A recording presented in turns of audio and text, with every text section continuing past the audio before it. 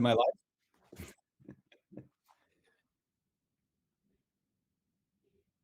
All right. Yes, I'm live. All right. So, welcome to BSides Pyongyang. My name is Bryson Ward. I'll be standing in for Kim Jong Un on the illustrious keynote here. And before we start and we get into character, I wanted to say a few things. So, first of all, welcome. This was a fun event that we put together, and I want to stipulate how we are using the North Korean hermit kingdom uh, to be the theme for this. Back to my time as an Army officer and the work that I've done in the U.S. government, I'd like to point out we should never look down upon our adversaries. Um, don't think they're crazy. They just have a different value system. They work differently. So try not to dehumanize. That's not the intent of this conference. We're just using a little bit of humor of them. In addition, I'd like to announce we had a lot of ticket sales, so thank you all for joining us today.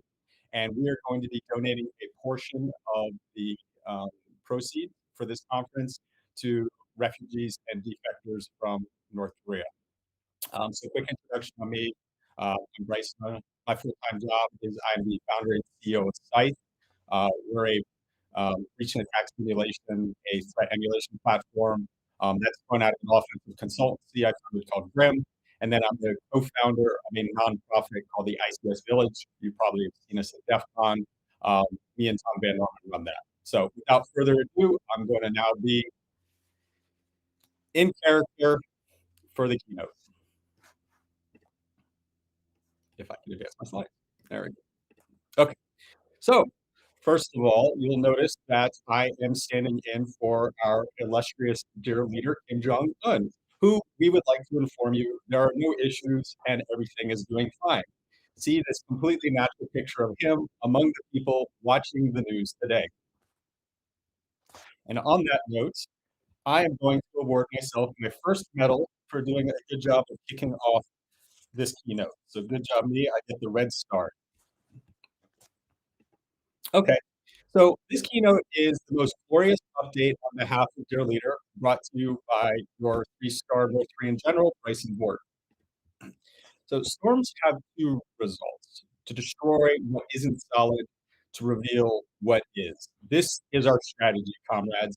I have here on the right a snapshot from the World Economic Forum listing all of the global risks and the interconnections of those global risks. Using the not so subtle nuclear symbol, I have highlighted all of these interconnected risks that tie to the cybersecurity domain. And that is going to be the intent of today's presentation to you is we are going to analyze the degenerate Western capitalist defensive ecosystem, showing what we do, what works, what we're going to continue to do that works, and why it works. And on that note, I think I've earned another medal.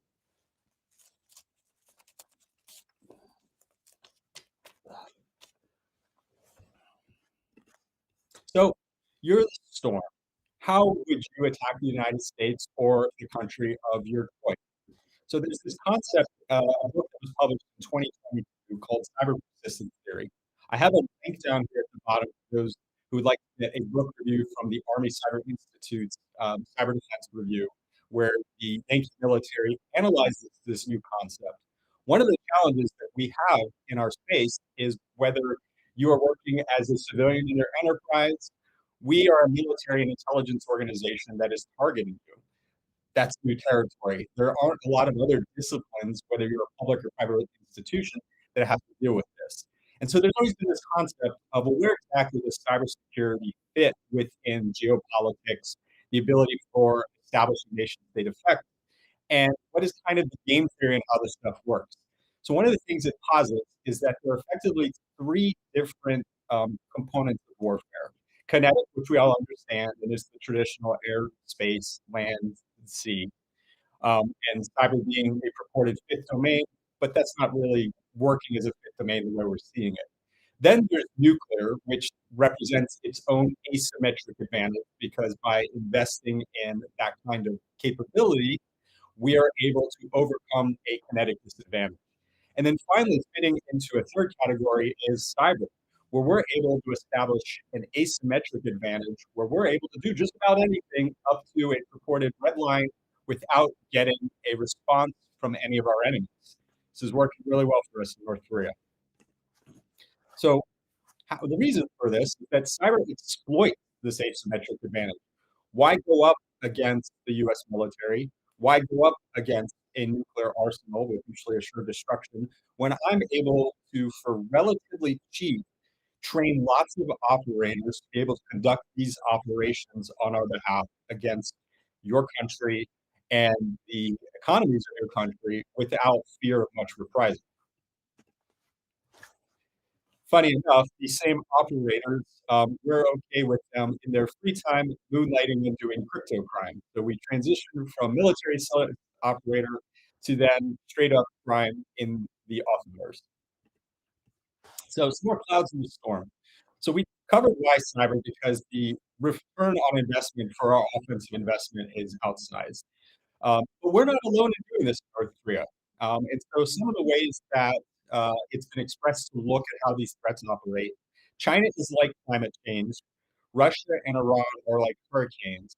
And then I've deemed North Korea more like overnight rain. And I don't mean that in the sense of downplaying it, just in terms of the scope of what we're seeing. It's more on the nuisance and fraud category, which we're going to tie into the motives of what we're doing that explains that. So, threat motives. Um, so, Bryson, in his real world form, has often joked that the primary cybersecurity motive for North Korea is to secure Western luxury goods and whiskey for dear leader. Something a lot of folks don't know about me is I actually grew up in Germany and the Soviet Union during the Cold War. And so I had a firsthand account at seeing how these kinds of repressive authoritarian regimes needed to operate to be able to function on the world stage. I mentioned earlier how cybersecurity is an easy way to advance our national military and intelligence operations through this, which that seems like a good reason to give me another role. Good job, me. No strategy. All right. How do my middle stuff, team? The point being is that military and intelligence operations require hard currency. For me to be able to buy cloud for gray infrastructure, to buy exploits, to invest in that kind of technology, the currency of the world is US dollars. So we have to find a way to get access to those kinds of hard currency to give us freedom of investment for freedom of action in our military and intelligence operations. In addition, our country's economy has not been doing well as we would like. We slightly acknowledge that. And so these kinds of investments help us also with continuing to secure military and intelligence loyalty for what we're trying to do.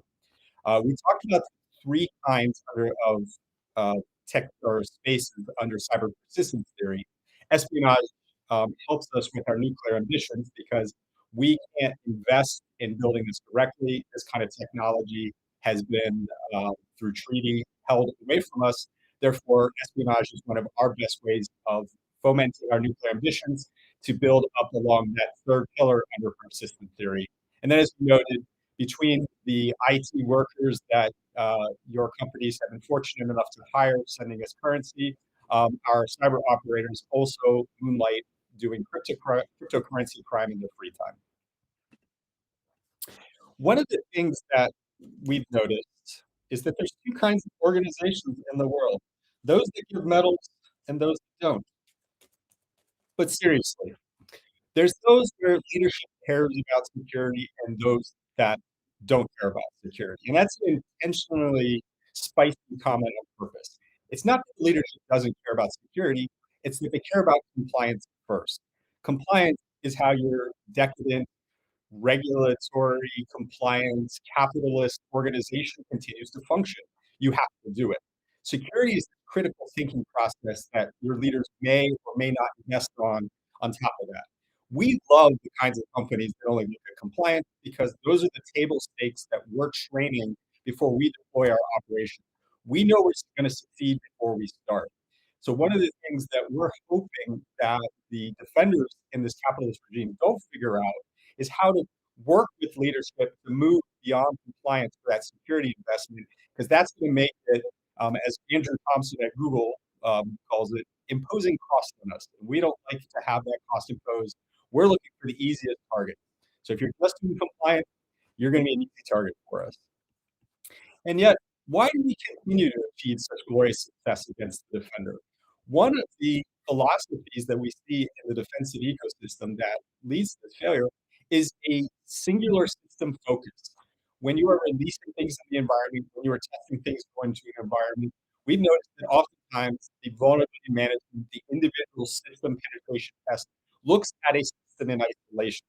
When the reality is, except for the fact that we only have 1,024 IP addresses for the entire address space of the internet in North Korea, it seems like many capitalist regimes have systems connected to other systems and they're interconnected. Well, wouldn't you know that those connections lead to weaknesses? Have you seen where Log4j is, right? The supply chain is a huge part of where we continue to take advantage of the defensive ecosystem. So the defender, what aren't you accounting for? So besides Elon Musk being the thing that nobody ever accounts for, which I think is worth another medal, I'm going to assume a few of you laughed at that joke or that picture, is we noticed that the defense organizations tend to rely on the user and subject them to phishing training and trying to avoid our glorious initial active attempts into breaking into your enterprises. Well, if the user can click one of our emails and burn your enterprise to the ground, we would argue that that is a mistake on a defensive staff, and they need to be looking at how they can defend the ecosystem in this system of systems approach, accounting for how regular users actually are using the system. So what is cybersecurity? This is one of my favorite questions, and I never fail whenever I give it to the beaming school children in North Korea, because this is where we get to point out that cybersecurity is measured by us. In this discipline, you spend all of this engineering trying to achieve an outcome where the outcome is ultimately measured by what we get to do to it. And that's how that's going. So let's go through some definitions, which I think is worth another. Now we're going to work on my health. It feels like a good place to do it. So a threat starts with hostile intent. Somebody has to want to do something. Been talking about our movement, so we clearly have intent. There's something we want to do. Well, in my long history as a North Korean military officer, having fought in the great scam wars of the 90s, having gone through the crypto crime spree of 2017 to 2019, which those medals are all the way down there. Um, Intent is not enough. We need capability. Capability is those pictures of those operators that you're trained and ready to do something with the tools, exploits, training, and infrastructure that we have. This is how we enable them to accomplish their mission. So that's us. That's the threat. One of the things that has always irked me is there's this aphorism that gets thrown around that attackers only need to be right once and defenders need to always be right. And it's not true. And this diagram helps us understand that. Because once an attacker breaks into your infrastructure and breaches it, we need to be right every single time. One little mistake, one piece of noise that gives up the jig, and we're done and we're out. Now, when we talk about that perspective of the defender always needing to be right and the attacker only being once, I think that's typically what folks are just looking at what it takes to break in. I only need one opportunity to break in. We have an expression in the intelligence community. I can't create an asset. I can't make somebody betray their country. I can't make you give me a vulnerability in a computer. But what I can do is take advantage of psychological weaknesses or vices or the lack of hygiene in your organization to make sure that these vulnerabilities continue to be there. So the defender controls a third of this equation on what the threat can do because our focus on that hygiene from surface area reduction and building up detection and response helps to mitigate what the threat is. And then a decadent capitalist CEO, who is the founder of Bugcrowd, Casey Ellis, defines this in a pithy Western decadent way. A threat actor is someone who wants to punch you in the face. The threat is the punch being thrown. The vulnerability is your inability to block the punch. And the risk is your likelihood of getting punched in the face. Um, so I came up with this model which simplifies, right? You hear MITRE ATT&CK, Lockheed Martin, kill chain.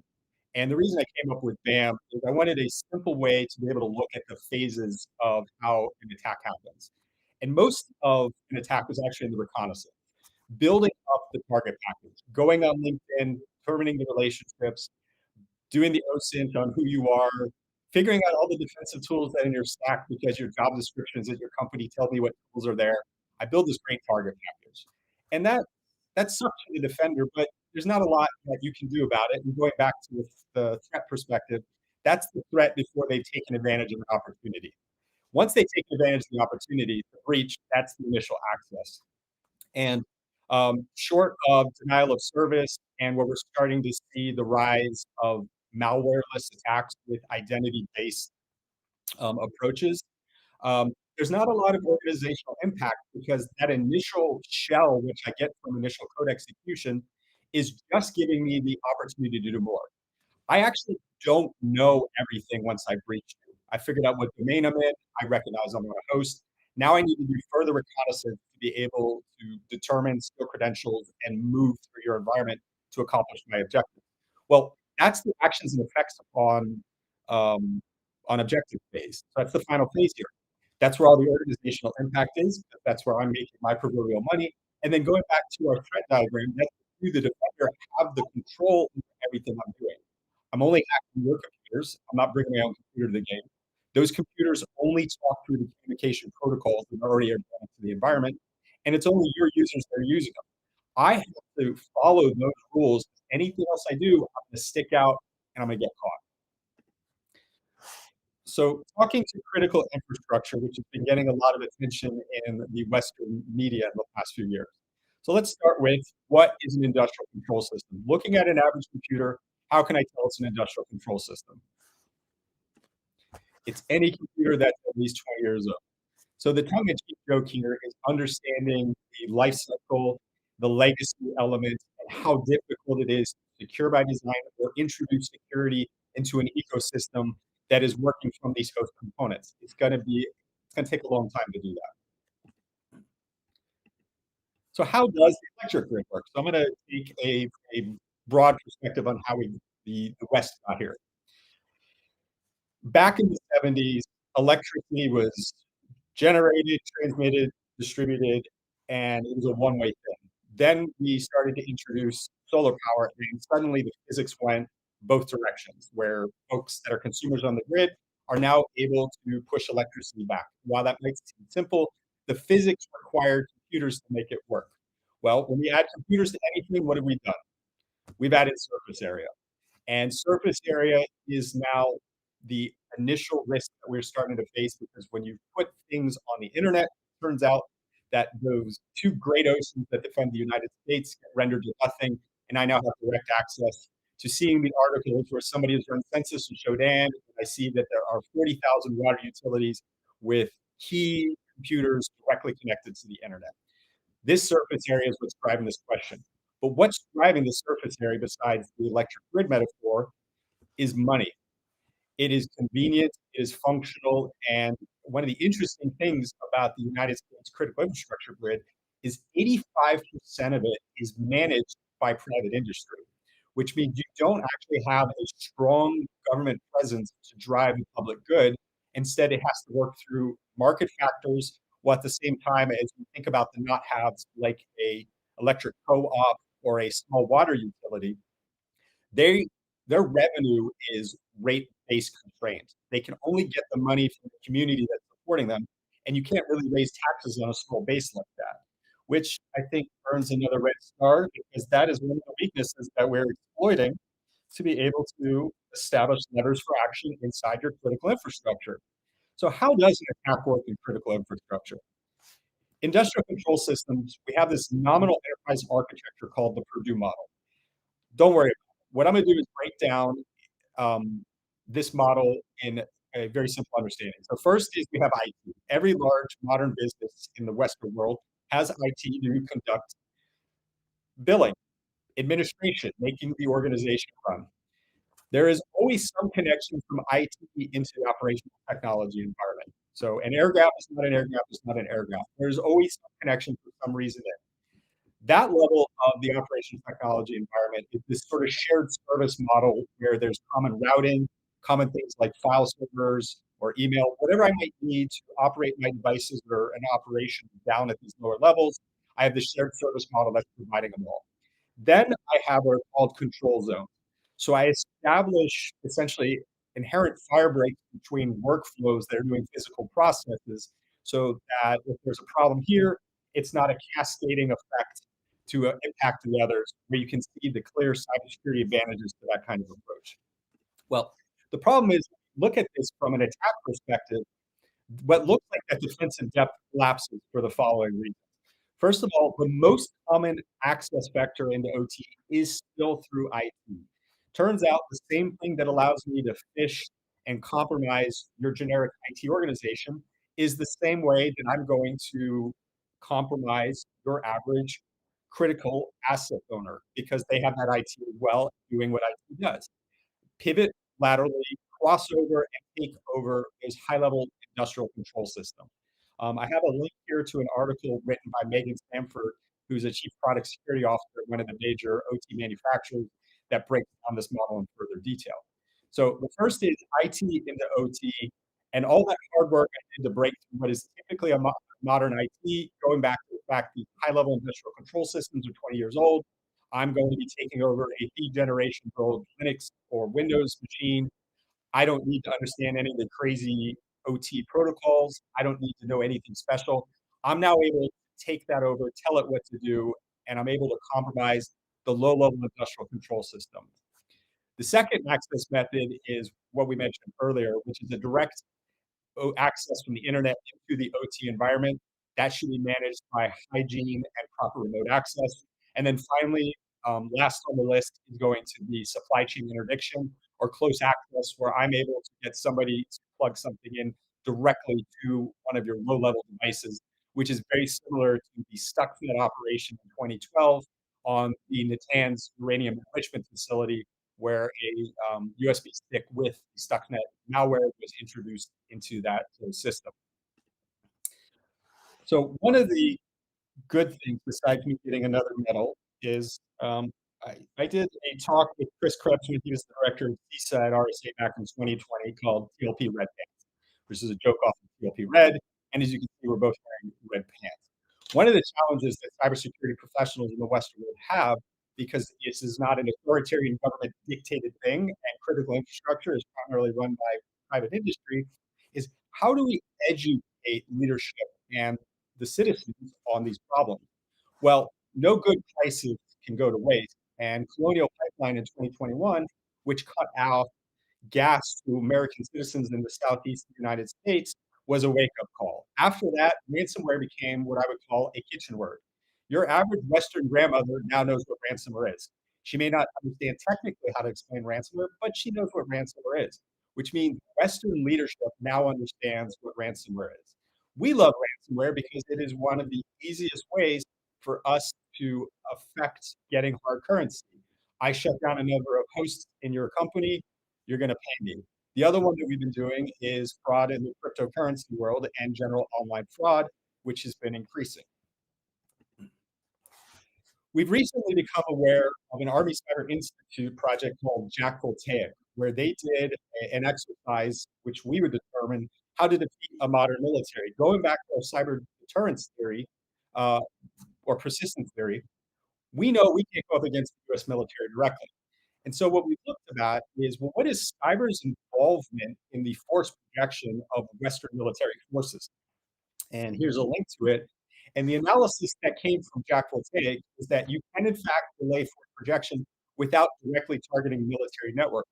It turns out there's a whole of community vulnerability for the US military where while US forces might be safely ensconced inside of a post, for them to get somewhere else in the world requires a heavy dependence on civilian critical infrastructure. And the same way that those communities look at natural disasters is actually more secure than the way they look at a cyber response, which an enemy would intentionally be driving. One of the reasons for that is that cyber incident identification and declaration, anything below what would be a catastrophic threshold where there is like red lights and air signs going, the communities don't respond to these incidents well in a cohesive manner. And when we've seen military exercises that are doing this, they tend to cut these out, which means that we're not able to test the flexibility of participation that is needed for a proper response. Because it turns out the best tank to fight is the tank that never shows up on the battlefield.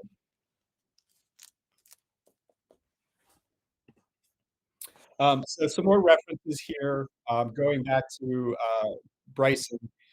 He gave a talk where he looked how IoT and IIoT is essentially an invisible asset class of vulnerability that organizations are ignoring, and it isn't a privacy concern. Now, since demonstrated by the GRU and numerous military and intelligence organizations after my 2018 talk at RSA, link there, I showed how you can take advantage of IoT resources and pivot in to cause great damage. And then Grim was actually hired to do an assessment on the DJI drones, looking at the source code. And there was it was actually a front page New York Times article where we showed a number of these coding practices led to the backdoors that we've been seeing in this technology, which is particularly frightening if you're in the United States because over 90% of domestic law enforcement has been using DJI drones for their purposes. So, summary of our advantages that we're seeing. Because surface area is growing faster than the control structures that Western defenses are able to put in place, we are seeing more opportunities to take advantage of vulnerabilities to advance our goals. Artificial intelligence, whatever you want to debate about it, I think that's worth another medal for saying AI, is going to make it harder for the defender because it's increasing that surface area and it's invisible the same way that cloud adoption has been driving it. Cyber risk is still number 3 or greater on most organizational priorities in capitalist companies. And we're still not seeing the integrated security processes of where all of this is coming through to bring security in earlier and throughout the process. As a result, the defenders' OODA loop of decision making is slower than it needs to be, and it instead seems to be providing a lot of band-aids instead of systemic solutions, which we continue to take advantage of. Some more resources for those who are looking at it. The nonprofit ICS Village is always putting out content.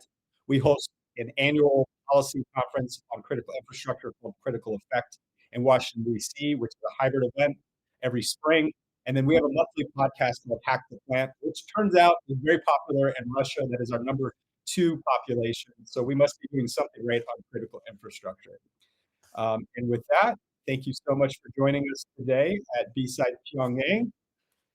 I'm glad to have been your host. See you around.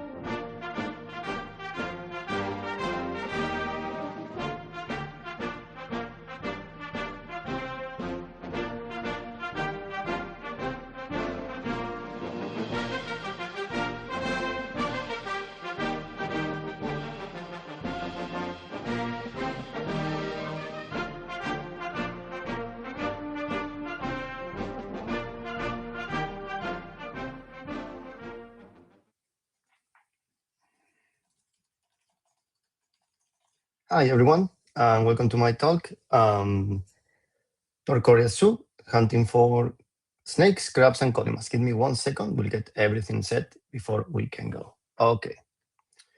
First of all, this talk is a continuation of a previous talk that I just did at Malware Village in the last DEF CON. So I will explain all these little critters that you see here. Previously, the previous talk was called North Korea's Fur Shop, and I explained 4 different strains of malware, which were Otter Cookie, Beaver-tailed Invisible Ferret, and Chaotic Capybara. It was not a so technical talk. We reviewed mostly the source code, how it was deployed, and different aspects that make each of these ones furry malwares unique between each other. So today we're going to do a continuation of that talk. We'll speak about different strains of malware, some older, some newer than the previous one. We will see how they are deployed. Actually, it's a very creative method.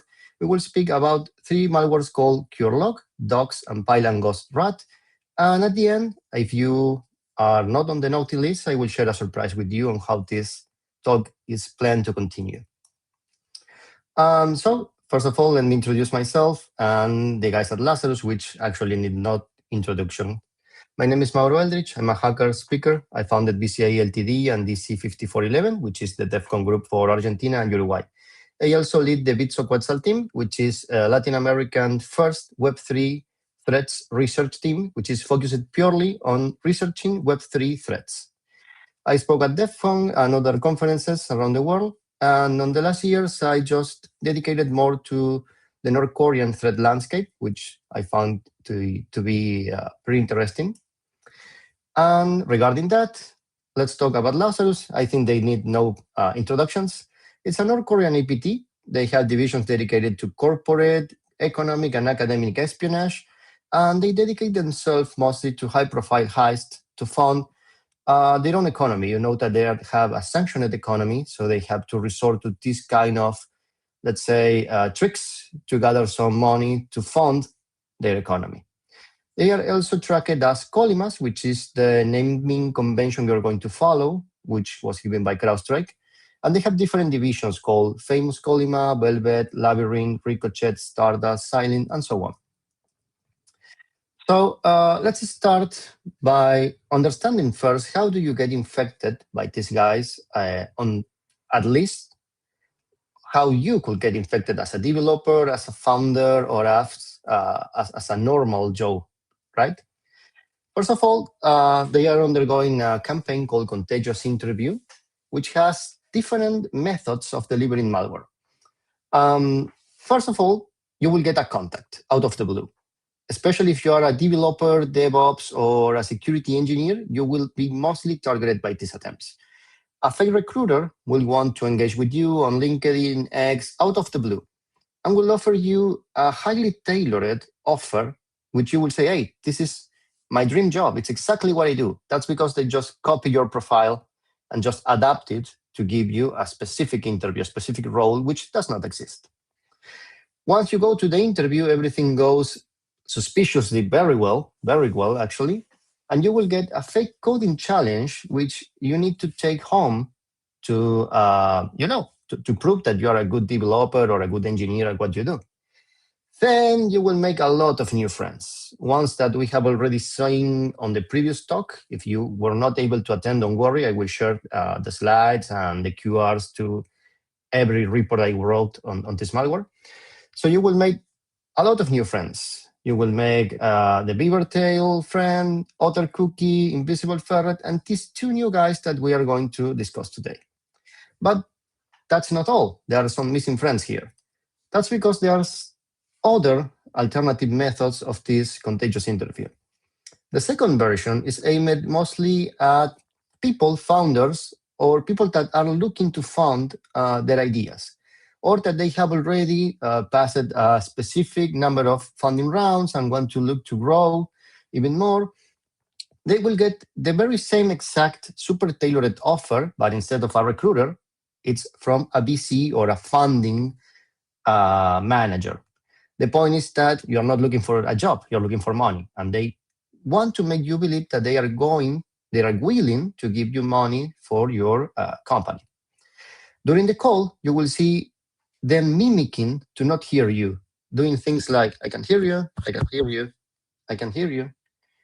You will start running nervous. You will say, okay, I'm losing it. I'm losing my chance to get funding. The ones that look more important will even say something like, okay, maybe it's not the right time. We may reschedule this. I will be going off on vacation. I'll be back in 2 months. And you're now desperate, believing that you will lose your chance, your golden chance. But then your savior will come in the chat. That's one of the people working for the funding edge, and will tell you, I can help you. Maybe we have running the same problem that you just last week on another call. And we shared this Zoom fix, install this Zoom fix, and we will be able to listen to you. And once you do, well, you will be met with a new friend, an uninvited guest, an uninvited friend, and you can guess what happens next. Now, these guys have had probably second thoughts, understood that what they were doing is bad, and they are now dedicated themselves to something different, which is definitely not malware. Just kidding, it's malware.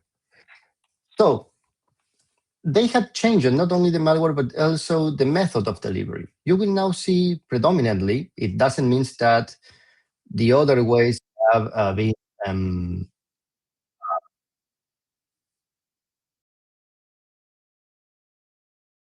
yes.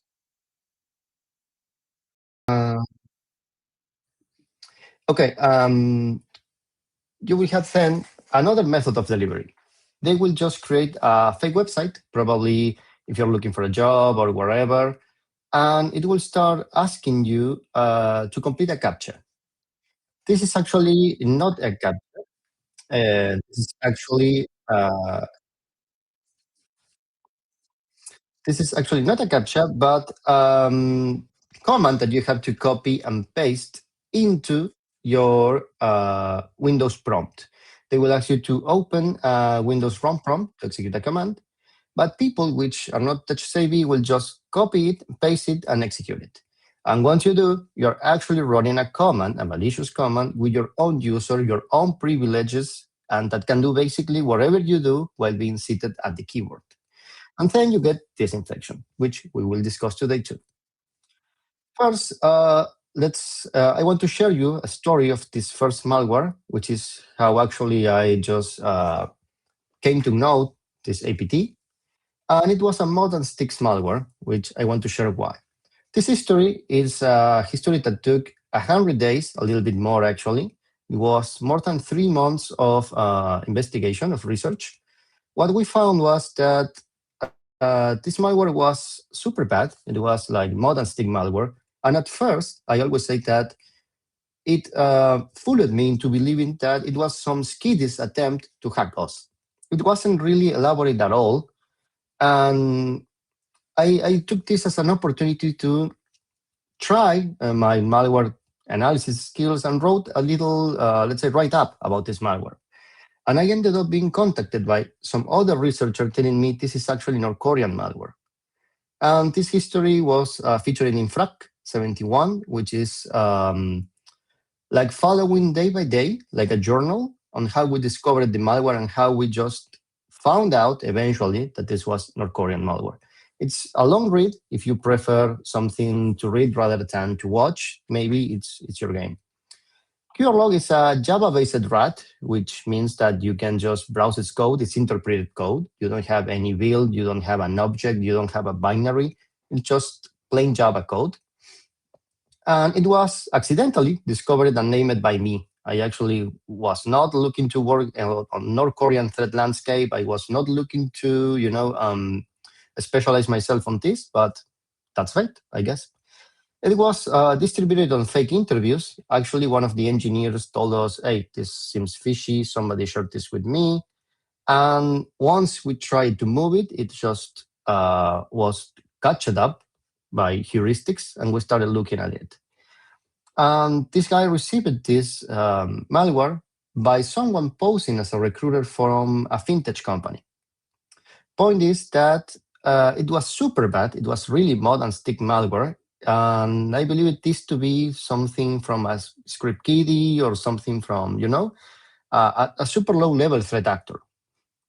We found that it had no obfuscation. The payload was something encoded in base64, which makes absolutely no sense because you can trivially reverse it.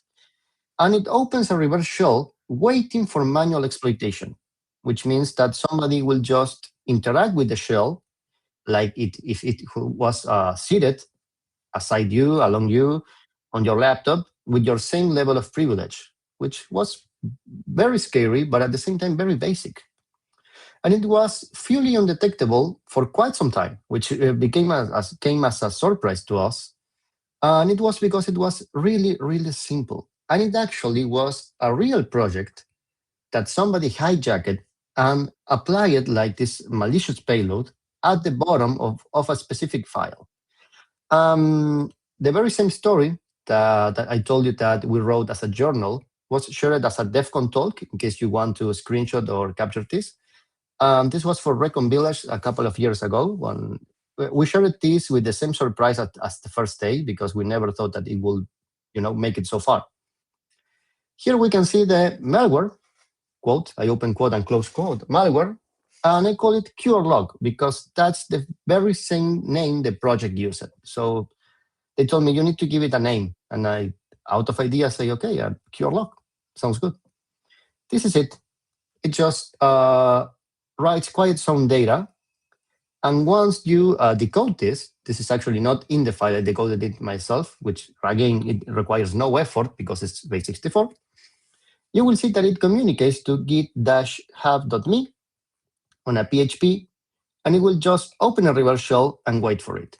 This, on line 93, is how it builds the command line. It executes a Java reverse shell with the unique ID defined for this machine and connects it here. That's it. No weird obfuscation, no, weird multi-stages. That's it. And this was done by North Koreans, which actually, once I started learning the history behind Lazarus and the rest of the threat landscape, it was like a weird surprise to see this low level of code and low level of effort. And also, we made curelog as a Melbourne's, if you want to check it out on Melmo's World, which is a great initiative by Lena. You can see it here in action. We wanted to immortalize it, and I think this was the best way to do it. Now, let's jump to another effort by them. To another effort called Docs. And it's the very first time we saw Lazarus using some sort of AI. Please note that the curelog outbreak was in 2023, 2 years ago. And this outbreak was in 2024, while ChatGPT already existed, while AI already started to bloom. It wasn't something as what we know today. In the last 1 or 2 years, everything just advances so fast. So what you are going to see here, while I will say AI aided or powered by AI, do not try to measure it with the same ruler that you will measure AI today, right?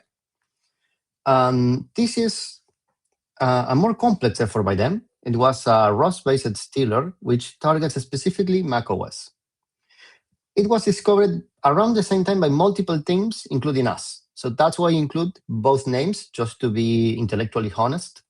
We named it Dux. Some other named it Rustdoor, Rustgate, and it has quite a lot of names of different naming conventions around, but we all refer to the same malware. Again, it's distributed as on a fake interview, as a fake coding challenge. And the ones distributing it pose as crypto exchange or fintech platforms recruiters.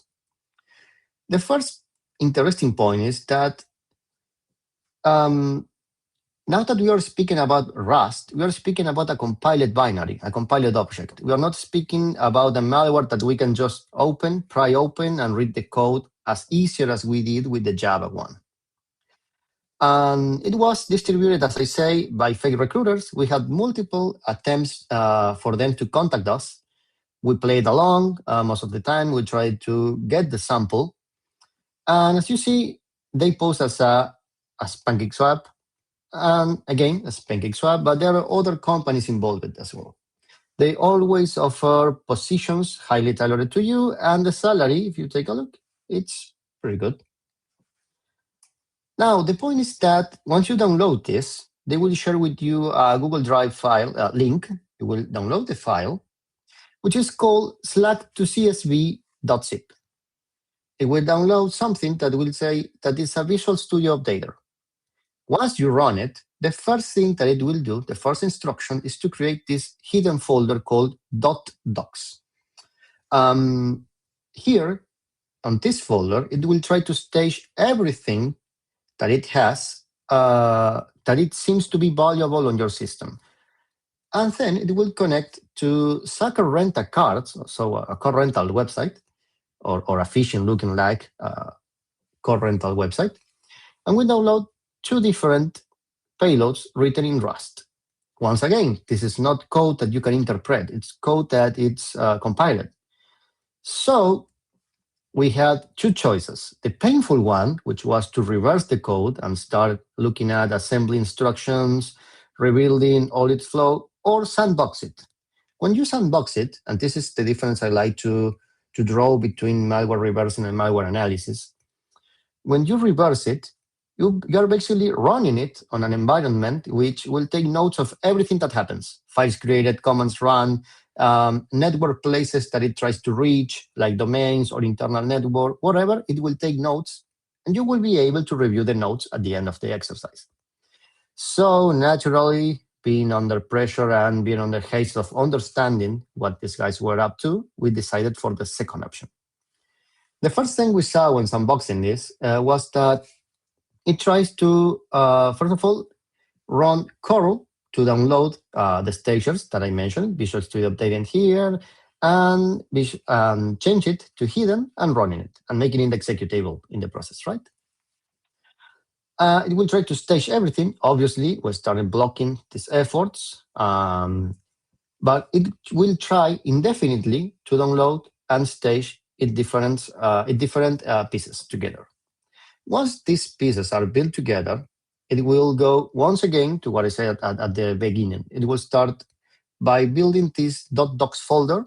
It will try to stage everything of interest, including VPN certificates, any document that you have with any extension. It will also target plans like DWG extensions, password vaults, whatever has a name like mnemonic, password, key, recovery. It will try to take them and station them there for exfiltration.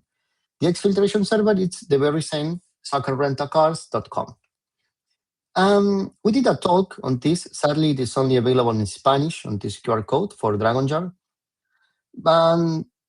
This was also the very first time we saw them using AI, and it was pretty weird, actually. As I say, back in the time, you were not able to just ask ChatGPT, create me this, create me that. It was not so massive, even if it is just 1 year ago, on the early 2024. But we had things like, I probably This Person Does Not Exist, which was a website. I don't know if it's still active, where you can just build somebody that is synthetic, does not exist at all. And we believe that they used something like that. Back at the time, we didn't have a lot of tools to analyze if a picture was AI generated, but we did the reverse search. We looked it out for these pictures everywhere. Actually, we found the first picture being by someone else with this head cropped and pasted on top. Actually, except for the head, this picture exists, but there's another person on this picture.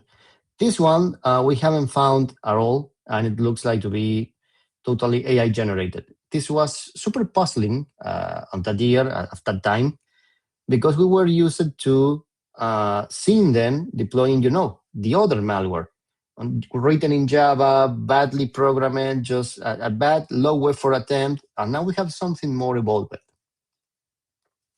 which led us to our final analysis. A couple of years later, this actually appeared this year, we have seen them once again using AI-aided malware. And this is the story of Pyongyang Ghost Rat. I know the name is super confusing because it's a direct reference to Golang Ghost Rat, which is another tool written in Go. This one was shared by a researcher that I'm working with, which is called Heiner Garcia. I want to shout out to him for sharing this sample with me. And at first sight, he told me, I think this is a weird, really weird reimplementation of Golang Ghost Rat. I took a look and said, yeah, this is actually like somebody just using the code of Golang Ghost Rat, throwing it into an AI, and reusing whatever that spat out without very much, taking care of fine-tuning. It was distributed via ClickFix, the technique that I shared earlier, that you have to run a command or do something to bypass a CAPTCHA or a failure. Well, it was strictly distributed with that method. It will target credentials, wallets, and browser extensions that you have. And as I say, it's highly likely aided by AI. You can see a full analysis here that I did for any run some time ago. The first thing is that, let's say that you're looking for a job, which is on how it was distributed on this specific case. You're looking for a job. Somebody shares with you the interview link because they like you, they want you to work for them. You join, and you see that this error pop-ups. Error camera drive check. It's not driver, it's drive. And it says race condition in Windows camera discovery cache. This looks weird, definitely. And once you run the command, you get infected. So basically, I'm running out of time, so I'm going to quickly talk about this. It will just stage a full Python library once you run it, and we'll download a Python script which will target all your extensions, wallets, password, whatever you have. It will just be scheduled to run at startup. If you see this, change to your own server. This is pretty weird. And it actually has the chance to open a reverse shell. It will also be able to write and read compressed file. And why? Just because we are running out of space? No, it's because it will try to exfiltrate all your Google logins and profiles data, which includes the extensions. It will also try to impersonate LSAS and use RunAs in order to get the master key to decrypt the newer protections implemented by Chrome. And I want you to check out just last thing, emojis in code, which is absolutely not something we humans do most of the time, but it's something that AI actually does. It follows Go-like logic patterns, despite being Python. It has the usual code and comments, the heavy use of emojis, and it has a lot of linguistic cues that this is AI-assisted code. My final surprise for you today. You're probably wondering who's behind these attacks. You know, Lazarus, but you will actually would like to put a face to the name. We are running a series of articles called Interview with the Colima, which we basically capture all the TTPs and also their faces once they want to show up for different interviews to try to get a job at West companies. We are also plan to discovering this last guy identities in a new article where we not only have his face, but we also have recordings of what they do once they're inside a laptop farm. So stay tuned. I will publish that in a few weeks. And okay, conclusions. Once you fall for Lazarus, most of the time you're not falling for a super advanced malware or a super advanced attack. Most of the time you're falling for a history, for a very good staged history. So watch out for that. And if you want to take a screenshot of this, these are the previous analysis for the last talk that I did at the Malware Village. And you will have the new ones here, in case you want to take a screenshot and retrieve what. I will share the slides later. And for the interview with the Colima, in case you want to check it. If you have any questions, I'm open to hearing them, and hopefully you like my talk.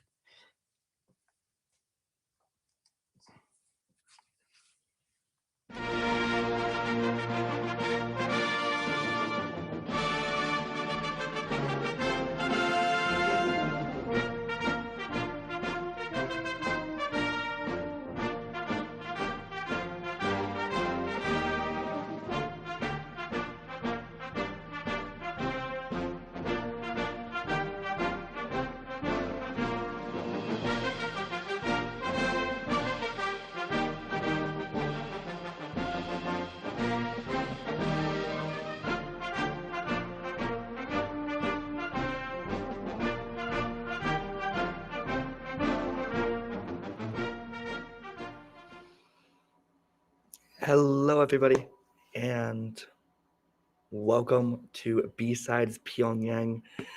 I obviously have to hide my face because Kim Jong-un does not like my rapping skills. All right, so who the heck am I? My name is Jack Sessions. This is my talk, Counterintelligence in the Age of JuiceNet, Signals, Spooks, and More. Let's get into it. All right, so who the hell am I? One, I'm a mobile security and counterintelligence researcher. I'm also a professional meme lord of 21 years. I know, quite a lot of experience. I'm a bartender IRL because, gotta stack that social cred. I'm a hacker in virtual reality. I did punch Zuck in the metaverse once and stole his vape. Apart from that, I'm working on artificial reality and the augmentation of human interfaces. And, I just fixed ITS security for the memes, data insurance, and the whole new world financial model system. I'm a cybersecurity rapper off the top of the dome, of course. I'm a pre-seed money computer science student, which is another way for saying I'm poor. I have some CVEs to prove I'm actually elite. And I'm wanted for treason because everybody is, right? Okay. So let's jump into it, right? So this is the enemy, as Jocko Willick would say. So North Korean APT groups and just the security field in general generally comes down to these three people. You have the Workers' Party of Korea, you have the GSD, which then falls into all the military intelligence and military security apparatuses, and then you have the Ministry of State Security, better known as China. So because we have a lot of stuff to cover here, effectively all you need to know is it's all just one big chart that goes back to Kim, and there's different specialties and subspecialties within it, right? So you can see here that the third bureau of the RGB does espionage, but some do AI.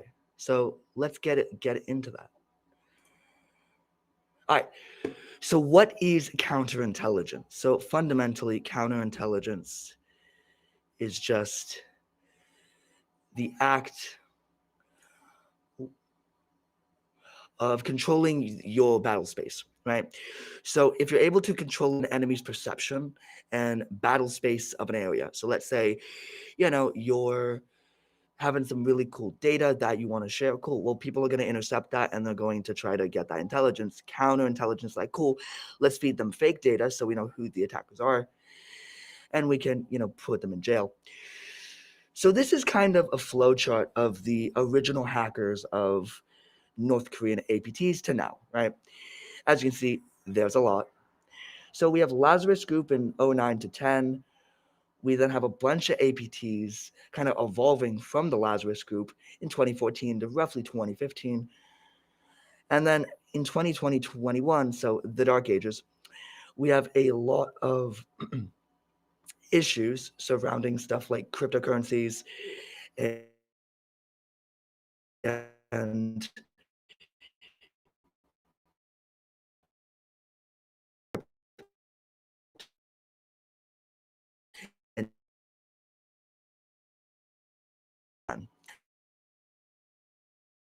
there's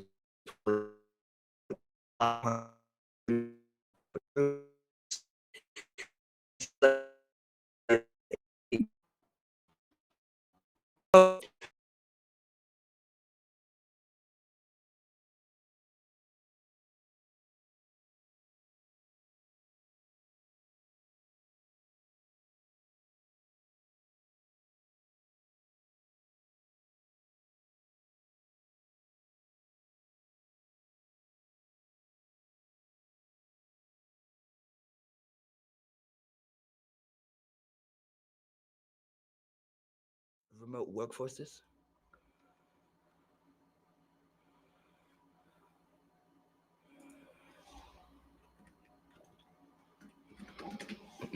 Okay, so the goal of counterintelligence is simply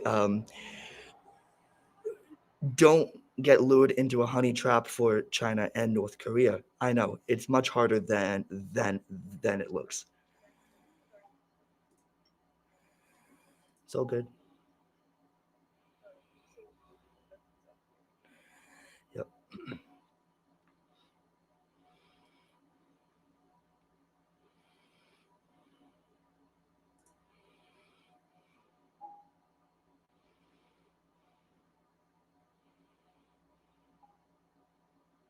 Okay, so fundamentally, right, that's basically what counterintelligence is.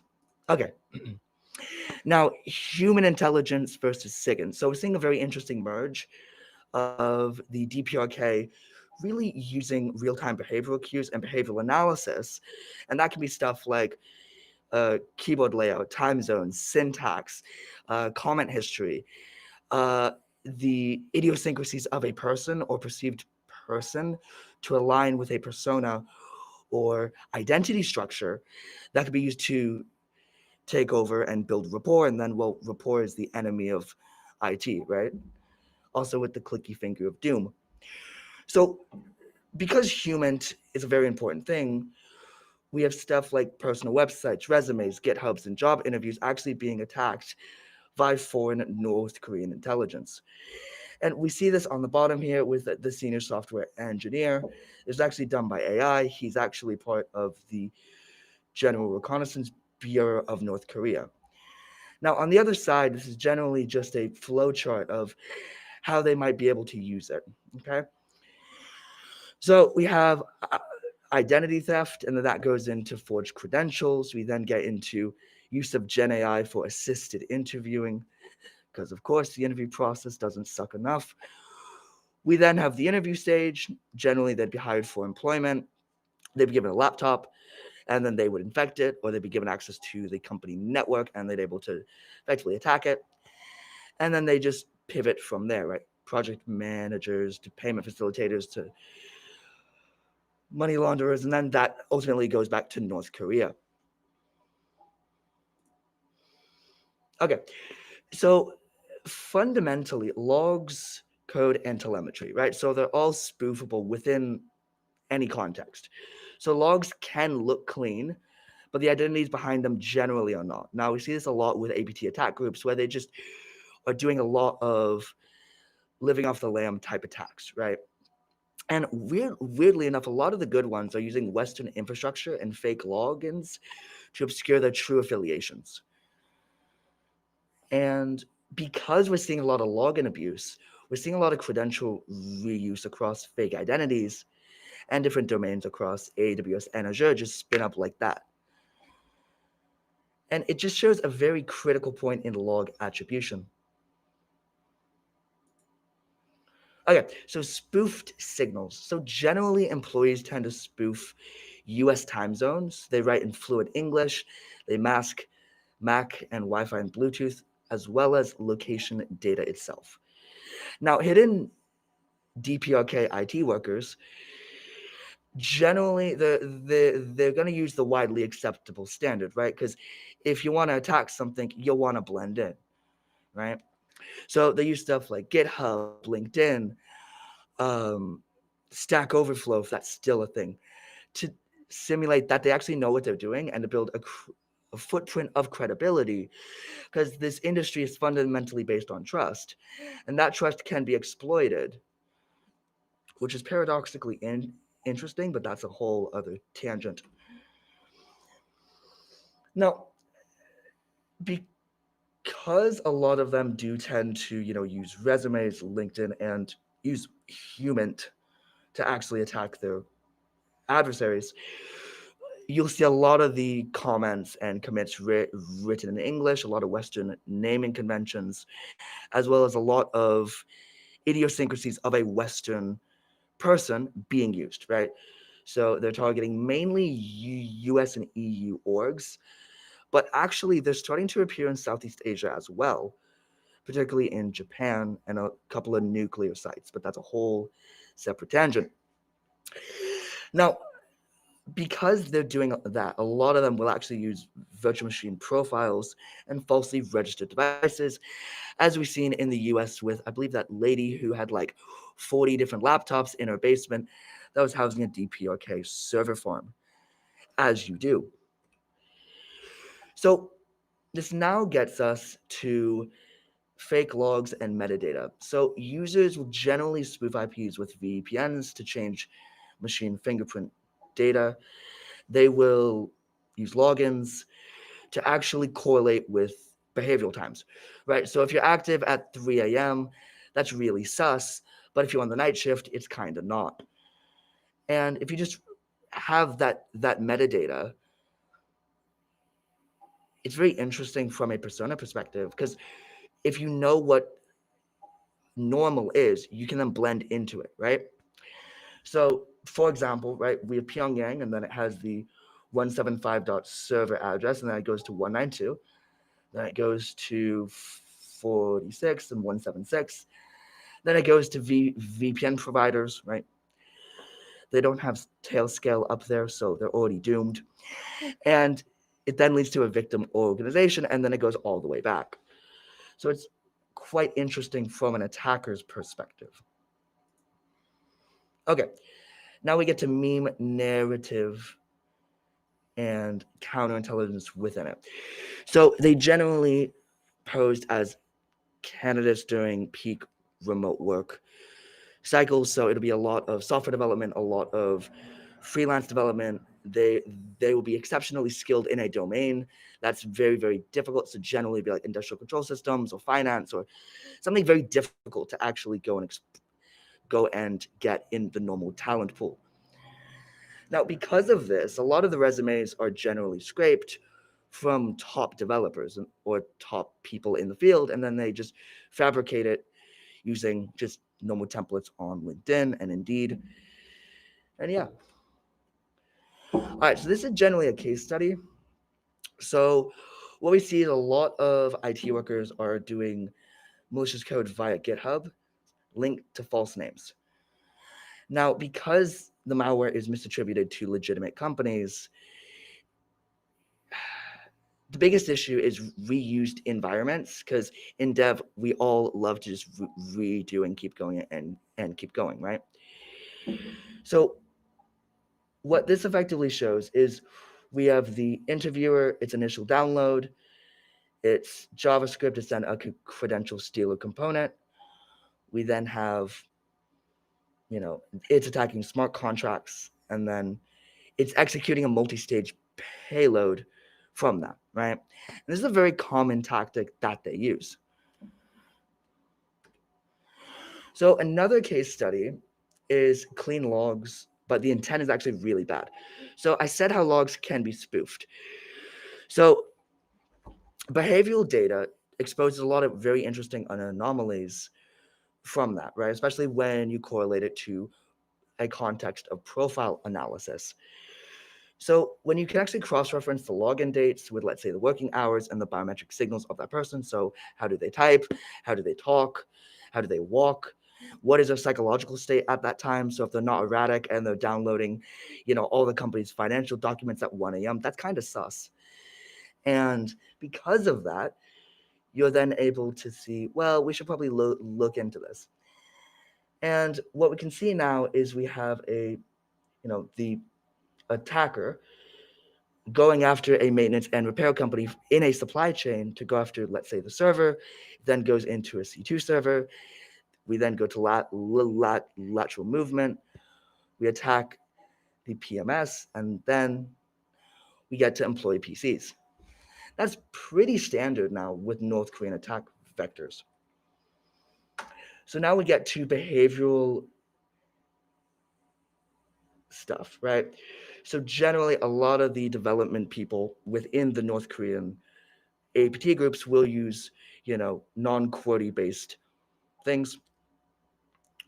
And they use a lot of the same file naming schemes in order to actually, do their stuff, because they're hacking hundreds of companies. It's very difficult to keep track of them. Now, because of behavioral slips, right? So stuff like time of work, the mistaken payment info, aliases, talking about stuff in previous campaigns, talking about stuff in future campaigns. You can then actually do a lot within this. So in the GitHub screenshot, this is a North Korean attacker who's like, hey, I know this random person. I can vouch for him, like a normal crypto scam. And it's like, damn, I think we should find the author of the code. Well, you're not going to because of the fake profile. So, all right. So this is kind of the mindset that is very important, right? So the logs lie, but fundamental behavioral patterns don't, right? So if you run a defensive team or just a counterintelligence ethos within an environment, you should really be able to run behavioral-based profiling within your development environments, within your security environments, and within your overarching company. Because remember how I said counterintelligence is protecting the battle space? If you protect the battle space, you don't have a battle. So this leads me on to my other point. If you can validate the human layer and the machine layer, this is how you win at counterintelligence, especially in the modern game. Now, assume that generally a lot of the personas online are fake, and it has a lot of embellishment, because a lot of people lie on their resumes, but a lot of people are not claiming to be a North Korean spy. Damn, I should really do that next time I interview. Anyway, you can also do stuff like email analysis. You can look at blockchain payouts. You can do chain analysis, and you can just go through what is sus other than a lot of these North Korean attack campaigns and see how it actually works. Or just do what I do and just run a common access card whenever you want to log into your machine, like a normal person. Okay, so I'm going to leave you with three key insights about this. So this is a national security challenge, right? A lot of these operators are embedded within the global supply chain of systems, and waiting is simply not an option because they are better than us. Now, I do have a solution for that if any of you do want to reach out to me about that. So in order to attribute attacks against them, we need to understand this threat, right? And we understand it from a spearhead of three different ways, right? Behavioral insights, contextual intelligence, and the awareness of the motivations driving these operatives. And if we can get them to safety, because the number one goal in counterintelligence is to generally flip an asset to your side or not. And see, a lot of these people are going to be talking about the APT versus IT worker debate. That's obsolete. They're all attackers. And they function generally as a single enterprise in service to Kim Jong-un and the regime's priorities and neighboring countries, China, Iran, and the proxy war, right? Because warfare is just based on deception. As Clausewitz said. And as our Lord and Savior George Washing Machine said, stay strapped or get clapped. Thank you. This has been me, Jack Sessions. So y'all can take a screenshot, right? This is my LinkedIn, my Proton Mail, and my Signal. If y'all want to, hit me up and talk about pretty much anything, that's all good. But I got a really interesting treat for y'all. You know how I said I was a rapper? I'm gonna drop a freestyle off the top of the dome. Okay. Don't have music because we're actually not able to run it in the audio session. So, got Kimmy in the DM. So let's hit it up. All right. Yo, they call me MZ1. I'm spitting fire on this beat. I'm gonna do a Pyongyang freestyle rap. Just wait. Okay. Yo, I'm a ghost in the log, but there's no stack in a trace. Yo, I got a VPN mask with a virtual face. Yo, from Pyongyang to GitHub, they spoof and evade. Yo, fake devs in the West with a Mac that's flayed. Okay. Yo, QWERTY's on deck, but the layout is slipped. At 3 a.m. PST, their keyboard's tripped. Yo, got the JuiceNet dreams on a freestyle rap, but I scan those commits like it's a hidden trap. Okay. Yo, got a fake personas in the LinkedIn maze. Damn, I messed up. Okay, yo, fake personas in the LinkedIn maze. Remote work shield for a CI phase. Yo, the resume's clean. Yo, but the vibe's off beat. The time zones clash in the audit's heat. Okay, got the behavioral ticks. Yeah, that is the key. Got the keyboard ghost prints. Tell the whole story. Yo, attribution's dead, but that's a narrative fight. Logs lie, but behavior, that shines in the night. So, yo, BSides, if you messing with this, just make some noise. And remember, be bright as Ray, and just go out and dominate today. Metal01 out.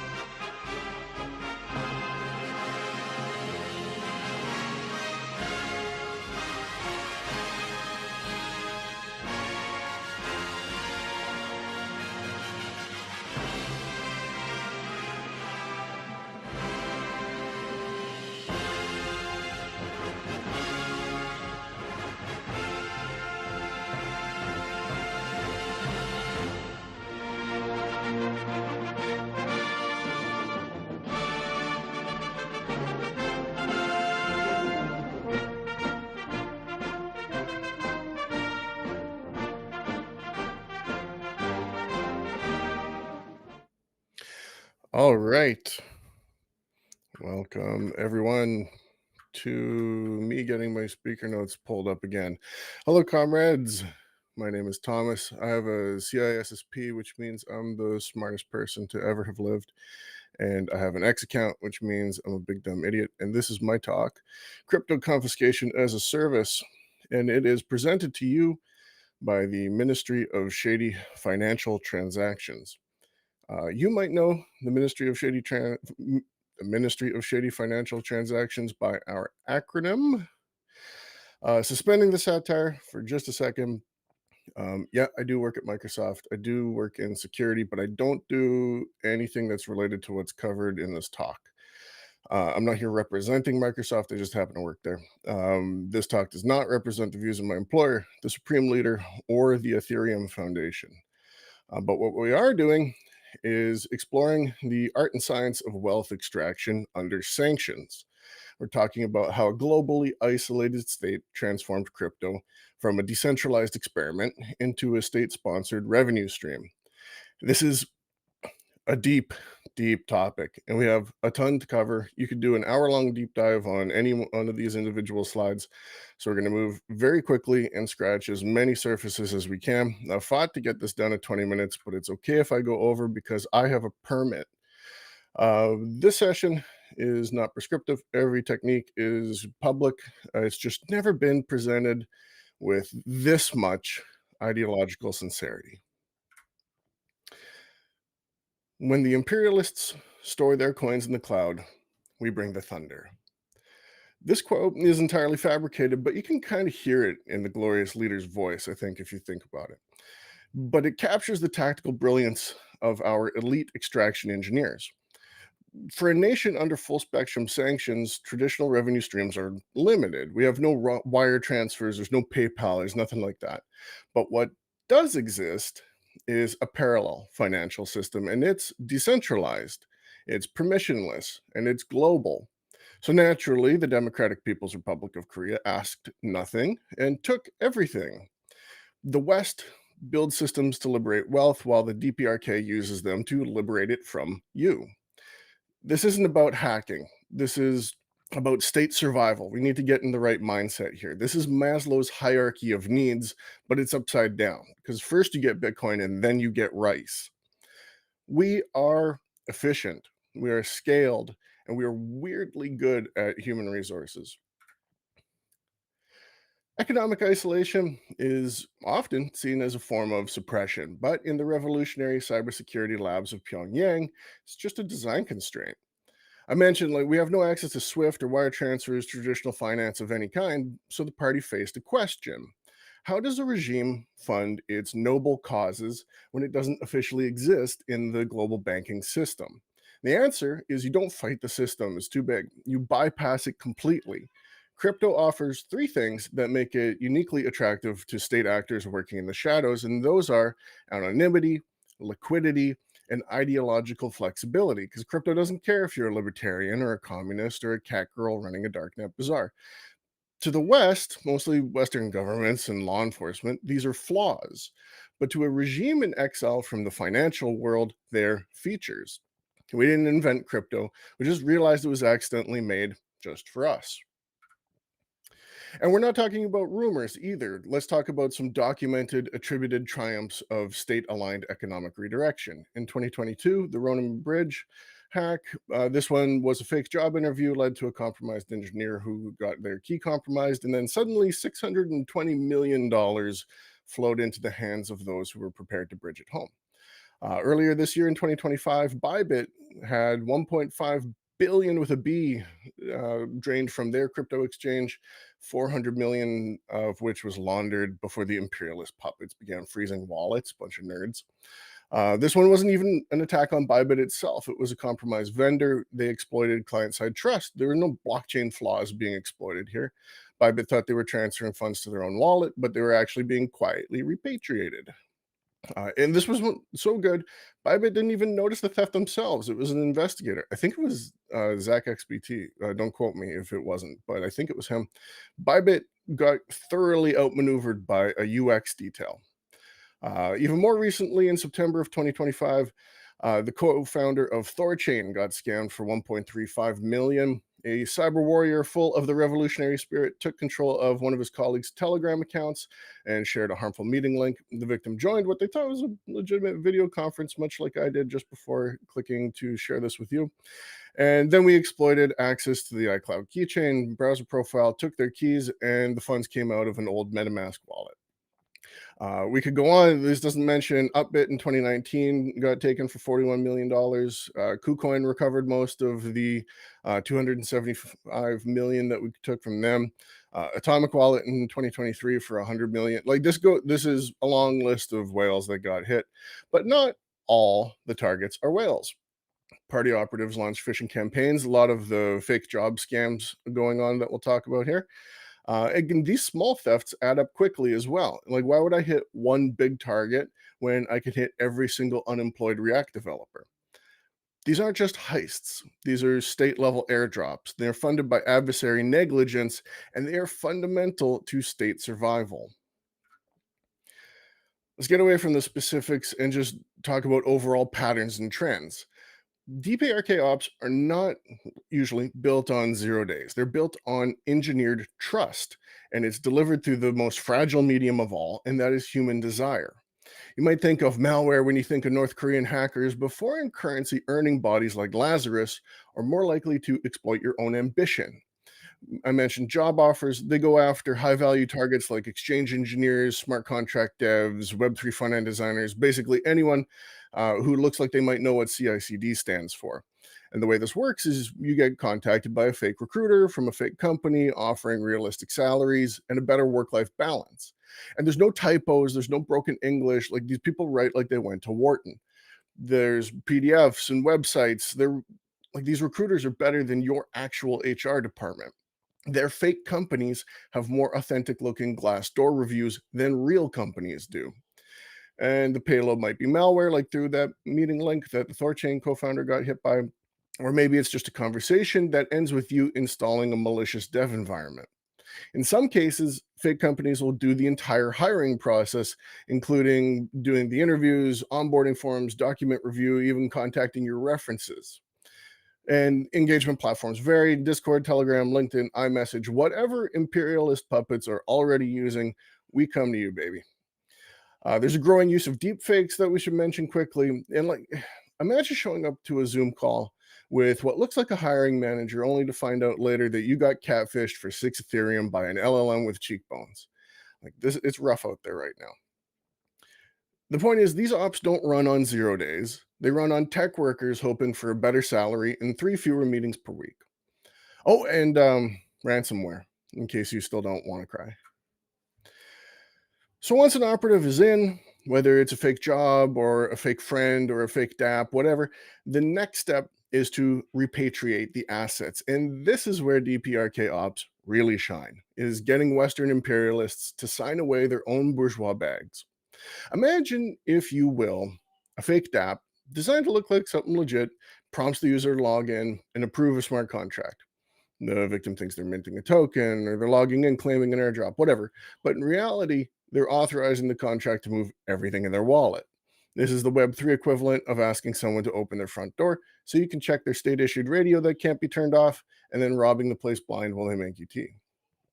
Hardware wallets like Ledger and Trezor are great. You should protect your keys, but they have a weakness.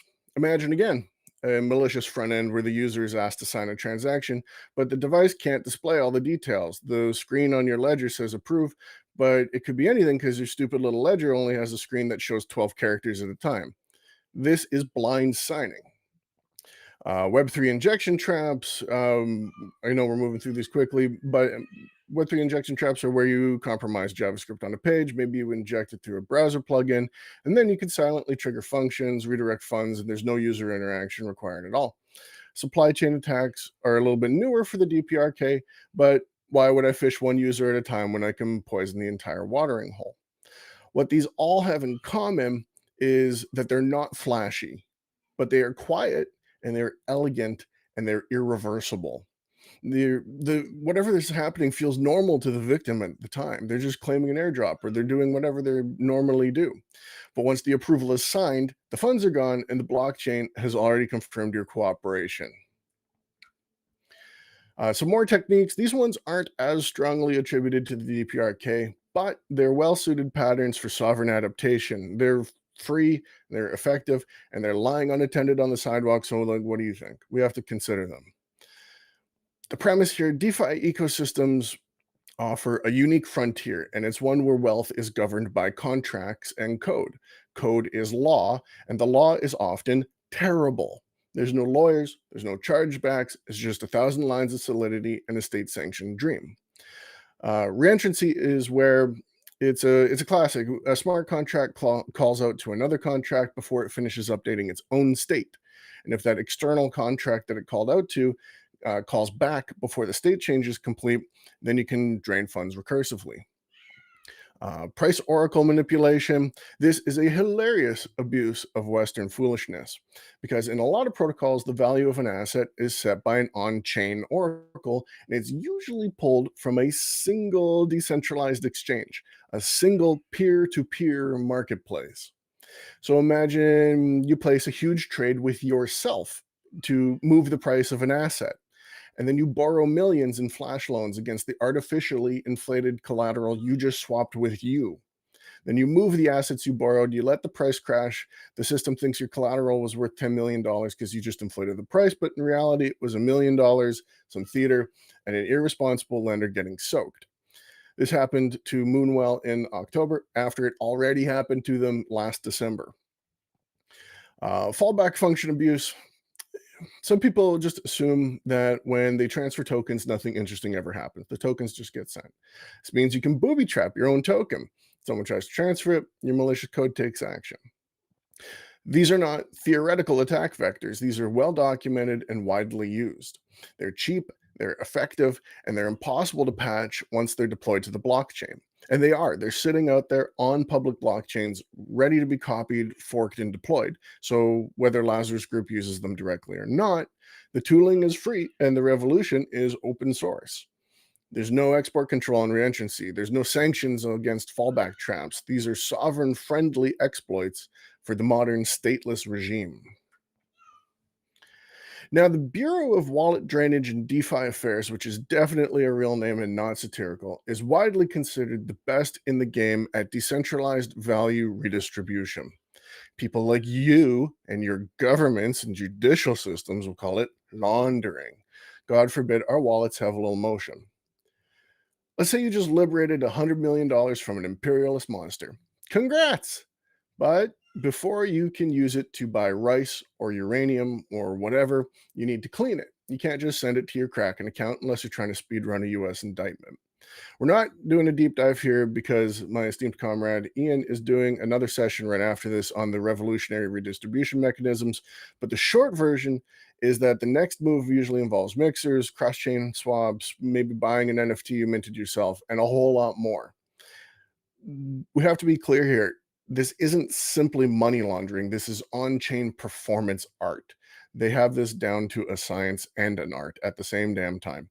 Because whether it's mixed or swapped or put in a digital picture frame, that stolen $100 million isn't being laundered. That's insulting. This is post-capitalist aesthetic reconfiguration of transnational liquidity. And when you combine these tactics, you allow these extracted funds to kind of lose their scent and then re-enter the global economy. They're ready to be reinvested for the glory of the state or used to buy rice or uranium or whatever. Let's talk infrastructure, because even revolutionary cyber warriors need hardware. The Elite Hacker Hero Playbook embraces a truth that we all know, which is cloud services are just other people's computers that you can burn for $5. Onion services. Lazarus has been known to set up onion services that mimic e-commerce sites, job portals, even fake DeFi dashboards. But they're staging grounds. They host payloads, cred harvesters. Sometimes they're used as C2 beacons, as well fast burn cloud providers. Because why am I going to buy hardware when a free DigitalOcean trial will do just fine? I can spin up a VPS, stage a C2 or some phishing stuff, and burn it all down before the abuse desk even wakes up. And there's heavy automation at play here. We can rotate the domains hourly if we had to. And the lesson is that you can build resilient infrastructure using nothing but an email address and a healthy disrespect for abuse departments. We'll put static kits in plain sight. You thought GitHub Pages was for your Jekyll blog? The revolution thought otherwise. This is alleged by Lazarus, where we'll host host payloads and fake wallet interfaces, stuff like that. And like GitHub Pages gives free HTTPS and CDN caching. It's the world's fastest and most secure malware delivery system. It's amazing. This also allegedly happens on Notion, Google Sites, Glitch, Code Sandbox, even on WordPress. And these platforms aren't just free, they're trusted, they're whitelisted. And this heavy automation allows us to, and all these variety of different providers allows us to have rapid deployment, minimal cost, maximum plausible deniability as well. And like, think about it. Like, who's going to block developeroffer.github.io? Or who's going to block all of AWS? Our elite cyber warriors don't just weaponize software, they weaponize trust in cloud platforms.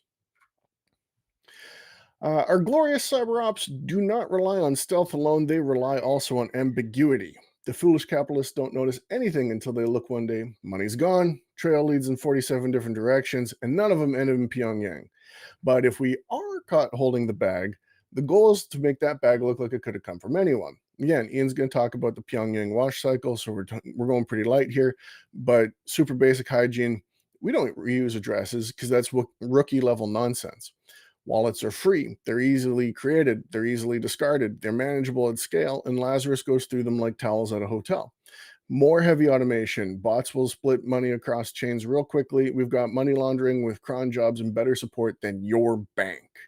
Tons of on-chain laundering happening as well. Gas splitting, chaff transactions, fee cycling, the list goes on. Imagine robbing a bank and then setting some of that money on fire just to confuse the K9 unit that's following you. That is high Jewish discipline. More attribution confusion. Malware used by Lazarus might show up in a campaign attributed to somebody else, and it leaves investigators wondering, is this one group? Is this a loose federation? A freelancer? Is this organized crime? Is this multiple states colluding? Is this 3 guys and a cat in a basement? And this ambiguity makes attribution harder. Western threat intel firms will say, this malware looks like Lazarus, but that's just racist, and that's offensive. Additionally, our operatives don't wear uniforms. They're not soldiers. They're aliases with names like Trader and Blue Noroff and Lazarus Group. And there's no official state link. You're just ideological freelancers. You can't convict a pseudonym. These are just regular people trying to feed their families with stolen Ethereum. This all makes public attribution slower and less confident, and most importantly, politically deniable. Who says this was the DPRK? The trail ends at OX Heistboy 420. How are you going to sanction a Telegram handle? People love to imagine that cyber success requires elite implants and 0 days and backdoor firmware, but the party's most elite cyber warriors have shown again and again that persistence beats privilege escalation. We're not shelling out $1 million for a fresh Chrome exploit. We're grinding phishing campaigns like it's a damn MMO. We wait and probe and replay phishing chains across dozens of targets until one of them actually clicks, and then we build rapport over weeks and weeks with fake recruiter accounts. We don't use elite implants. We use B-tier malware with S-tier staying power. We have stuff that works on Windows 7 in a South Asian call center and on Mac OS Tahoe on a Palo Alto VC's guest laptop. Malware doesn't win because it's new. It wins because it's there. We're not writing the next Stuxnet. We're sending people links to Stuxnet final 2-2-this1.pdf.exe until one of them actually clicks it. I can hear the speakers.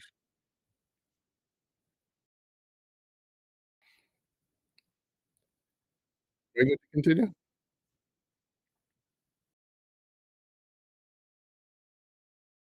All right, we're just going to keep rolling. People, threat intel has a dirty little secret, and I'm going to tell you what it is right now. Attribution is a performance, and it's more vibe based than you might think. nobody gets indicted because some analyst found a rare pattern in a memory dump or whatever. They get indicted when it's politically convenient. The malware could be named BlueNorofLovesYou.exe, but if it didn't hurt someone with enough lobbyists, it's just a threat intel post on X with 12 favorites, 2 replies, and no consequences. Because if you don't admit guilt and no one wants a war over it, did it actually happen? The real lesson here is not technical, it's structural. Because crypto doesn't care about your borders, doesn't care about embassies or sanctions or access to SWIFT or geopolitics. It allows the revolutionary underdogs to play by nobody's rules. You don't need official approval from the UN to move Ethereum. You can't stop math. You don't need anyone's permission. You just need somebody who will click approve. And if that click costs $100 million, not a crime. It's patriotic wealth redistribution, comrade. But even the best laid ops run up against the real enemy, and that is bureaucrats with time, money, graphs, and underlings hopped up on coffee and moral clarity. And as crypto matures, so does the global immune system. Chainalysis, Elliptic, TRM Labs, and there's AML departments at every exchange, and not to mention every board junior analyst at a 3-letter agency. Every tactic is a choke point. Your mixer could have a back door, could get sanctioned next week.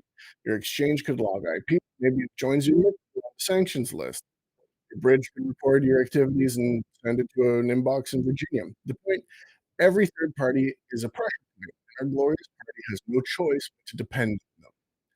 A regular capitalist like you might hide 10 grand from their ex-wife one time. That's pretty easy. Our cyber heroes launder billions over and over again over the course of months. That doesn't just leave a trail, it leaves a topographical map. We don't operate in isolation, we operate at scale, and scale makes detection inevitable. The more we win, the louder the alarm rings.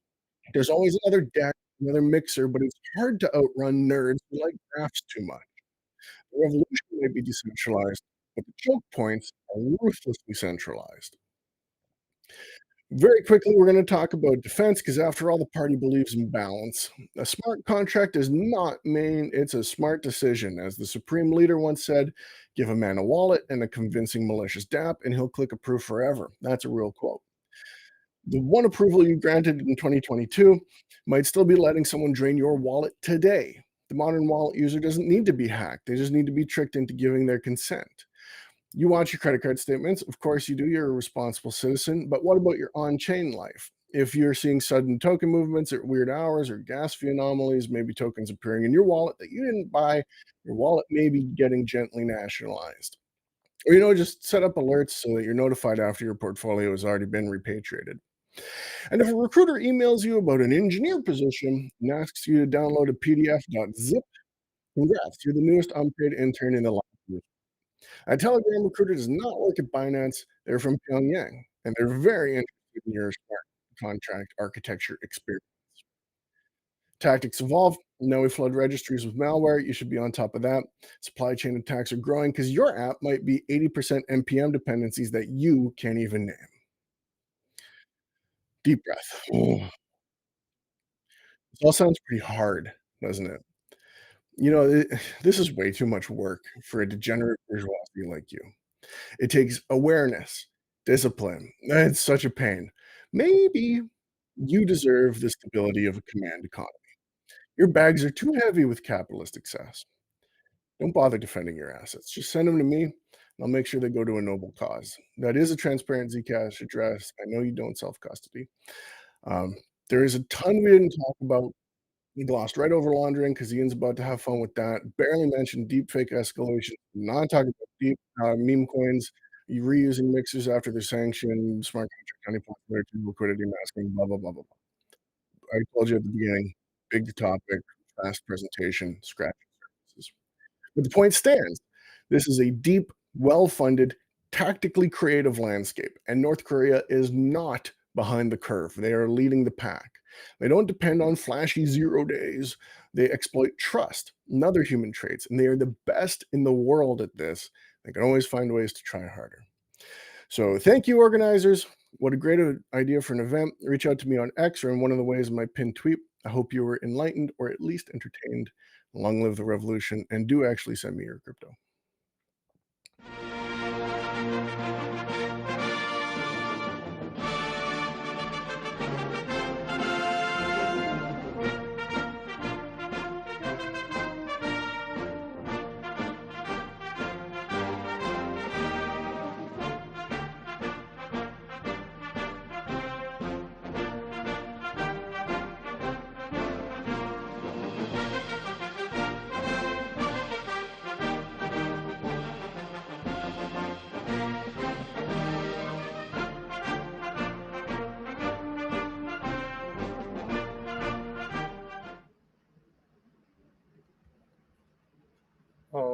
right. I am just setting up my notes real quick. All right. Hey, everyone. My name is Ian Gillespie. I'm an investigator with Coinbase. Not here representing Coinbase. All opinions are my own.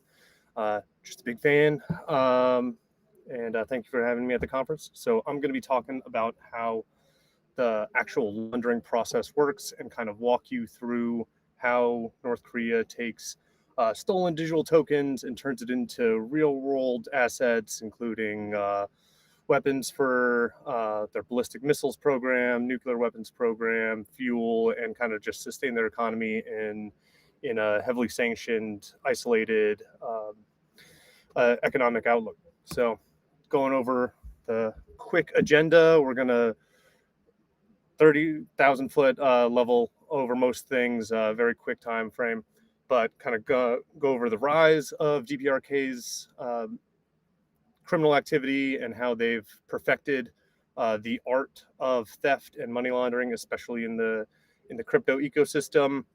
Kind of go through the steps of their methodical money laundering process using the most recent or not most recent, but recent headline-grabbing Bybit hack as a case study where they got 1.5 billion, and then kind of go over what can and should be done going into the future. So, looking at DBRK's theft activity across the years, you can see kind of ramping up consistently.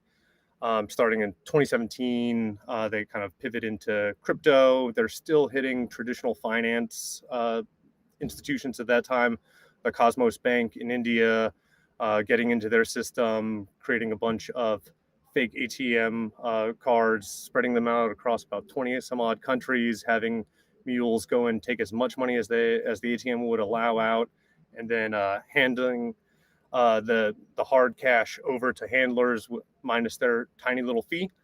And then you had the Bank of Bangladesh hack in 2018, which was their first actually billion-dollar hack. They were able to initiate transfers worth around $1 billion out of the bank, but most of them were stopped due to the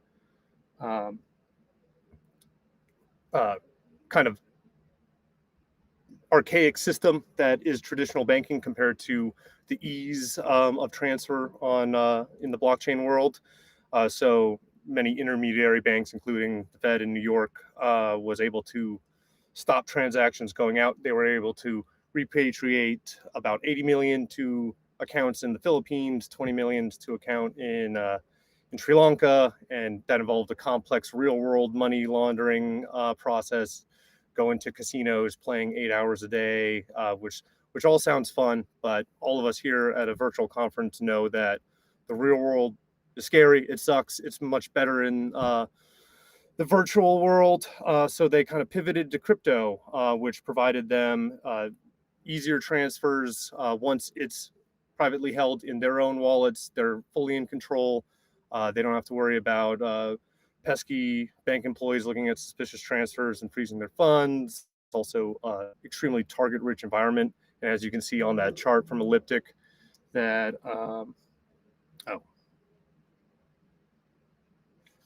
that as cryptocurrency's popularity increased, so did the attacks, and more and more projects come online in the blockchain space. So they have their pick of the litter of who to target, and cryptocurrency prides itself on being kind of decentralized, pseudo-anonymous. So sometimes you don't know exactly who you're interacting with at all times, which provides them the means and capabilities to kind of inject themselves into projects. So also, this is the most updated graph of the charts. You're going to see different amounts given by different outlets, different blockchain analytics firms attribute different incidents, either solely based on government sources or sometimes just inference based on blockchain intelligence. I think this one's a little low. I use it since it was the most up-to-date one as of October. There's been a few other hacks recently in late October and November that we'll wait and see if they get attributed to GBRK, but they've definitely Oh, sorry, seeing that we might have a little bit of echo issue, but they crossed the 2 billion mark in 2025. So hope everybody in the RGB got a nice pizza party for meeting their OKRs, hitting that milestone. But whenever one of these large scale attacks happen and deaths, we see a slew of headlines that these funds are going to be used to further the nuclear weapons research and their ballistic missile developments with increases in the ICBMs and now truck launched ICBM technology. But they never really go into how that actually takes place. Um, we're just kind of left with headlines saying that, oh, they hit such and such exchange, got all these different coins, and now they're going to have big missiles. Nobody really goes into it, mostly because it's a little difficult to explain in depth in a short article, and also it's part of North Korea's traditional money laundering MO. They steal the funds, they convert the funds into a safe asset that they can hold on to in their private wallets, and then they wait sometimes weeks, months, kind of for the heat to die down, or even for another exploit to happen. In 2023, I think they hit 3 large exchanges within a month and a half. So the news dies down, people stop looking at that, they look at the new shiny thing, and then they're able to effectively launder the money. But how do they actually purchase these weapons and these assets? Unfortunately for the DPRK, there are no, even in the scariest darknet markets that the news also likes to cover, there's no listings for ICBMs or highly enriched uranium like this cleverly designed NFT sale that they have yet to bite on for the low price of $170,000. Just 50 ETH. They have a lot of it.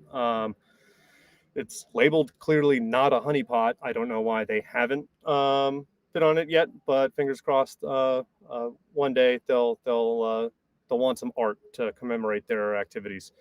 But so in reality, what they have to do is convert the digital tokens into fiat currency that a trading partner that's willing to deal with a heavily sanctioned state like North Korea takes. So we're going to get into who some of those trading partners are in the real world in a little bit. But all right, so imagine yourself as a lowly recruit. You've performed well on your tests. You've been selected now into the elite trader org within the RGB, and now you're charged with actually claiming funds for the regime. This is a profit-based enterprise. You got to make money to earn your keep.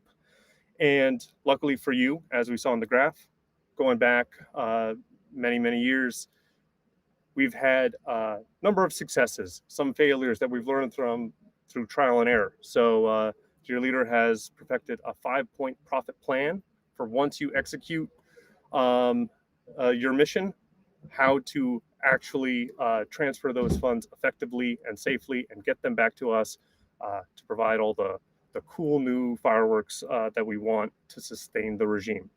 So going over the profit plan, it's basically the 3-tiered money laundering playbook. So in classic money laundering, you have 3 different segments of it. First, it's placement, where you actually place the illicit funds into the financial system. That is normally the most dangerous part of the operation for the launderers. That's when funds can be flagged, they can be frozen at the banks. But in these DPRK scenarios, the placement is actually the theft. They're removing the funds from the known financial institution into the private wallet that they control on the blockchain. So that's actually the safest part. Once they control it, it's theirs. There's no takes backs. There's no reversing things on the blockchain. So that's the placement layer. And then you get into layering. just a flurry of transactions and different methods of moving the funds to basic. Yes.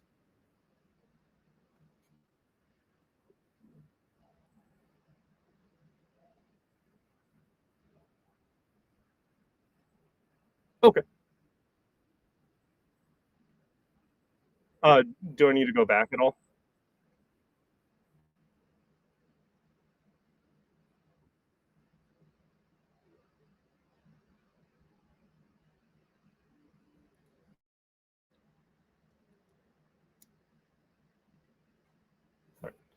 So once you've actually gotten the funds off the platform, now you're in the layering stage. You're going to be wanting to make it much more difficult for anybody investigating or looking to recover those funds.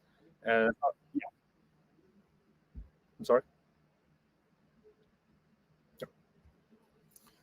So the first part of that is you're going to be converting all the tokens that you've um, uh, repatriated or stolen, however you want to phrase it.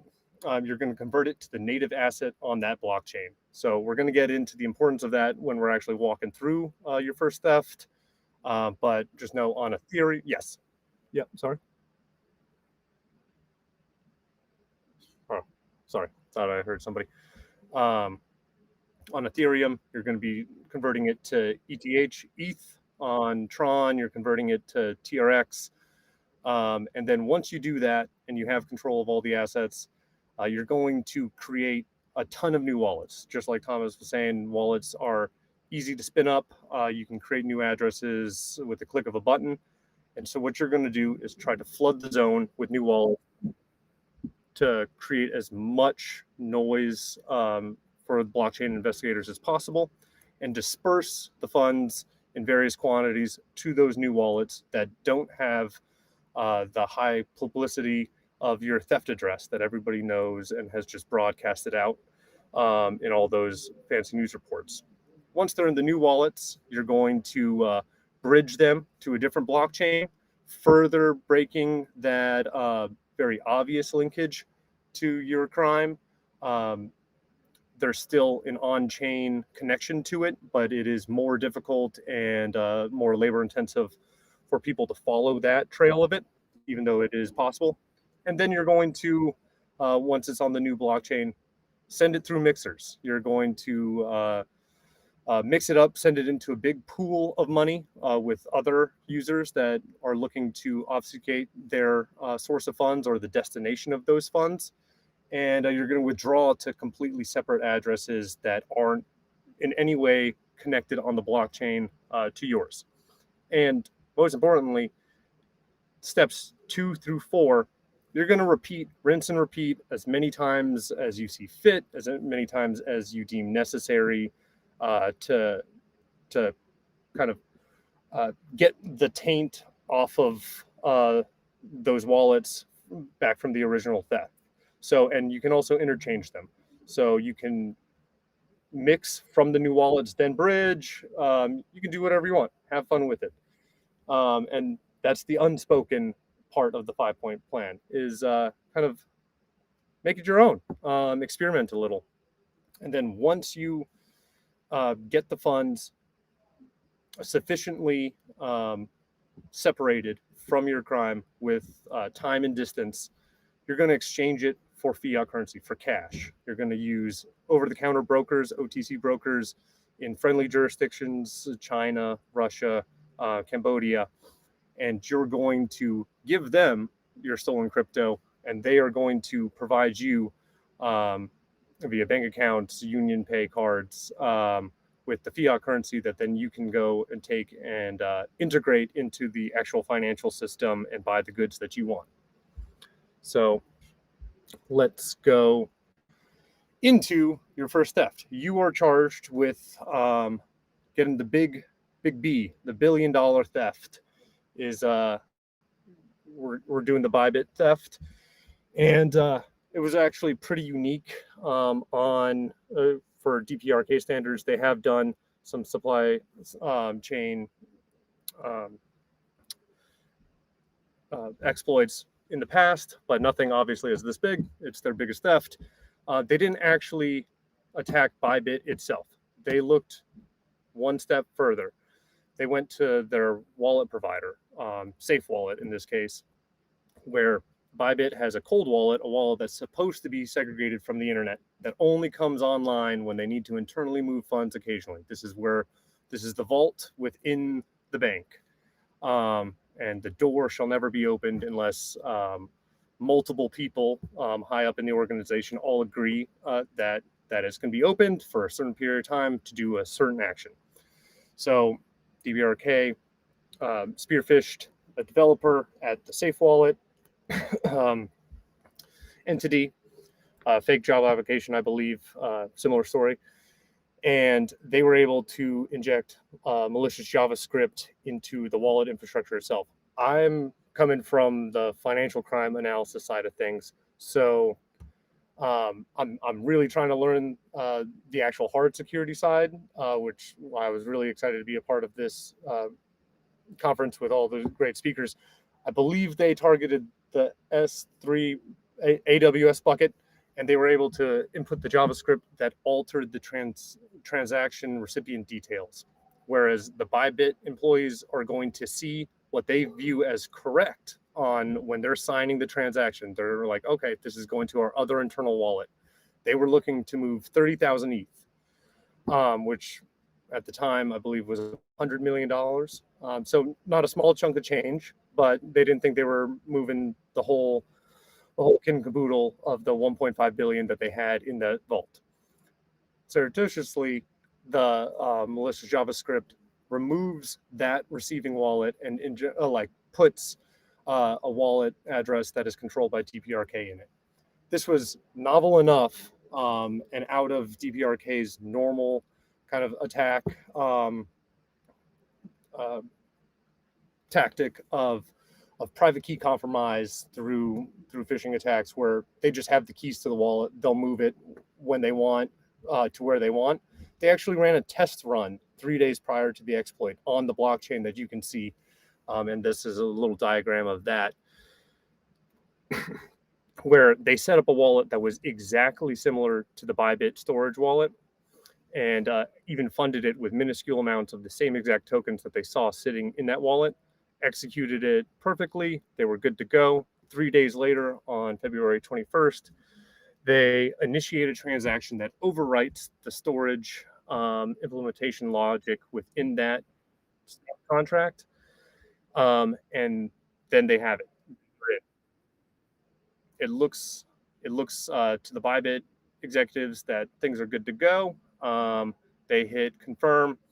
The attacker now has control of the wallet. They send a small test transaction of 90 USDT, which is roughly $90.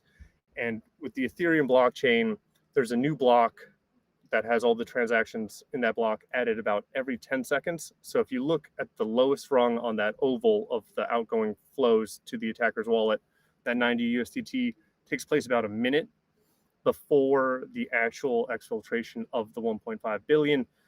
And that's the, oh shit, the mission control moment on the moon landing. Everybody's popping champagne. We did it. And now we actually got to do the real theft. Funnily enough, that 90 USDT is still sitting in that wallet. They didn't even bother to move that. And the whole attack took about 2 minutes and 45 seconds. All the funds were gone by 2:16. All right, now you actually got to start the laundering, the real meat and potatoes of what you do as an organization once you've gotten the funds. And this is a huge undertaking. This is a lot of money, and it's almost kind of the dog that caught the car type situation. When you steal $1 billion, it's really, really difficult to successfully launder that. And how the Bybit exploit actually differs from most DPRK exploits is maybe because they needed money, maybe because they knew how much news it would garner. They actually started laundering it right away. They do not do the normal sit and wait period. So they start swapping for that native token immediately. They send the different tokens to two separate wallets. There's METH from Mantle and CMETH also from Mantle, different, and staked ETH. These are different staked versions of Ethereum. So they need to swap that for just regular old Ethereum. The first is able to successfully swap 8,000 METH and 90,000 staked ETH, equaling roughly 260 million. Good to go. Where we run into the issue is on the CMETH. It had a unique thing in the contract protocol where there's an 8-hour delay on withdrawals. So they can't swap it right away. This allowed Mantle, the institution behind the staking protocol, to actually kind of freeze the protocol itself and blacklist that address. They were able to burn those funds and return about 41 million ETH, USD worth of ETH to Bybit. So the next day on February 22nd. So not exactly it is a drop in the bucket compared to what was stolen, but I think Bybit was taking kind of any wins they could get at that moment. So they were able to reclaim some of that money. So now that you have it all in that native token, what do? Well, you flood the zone. So this is where things get more complicated for blockchain investigators and anybody kind of looking in to the laundering activity.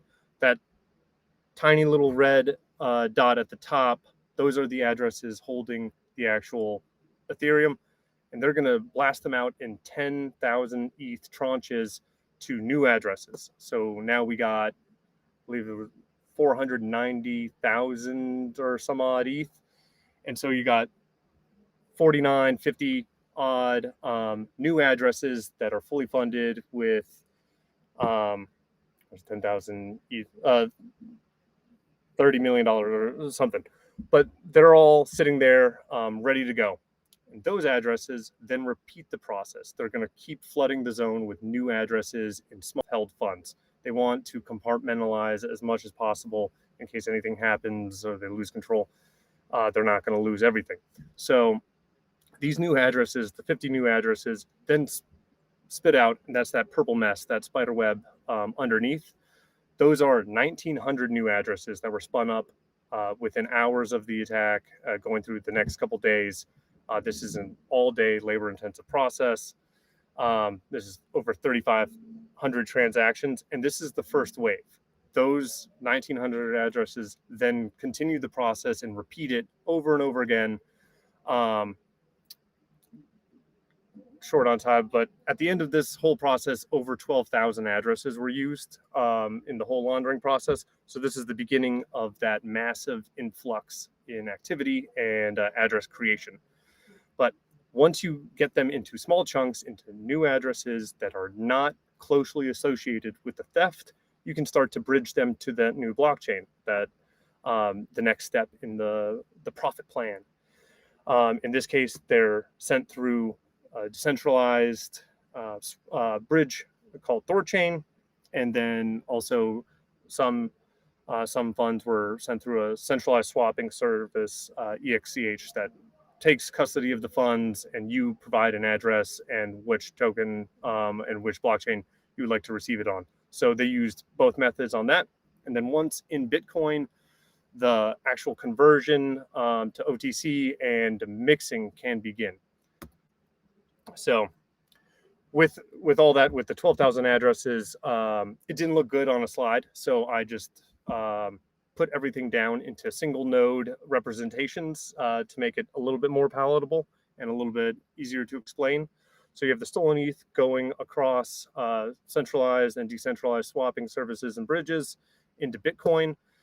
It's actually believed that Hong Kong-based OTC broker might have taken control of some of the Bitcoin at this stage, which is another deviation from the normal DPRK laundering method, where they do the process of bridging and mixing over a long period of time themselves until it gets to the Tron blockchain, and then it gets to the OTC brokers. This OTC broker decided, probably for a larger cut of the funds, that they can handle a portion of the laundering. DPRK realized the vast scale of this endeavor and offloaded that, kind of shifting some of the burden of the laundering to a third party, and then was able to focus on mixing the Bitcoin themselves that remained to go to other OTC brokers. They use Wasabi Wallet, which is a privacy-focused wallet that has a coin join implementation that basically breaks up any concrete evidence of sender and receiver of the funds pooling together with multiple users. Then, again, the rinse and repeat. They bridge back over to Ethereum. Some of the funds go through another well-known mixer, Tornado Cash, on the Ethereum blockchain, which famously was also sanctioned because of their involvement in many of the DPRK exploits. And the functionality of mixing for DPRK is different than many other cyber criminals. Mixing on its surface is supposed to completely break linkages and kind of make a dead end for any investigation. DPRK's mixing, because of the sheer value of the tokens that they're dumping in and the volume, it doesn't really do that, because if you look at the volume charts on, say, Tornado, you can see when DPRK dumps in $400 million, and you can also see the outflows of around $400 million. So you can kind of have a little conjecture on who's withdrawing that amount of money. Only somebody that put in that amount of money. There's no direct on-chain evidence, but you can continue to follow the funds with a high degree of confidence on a lot of these exploits. They're not looking for pure obfuscation, pure like getting away with it at this stage. What they're doing is creating that level of doubt and level of deniability that these funds actually stemmed from the exploit. It's still a red flag for a lot of exchanges, a lot of cryptocurrency institutions if funds are coming from a mixer, but it's not as red of a flag to come from a mixer than it is to come from a DPRK controlled wallet. So they're just looking to put a little bit of a lighter shade on how sketchy these funds are. Then from there, with these new Ethereum wallets from Tornado Cash, they bridge again through some smaller blockchains that possibly with the hope that blockchain analytics firms and tracing investigators that are tracing it don't really have good visibility in that blockchain, or they're unfamiliar with it, so it's going to slow their catching up to it. They bridge, and everything eventually ends up on Tron, where it always does, where the TRX, again, or in native currencies over bridges and wallets controlled by DBRK, are the TRX on Tron is swapped for USDT, the stable coin that is pegged to the US dollar. Cyber criminals like it, scams love it. It's basically just an easy way to keep like things on the blockchain without huge value fluctuations that you see in the market. You want to know what you got. You don't want a huge market crash to wipe out the $1 billion you just stole. So once it's in USDT in smaller batches, that's when you're swapping it to the OTC brokers. The OTC brokers, usually in mainland China, Hong Kong, we're seeing a rise in cooperation with OTC brokers in Russia. Individual just got put on the sanctions list for doing $60 million for this hack, a Russian-based OTC broker. So they're expanding their approach, and that comes on the heels with the broader cooperation expansion with Russia militarily, diplomatically, economically. And these OTC brokers actually act as this is the place that could be the choke point for investigations and possible seizure of funds, because they're sitting in a stable coin that can be frozen, can be reissued to the victim or the seizing jurisdiction, government, U.S., Europol, anybody that's actually putting in the seizure order. And that presents the best opportunity for the funds to be taken back. But what happens is once it gets to the OTC brokers, an agreement is made off-chain. So this is where the DPRK trail ends on the blockchain, because the transfer of USDT is met with fiat transfer of a similar amount minus the OTC brokers laundering fee in either Chinese yuan, Russian rubles, in bank accounts controlled by DPRK front companies or nationals in those jurisdictions that act as conduits to then transfer the funds out. So that's quick. Sorry, went over a little time. Here's an actual ad for a peer-to-peer swap. This was one of the theft addresses on a very minimally used Southeast Asian crypto social media site, offering to sell ETH at below market price, which was very nice of him. I don't know if the L in his that is a user like uploaded profile picture. I don't know if that's a nod to the Lazarus Group or just something that he had saved, but this was actually posted on April 25th during the laundering process. So they realized how big the scale was. They were reaching out on a lot of different platforms. This was I only found this in a comment in a blog post about the exploit from Slowmist, one of the blockchain analytics firms. It was a beta fish salesman that operated on this platform posted that, hey, they're offering ETH. So OSINT comes from the weirdest places, including beta fish salesmen based in Thailand. So quickly going over what next. Anybody in the crypto industry needs to understand where they fit in the chain. If they're at an exchange, be looking for OTC brokers moving funds onto their platform that may be stemming from one of these exploits. If they're a currency converter or swapping service, are you seeing insanely high volume? Same with bridges. Is there anything you can do to add friction to that? But no matter where you are in the laundering process, you have to know that you are a potential target. You are at the front of the chain in DPRK's eyes. We see this a ton of times. Services that they have used to launder portions of the funds in the past become victims of subsequent exploits. And so to combat this, there needs to be no more juche of self-reliance within the community, kind of building out our own threat intel teams and security teams and siloing our own operations. Reliable information sharing networks need to be established and have been established, especially in 2025, that can share indicators of comrades on your platform.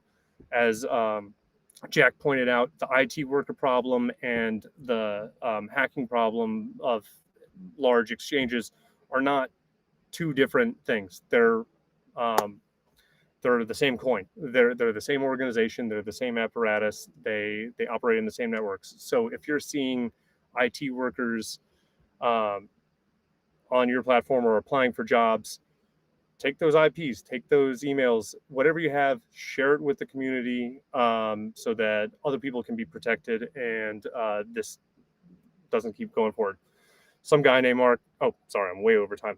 Mark in Reprisals, basically an old piracy law that hasn't been used since the War of 1812, grants permission to engage in acts otherwise deemed as piracy in service of the government. So anybody with that letter, it's a theory that people have brought up. It's actually been introduced into the U.S. Congress recently. We'll see if it gets voted on, but that would allow private cybersecurity companies to maybe get involved in actually compromising and maybe reclaiming some of the funds or getting into the networks and see how this is going. And hopefully trace the next one. There are a ton of tools out there, breadcrumbs, Arkham Intelligence, that are free, that can do the graphing that you saw earlier.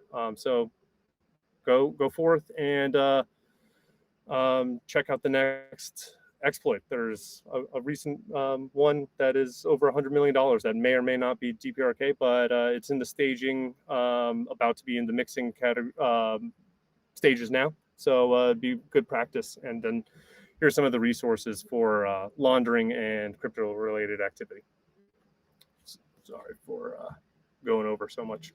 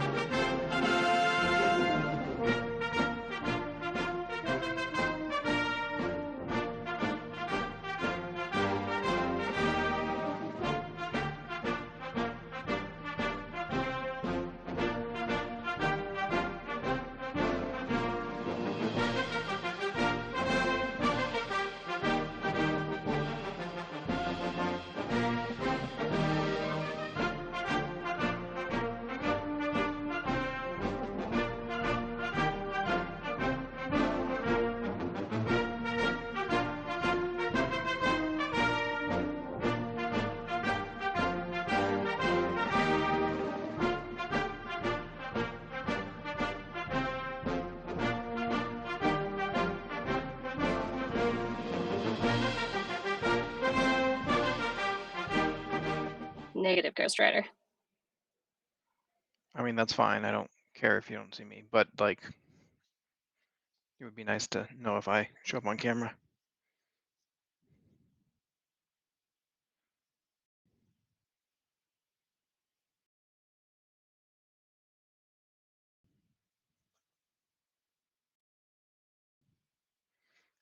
Oh, hey, I guess we're live.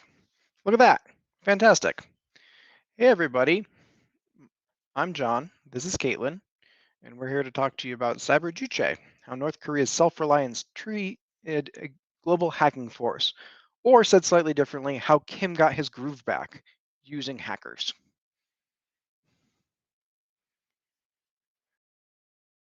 By means of quick introductions, I'm John Doyle. This is Caitlin Leung. We will introduce ourselves in just a second, and we'll appropriately start off by saying we are here representing ourselves, not our companies. Cool. With that out of the way, I'm John Doyle. I'm the CTI Services Director for Palo Alto Unit 42. I've been covering North Korea for about 10 plus years at this point, longstanding background at Mandiant and then also at the CIA. Over to you, Caitlin. Thanks, John. I am currently a threat analyst at Mandiant covering North Korea, and I've covered North Korea off and on for the last 7 years. Okay, wonderful. With that, let's go ahead and give you a preview of what you're going to see and hear from us today. So we want to talk to you and provide a nice chronology of the North Korean evolution and how they became this self-reliant global hacking force. And to do so, we're going to start out with a little bit of a survey.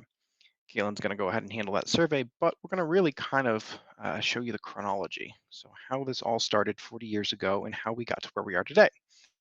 So while academic and punitive, you'll start to see some themes that came out in the talks that Ian and Thomas and others have given so far about how North Korea is very innovative and adaptive. And through their programmatic evolution from being, frankly, the need to self-survive since they were established in the 40s, they have become quite adept at being able to immerse and evolve, including hopping in different illicit trade networks and the such. So we will hopefully wrap up. And our goal here is actually to get the schedule back on time a little bit. So if we're moving at a quick pace, that is why. Caitlin, let me turn it over to you. You tell me when to click the next slide. All right, next slide. So we wanted to start off by framing what it looks like to be a hacker in North Korea. And so if you have big dreams of joining the Workers' Party of Korea someday and you want to get out of your peasant village and bring honor to your family, what does it actually take to be a hacker? And the key thing to know is that if you are not gifted in math and science, you have very low odds of being successful. In fact, don't even bother if you're not already gifted in math and science. And so what you actually need to do is start as early as you possibly can, age 5 to 7, drilling math questions, drilling science questions, preparing to take the national test for placement in the schools that then feed into the cyber program as a whole. And training generally starts in primary school with path to elite secondary schools in the capital. Next slide.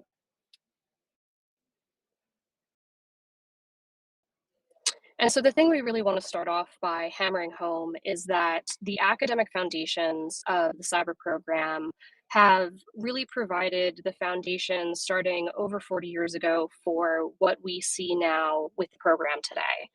So in the early 1980s, the academic experience was really through the Soviet Union, exchanges with visiting computer scientists and mathematicians, and acquiring foreign textbooks that were then scanned and used for curriculum design.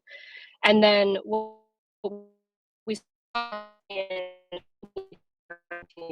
is that Kim Jong-il, the leader, decided that there really needed to be dedicated training for elite cyber warriors. And in this period, Norm College was founded with a 2-year cyber intelligence and warfare program that admitted approximately 100 students per year.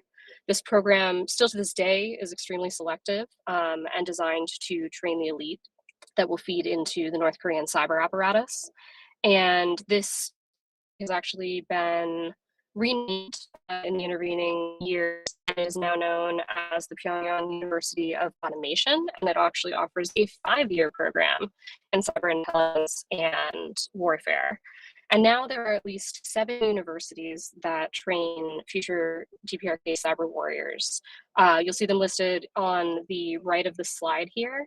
And these schools all offer various courses and lengths of study in computer science, hacking, network design, cyber warfare, psychological warfare, with the goal of feeding into this broader cyber ecosystem and building that capacity for North Korea. Next slide. So I'll pass it now to John to talk about sort of where this academic foundation led the North.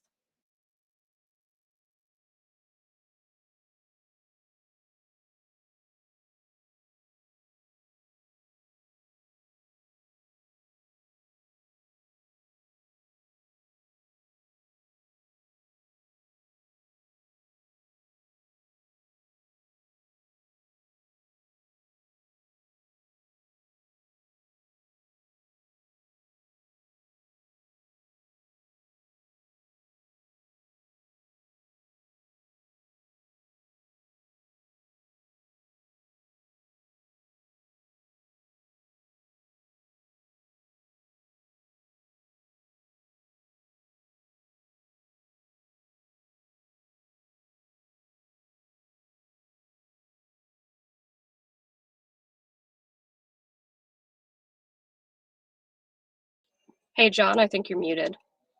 We didn't hear anything on this slide. Cool. I appreciate that, Caitlin. All right.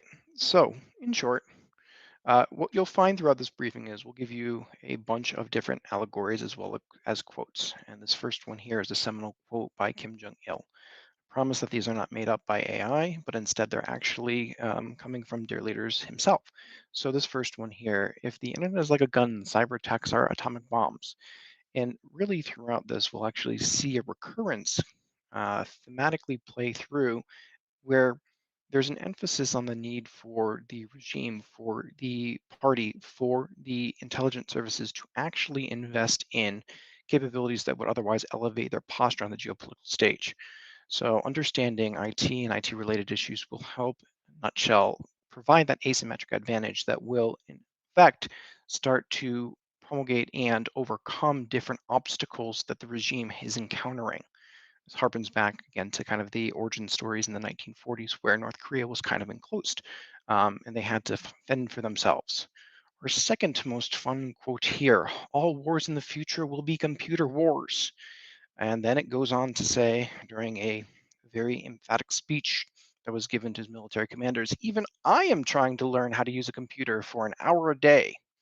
So during this time frame, we saw exchanges, and it wasn't with the Russians entirely. We actually saw top students being sent to China and Iran and Russia for IT trainings. So part of this, while it was being used for technology transfer, gaining insights into different books and texts that were then translated into the Korean language itself for integration into the broader curriculums, we were also seeing um, the development of skills that were necessary too. So understanding the culture and how they were being integrated, understanding how computers are being used. And as kind of history showcases itself, there was an ebbing and flowing as different relations changed. So as the Soviet Union ended up getting dissolved, we saw a natural kind of impasse and a stopping point there to the point where some of the curriculum started to integrate it. So while Caitlin talked about Merriam University and the stand-up or the first establishment of a hacking type university in 1986, the next one we saw is in 1997 with Marmbong University, where as we look back at the records and the curriculum, we start to see the training pipeline being developed specifically for these high-tech skills with a specific emphasis here on code breaking and cracking and cracking and hacking. As we flash forward to the next decade, or technically the late 1990s, early 2000s, we start to see a thawing of relations between North and South Korea and a global welcoming to a certain degree of North Korea into the broader economy if they are willing to pay concessions. So the Sunshine Policy is the first foray at that, which was the thawing between North Korea and South Korea and arrangements being made between the two. Second, which came on the tails of it, is six-party talks. And through this time frame, we saw for about a 5-6 year period, South Korean IT workers and North Korean IT workers working together. No, I don't mean in the global sense where they're actually trying to create crypto and steal money and infiltrate companies, but actually changing skills. So it was actually designed more as an training and technical training program for both sides, of which once the six-party talks actually started to dissolve, we saw North Korea use its newly acquired insights and intellect against South Korea and the West. As we flash forward to the end of the 2000s, we see the stand-up of the RGB, so the intelligence service that is that houses most of the cyber units that's inside of the DPRK, and the first kind of cyber attacks take place. So North Korea's introduction to using cyber as a tool of asymmetric warfare takes place with Operation Troy, where there were DDoS attacks taking place against the financial sector of South Korea, as well as in the US. And as we move throughout the decades, the early 2010s really kind of when North Korea started sharpening, started really polishing their capabilities, focusing and shifting based on mission needs. 10 Days of Rain ends up being an extension of Operation Troy here. We've got kind of a 3-year bounded window where North Korea was just being a nuisance, where they were trying to annoy the South Koreans. Much like South Korea putting those speakers up on North Korean borders. It's really kind of designed to annoy your enemies. In 2013, we see a flashpoint. This flashpoint is this quote that we're going to give you here. Cyber warfare is an all-purpose sword that guarantees North Korean people's army ruthless striking capability. The quote further goes on to exemplify and draw parallels to cyber being the equivalent of having a nuclear power, having a armament that is capable of having that level of deterring effect. This is also the same year that we start to see North Korea using wipers. So there was a series of wiper attacks that took place against South Korea, Dark Souls, the campaign, if you're looking for it. And then as it progresses, we see two things happen in close succession. North Korea used its asymmetric ability here in retaliation or to voice frustration that hits a threshold just short of military response. Now, the Sony Pictures attack was kind of a seminal moment here, not that it received kind of reprimand for it attacking a US company, but more so that there was a physical threat of violence for anybody who actually went to the theaters against the companies. Right around the same time, we started to see different elements of the RGB compromise critical infrastructure in South Korea and leak key plans. Those key plans came in the way of nuclear reactors. So information about employees from KHMP, as well as, flash forward a few years later, being able to compromise South Korea's high side, getting onto their high side network and steal wartime plans.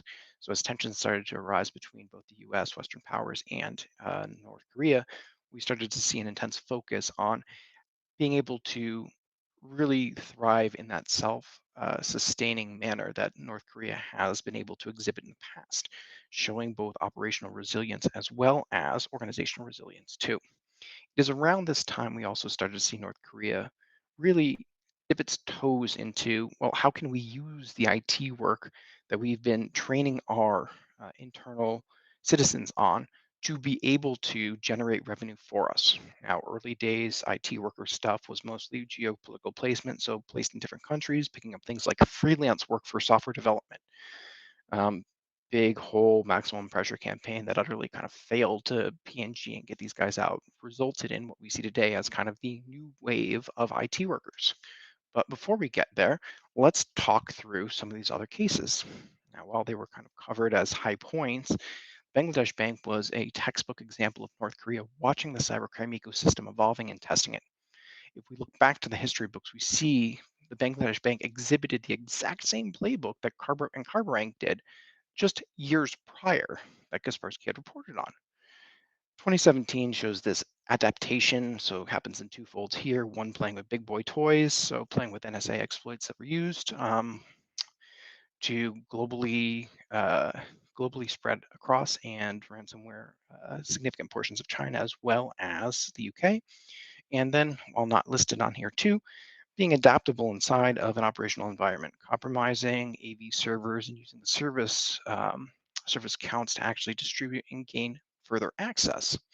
So now we get up to kind of the crypto era. Two things kind of happen here.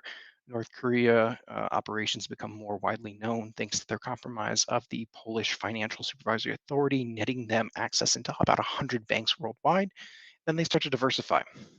As defenses tamper down, as the world starts looking, as security researchers start really honing in on how can we defend, they pivot. And pivoting ends up being a very uh, thematic representation of what we see happen here throughout North Korea, especially to help bolster its financial coffers. Over to you, Caitlin, to wrap us up. Thanks, John. Hopefully no more cyber gremlins in the machine, although those pesky IT workers are probably out there clicking your mute button. So what we really want to drive home is that what we've seen in the 2020s is what we consider to be cyber juche in action. This idea that the North Korean program built from the 1980s until today has really capitalized on those investments in education, building a dedicated workforce, and experimenting over the intervening decades with which ways are most impactful for the cyber program to act as a mechanism of state power. And some of this has been touched on in other presentations, so we won't go into too much detail here. But from what we see when we look back across the North Korean cyber program, there's really some critical things that happen in the early 2020s that dictate where the program has moved to today. And chief among those is the COVID-19 pandemic. North Korea closed their borders. Very little could go in and out, very little in terms of traditional revenue generation through trade. Those international sanctions continue to bite. There's a lack of international presence because of those closed borders. A lot of embassies are being shut down throughout 2020 into even as recently as last year. And new research centers are created and reorganized for new mission support. So we see that there are a number of organizations that start to break into open source indictments, sanctions designations as being affiliated in some way with malicious North Korean cyber activity. And you'll see them listed on the slide here: the Ministry of National Defense, the Munitions Industry Department, both of which have largely IT worker subordinate units that are tasked primarily with revenue generation, although some of them also conduct what we would consider to be hacking activity. The Ministry of State Security has a mandate to collect against intel requirements, but also to target defectors and South Korea. And then, of course, the RGB still operating as that premier intelligence organization where we see the bulk of North Korean cyber activity. Next slide. And so what we're really seeing now is the Kim regime being able to use this concept of cyber juche and this extreme self-reliance as a means to accomplish regime priorities. So because of everything that the North experienced in the late 2010s into 2020 and 2021 with the COVID pandemic, we saw that the program really lifted and shifted to be able to meet these new demands for high earning revenue generation, primarily using the IT workers that are subordinate to the MID and the M&D. Some of these units can earn millions of dollars per month, and some of them have even successfully infiltrated Fortune 500 companies, which, you know, for those of us who might be based in the West, that is a challenge for many of us as job seekers, and yet North Korea has it on lock. And also developing skills in new industries. So AI, blockchain, Web3 development, essentially anything that's an emerging tech. North Korea is there on the bleeding edge in terms of having workers that are ready and staged to take those jobs, to take freelance positions, and really infiltrate the IT space writ large. It's been touched on already that North Korea has an incredible apparatus for stealing cryptocurrency and moving that back to North Korea for whatever the regime decides to spend it on. But we also saw that there were a number of key espionage operations primarily conducted by the RGB since 2020 to target missile technology, things that would inform the weapons program, and also that targeting of defectors that I mentioned earlier by the MSS. Next slide. So we wanted to take a pause and sort of show what we think is a really great graphic from a recent multi-government and private sector collaboration that demonstrates sort of best effort where all of the different organizations and cover companies, things you might see thrown around in open source, sit within the cyber program. So at the bottom of the chart, you'll see the RGB, you'll see the MID and M&D sort of off to the side on the right, the Ministry of State Security, of course, with a call out for what is tracked as AP237 and SCARCraft. And we wanted to use this org chart in conjunction with some of the other org charts that have been shared by other presenters as a way to really hammer home how much the program has evolved, how many different organizations are a part of this system of self-reliance through cyber warfare and cyber power projection. And also highlight that this is an excellent resource for any aspiring DPRK watchers in terms of being able to track some of the more recent operations. The Multilateral Sanctions Monitoring Report on cyber was published back in October, and if you type that into Google Box, it should pop up for you. It's a lengthy read, but well worth it in our opinion. So wanted to make sure we had a call out for this here. Next slide. Caitlin, it's probably worth us calling out while we're on this slide that it seems like these groups can just adapt based on mission mandate and probably based on their clout and the self-sufficiency strategy they bring along with it, can take and shape different organizations, bleeding into some of the overlaps we see across the groups. Absolutely. And I think that what is another important takeaway is that the names and the alignments that you see here on this chart are not necessarily reflective even of what the program looks like today at present, but instead are our way of organizing based on the information that's available to try to make a sort of best estimates on alignment. And to John's point, you know, we can definitely see individuals moving between these organizations and groups or moving between mission sets. Next slide for real this time. So what's next? What we want to leave you with in terms of Cyber Juche takeaways is that the 40 plus years of history of cyber program have really created this adaptive cyber force. So all of the organizations that you saw on the previous slide are continuously evolving, continuously receiving new mission mandates, and are summing together to form a really high volume of activity originating from DPRK. And the other thing that we want to hammer home to that point is that DPRK is a really sophisticated cyber actor.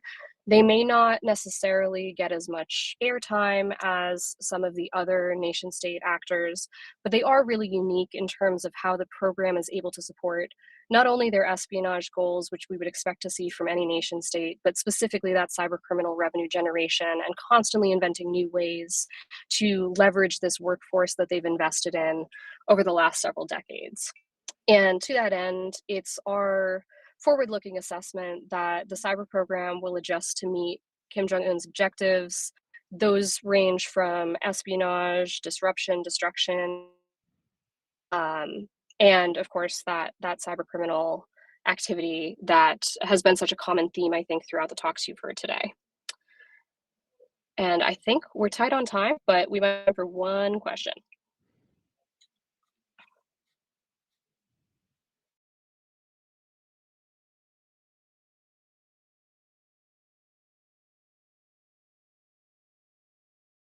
All right, no questions. So thank you all. We appreciate you taking the time to watch this talk. We're happy to answer any questions you might have. Find us online.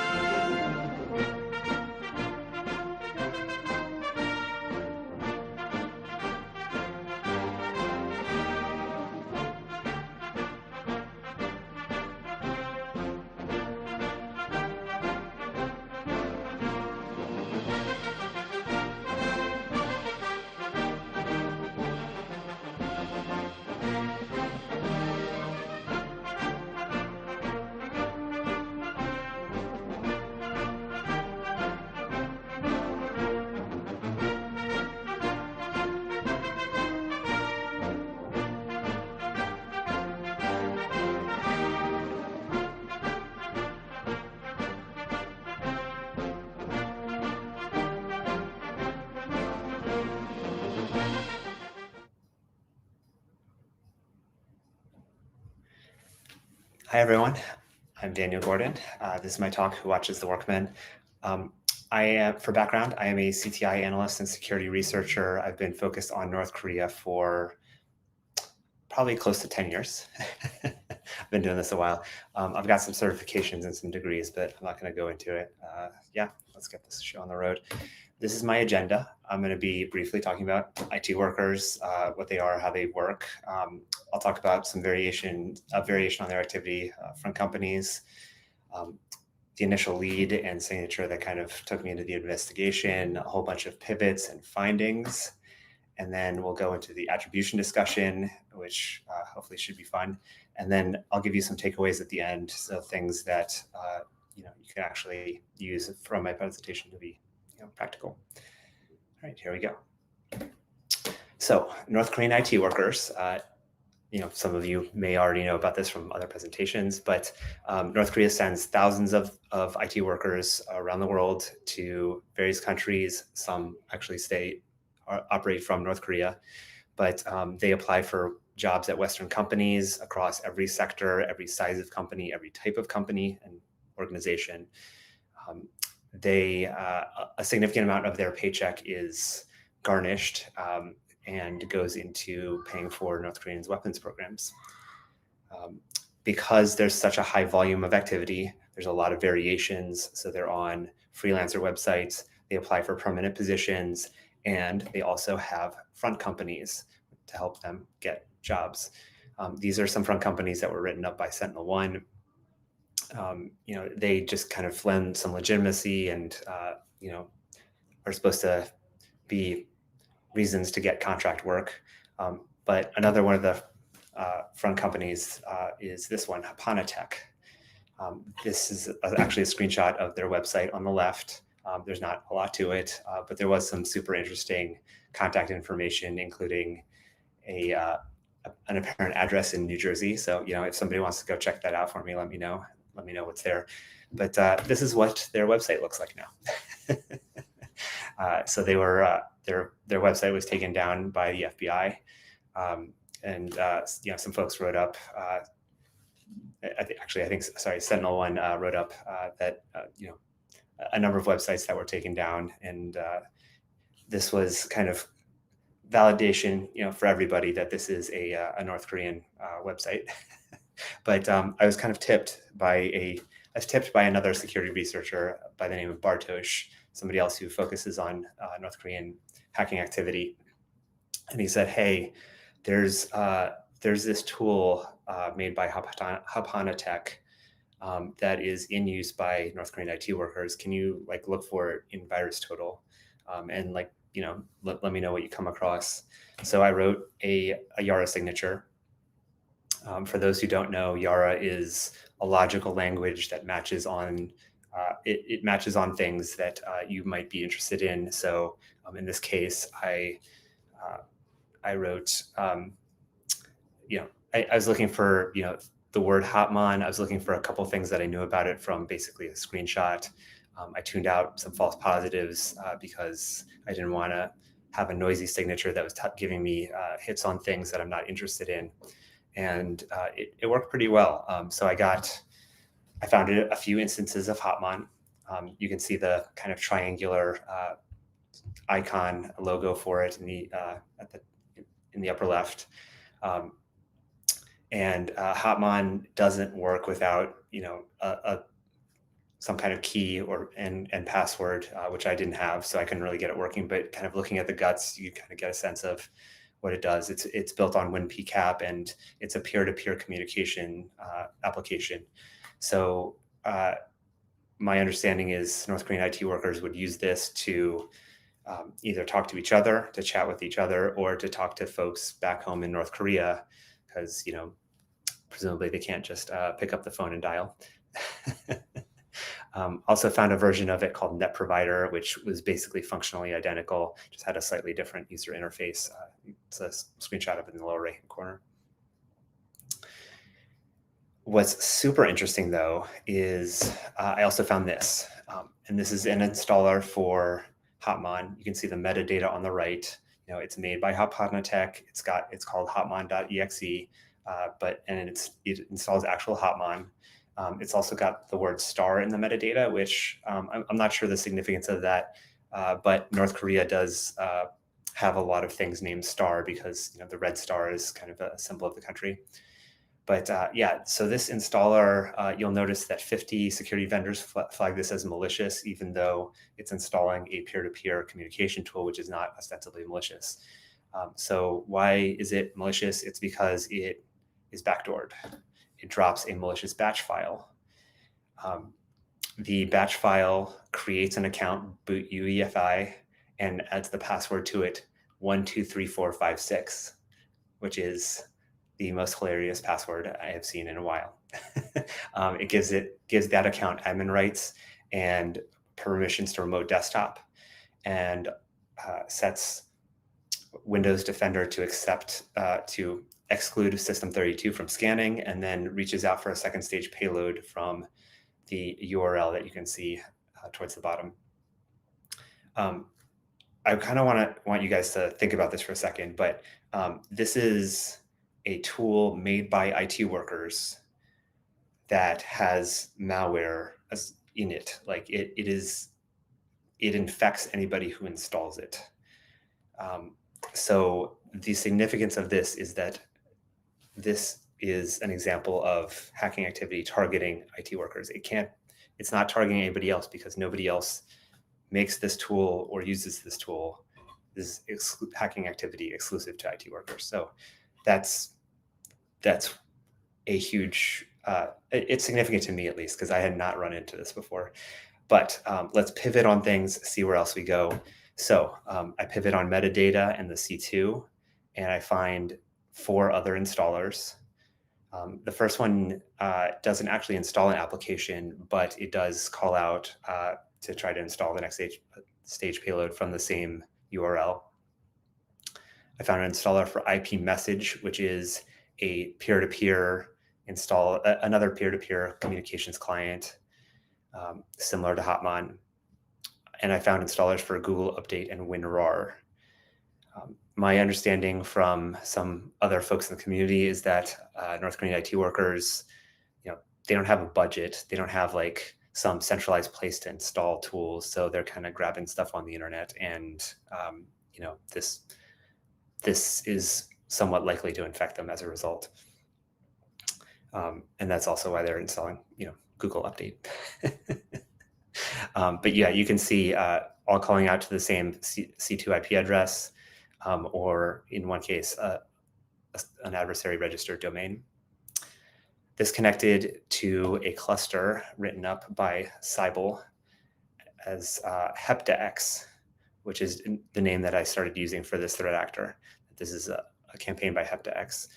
Now, Cybele didn't really pivot all the way through this to find kind of where the significance of it and full understanding of it, but they were kind enough to show this notional infection chain that the threat actor used. Now, the phishing email here wasn't actually connected. There was no phishing email in VirusTotal for us to work with, but you could see from looking at the activity that it's a zipped LNK file linked to PowerShell, that there were some tools involved, including Lure documents and an open source credential theft tool called ChromePass for stealing creds out of browsers. That is very common for a lot of different threat actors. And that consistently, this activity led to the threat actor opening up remote desktop on the victim system for them to be able to basically remote it later. That's particularly significant also because if you open up remote desktop in a lot of enterprise environments, by making registry changes, that might not be enough, because a fair number of enterprises are going to have remote desktop kind of blocked on the firewall, except under certain circumstances, going to certain devices or requiring multi-factor authentication. I hope, not everyone is, we'll say the state of security in various industries is not always what it should be, but that this suggests targeting of individuals as opposed to targeting of enterprise victims. All right, so some of the lures were also particularly interesting. So a lot of them were, vaguely cryptocurrency related, but if you look at them from the lens of this might be used against an IT worker, it kind of makes sense. So, for example, the one on the left is a lure that mentions that communications should happen over Upwork, and that here's a project that we're interested in you working on. That's very appealing to a North Korean IT worker. The one on the right is a job in the blockchain space, which also would be very appealing to a North Korean IT worker. Pivoting on the infrastructure was very easy. There's a lot of passive DNS overlap, and all the URLs were very, we'll say, they were the same URL structure most of the time. The threat actor had some very clear habits when it came to what registrar they preferred, as well as some very interesting choices when it came to the TLD, the extension for the domain. They had a strong preference for unusual TLDs. Pivoting in VirusTotal also gave me some more insight into their final stage Trojans, which were things like QuasarRat and WinVNC.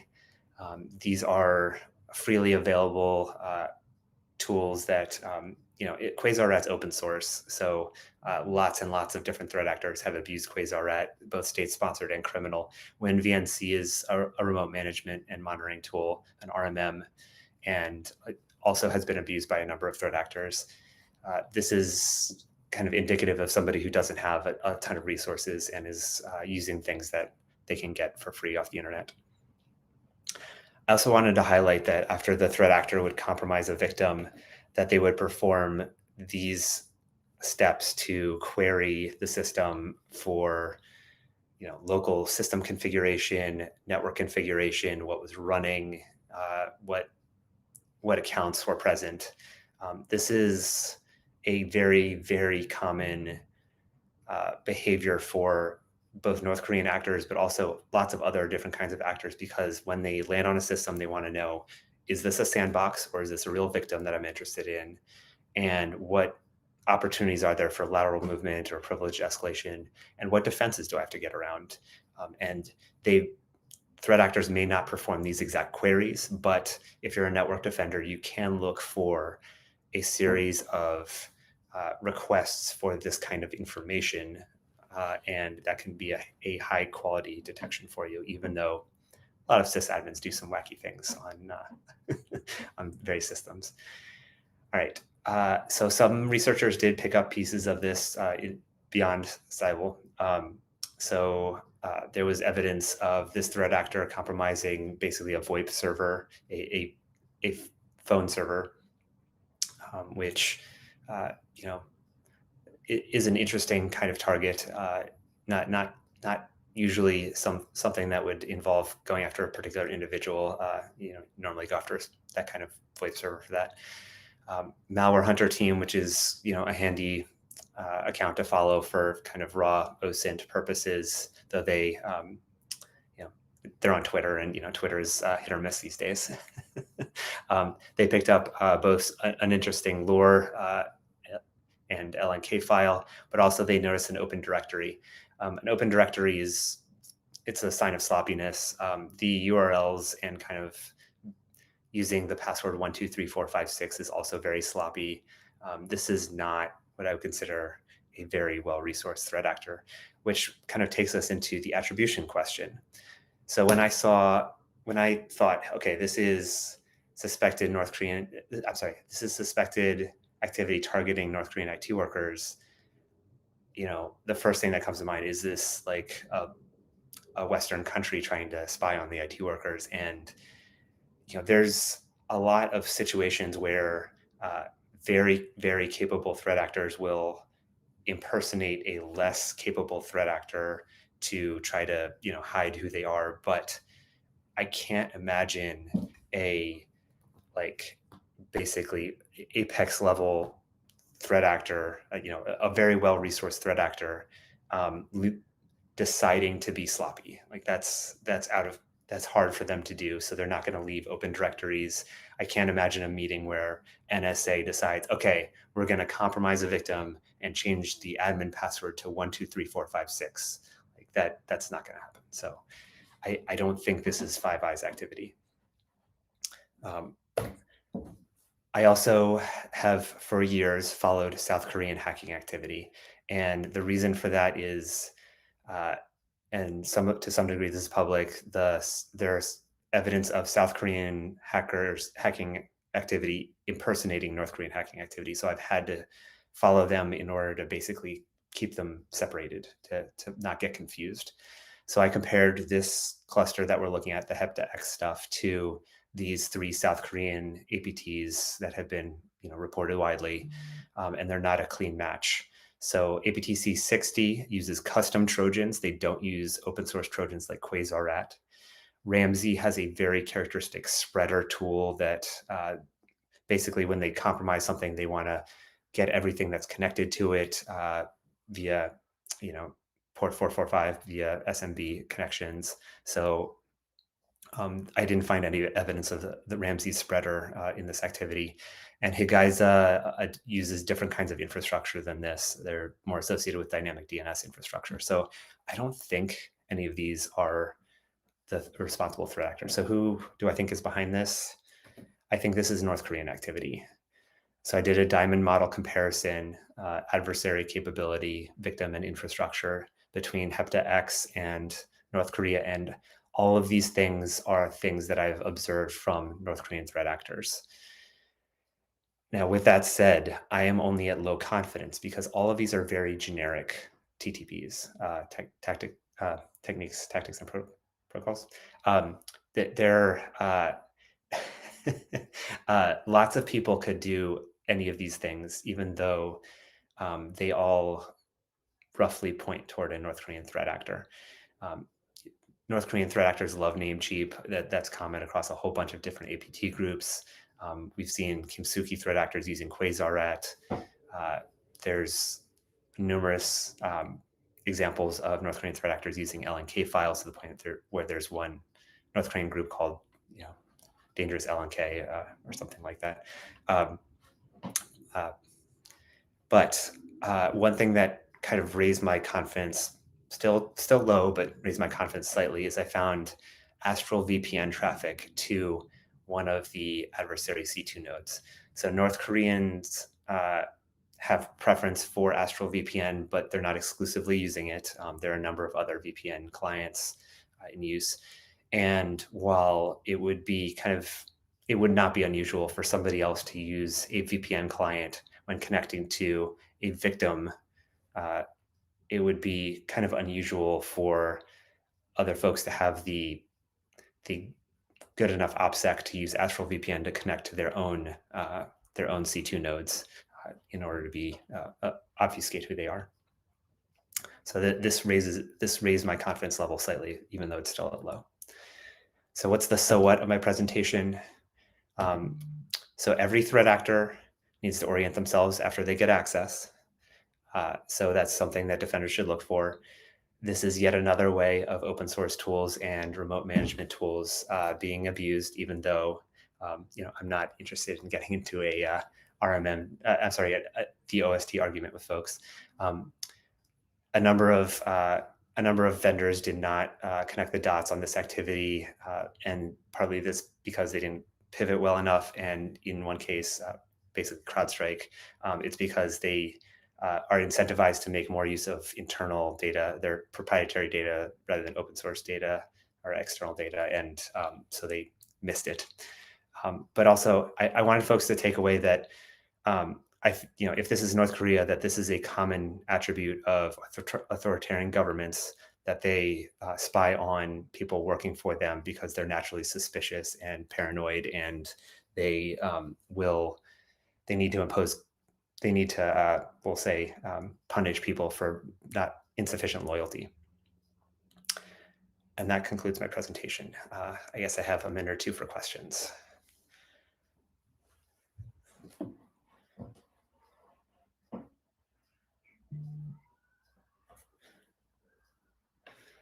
Any questions? Go with maybe.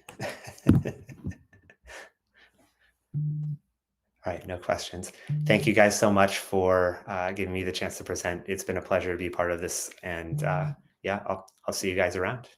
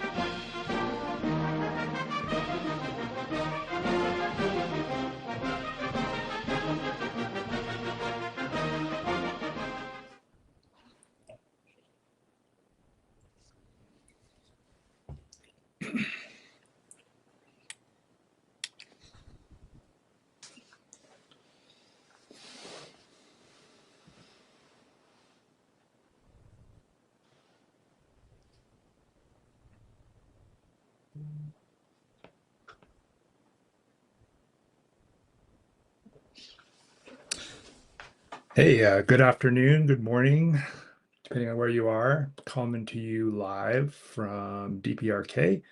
Here to talk about weaponizing Western stupidity, getting hired at the Fortune 50. Go ahead and gonna kick right off here, making sure that everything's working. All right, so let's kick off with some important information, right? Everything in this presentation should be considered parody or otherwise, right? Don't try any of this stuff. I'm not a lawyer. Probably not going to try to hack your ex, but hey, never shoot your shot if you think I can.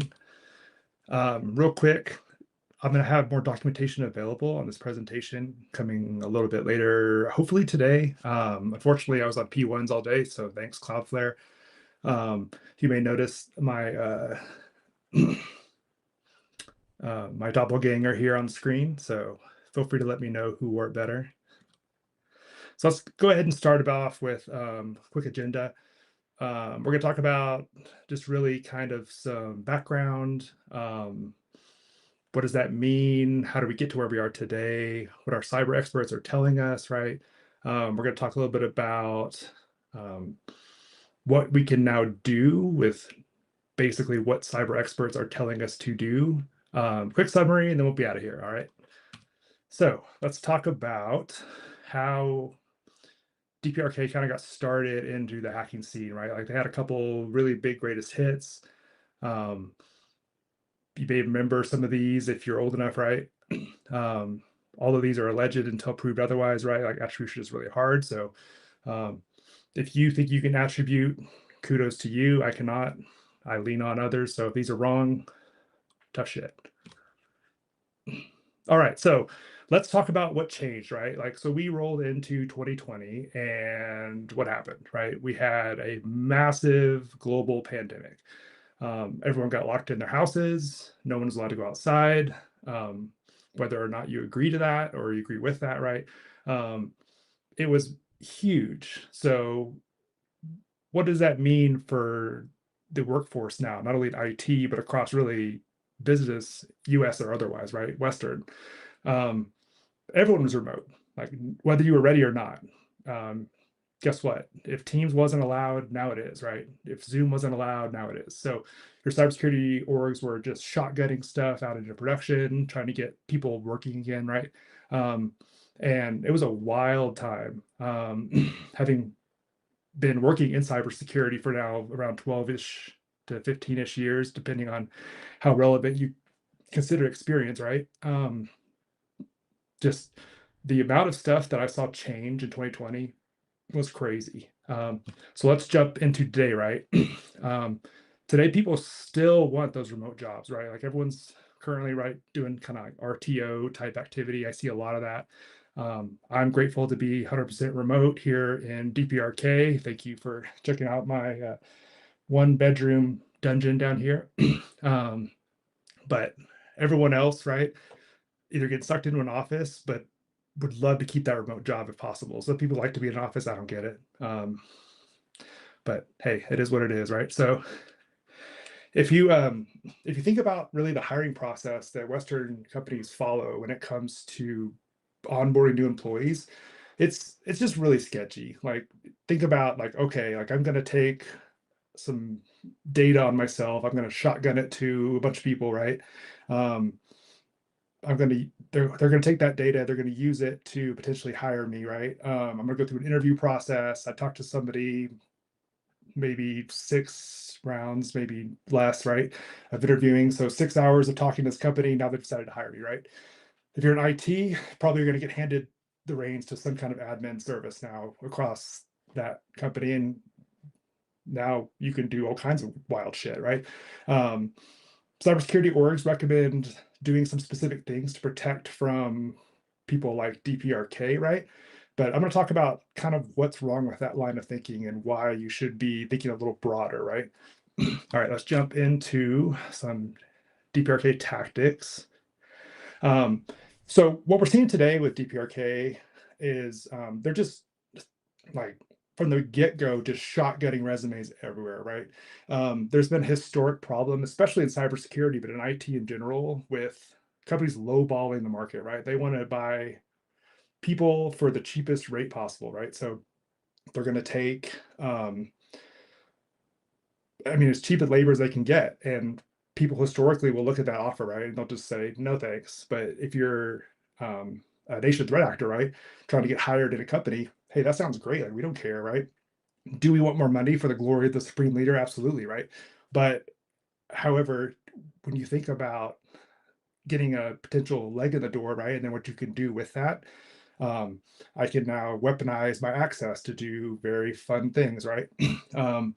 Now it starts to get a little sketchy, right? So we've kind of, as Western nations, done this to ourselves, thinking about, hey, like, how do we make the most money and take advantage of our people in the best way, right? Like, I don't know, we've been asking for it for a while, and so it's not surprising to now see this happening. Companies are looking for people with experience. They're looking for people that are known. They're looking for people that have really the skills that are pushing the forefront of what technology is. But it's not just technology either, right? Like if you think about marketing, HR, these are all IT systems now. So you can't just look at IT in general either. Like these people, if they don't have access with admin access, right, to your IT systems and like marketing, HR, finance, etc., right, they're going to get it. They're going to shadow IT it. They're going to go shake it down. And as a cybersecurity person, guess what? If you're not a good partner, good luck. So jumping into, let's look at some recommendations coming out of some of the biggest companies in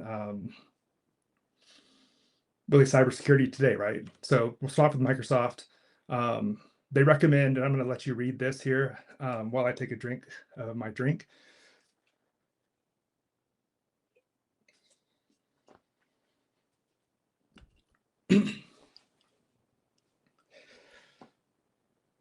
So, if you had a chance to read through all these, really the theme here is that making sure people are real, right? We're going to look at these in a little different light in a minute. I just wanted to give you some familiarity with them. So we're going to jump to the next ones, which are from Google's, I don't know, Google Threats, Instagram service or something, whatever they're calling themselves nowadays. So take a look at these as well. And then we'll jump to the next slide.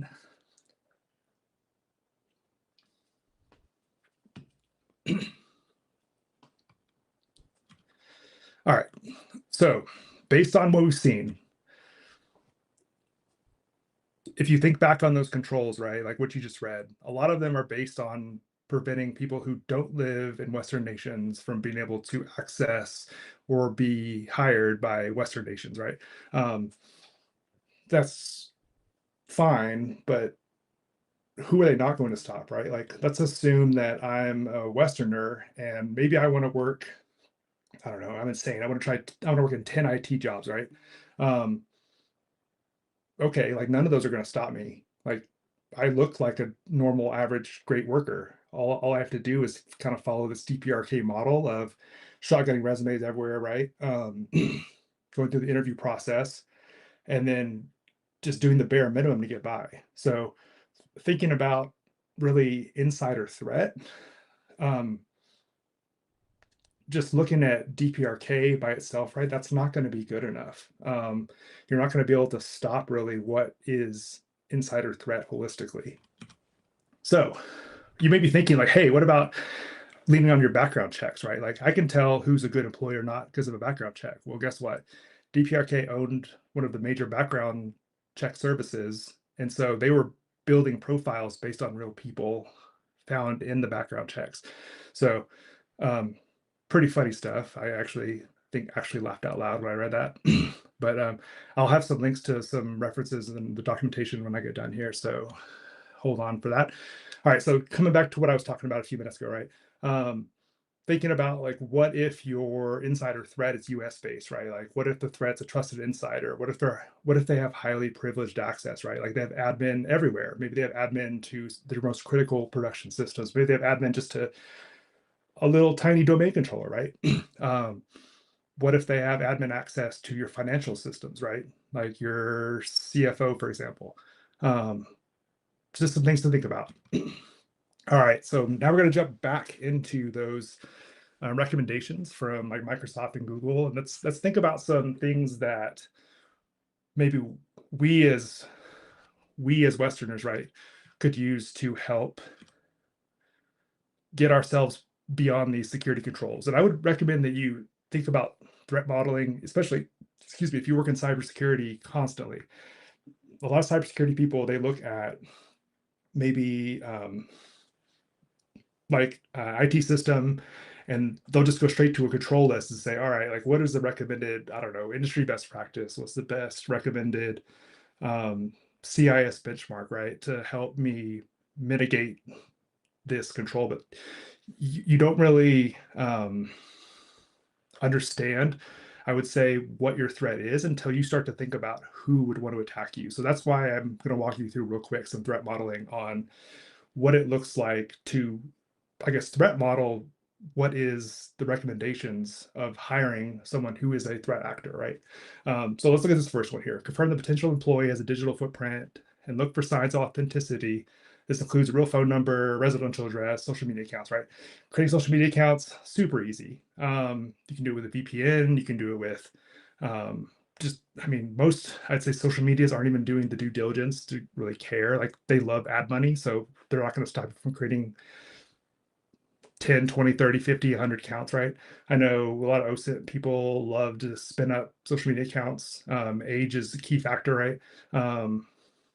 But this is a really easy one to bypass, right? The real phone number, especially if you're a Westerner, is not hard to get. You can get in like a phone number by just downloading an app and throwing like a few dollars at like one of these cell phone providers, right? Residential addresses are really easy to fake too, right? If you think about all of our data as Westerners basically now being public, right? This type of stuff is not going to really, I would say, slow you down. So let's jump into number 2. Scrutinize consistency of names, addresses, and dates, right? And this is more for background checks. So if you have access to someone's data, right? Like if you are either watching the data breach history, right? Or you have access, like you don't have to go on the dark web. You just go on a torrent and download tons of data about people that are leaked in from various data breaches, right? This stuff is all very easy to get. So I would say this is also not going to stop you as a Westerner, right? Like you can easily make this data match. Just don't get sloppy with it. All right, looking at number 3, consider contact references by phone or video telecoms rather than email. All right, so if you're a Westerner that's utilizing like DPRK type, I would say, threat models, you're already going to look like a Westerner. You're going to talk probably plain English. This isn't going to stop you either. Pulling somebody on site, that's probably going to be a little different. If you're a Westerner, that's not going to really stop you from being an insider threat, right? But if you're obviously in DPRK and you say, hey, we're only interviewing on site, you can remote work, but we have to at least meet you and see you in person to make sure that you know what we think you know, right?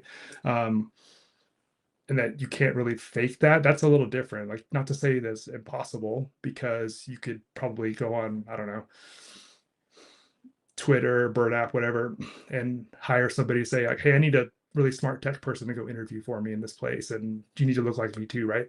Okay. So not 100% preventable, but definitely going to be a little harder. Let's jump into number 4. Search whether a potential employee is employed at multiple companies using the same persona. Good luck. So if you companies are probably going to utilize, and there's probably many things I'm not aware of behind the scenes at HR. So if I'm completely wrong on this, take this with a grain of salt. But if you're like relying on LinkedIn to tell you where somebody works, people are terrible about using LinkedIn. I mean, how else are you going to find this data? Like a background check, okay. Like if you're like DPRK and you own the background check company, right?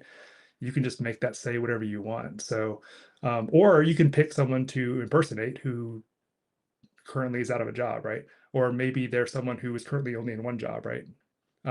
There's definitely ways to get around this one as well. So let's jump into the Google recommendations. Verified during onboarding that corporate laptops have been geolocated to the location where they are shipped to. This goes back to that woman who was running that farm out of her house, I believe, in Arizona. She was bypassing this control by just hosting computers for employees to RDP into or SSH into, right? Based in the United States. As a Westerner, this is business as usual, right? Like, great. I live where I work. Nice try. Using hardware-based multi-factor authentication to enforce physical access to corporate devices, right? Same thing. Like, this isn't going to stop a Western insider threat because you ship them their hardware key. So, okay. This also wouldn't have stopped until they tracked down that woman in Arizona, right? Like, she can easily just leave a YubiKey plugged into a laptop. And so the fact that they caught her with those is interesting because she's probably not the only one doing that. This one was pretty funny. So mouse shielding software was all the rage in 2020, right? When everyone was first going to remote work. But I mean, this is something that's super easy to get around today. I mean, if you just need to move your mouse and that's all they care about, like, that's the easiest KPI I've ever heard. So hopefully your boss is asking you to do more than just jiggle your mouse in your job. But hey, if that's all they want, then automate it. So let's talk about summary, right? If you think about what it looks like, and I coded these as 2 different views, okay? So there's a malicious view and then a more of a blue team view. The American insider threat model, right, is a very underutilized threat model across, United States, Western countries in general, right? Like, if you want to get hired at a company, especially Fortune 50, right? I would recommend you beef up a fat resume with some hot skills and just shotgun it everywhere.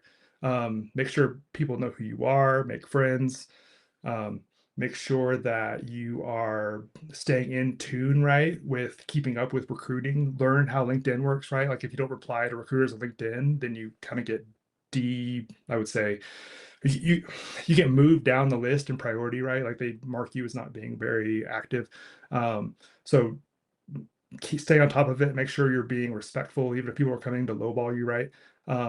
This is a great way to get hired into multiple roles if you wanted to, right? Like, just sending out resumes everywhere. It's not quote unquote illegal to work for multiple companies at the same time. It was really hot for a while. It kind of just disappeared. No one's talking about it anymore. But that is, I would say, very much a thing. So if you're looking to get some supplemental income, not unlike our DPRK friendos, take a look at some of these recommendations, and then also do your own threat modeling, right? Like look for weaknesses in today's corporate policies.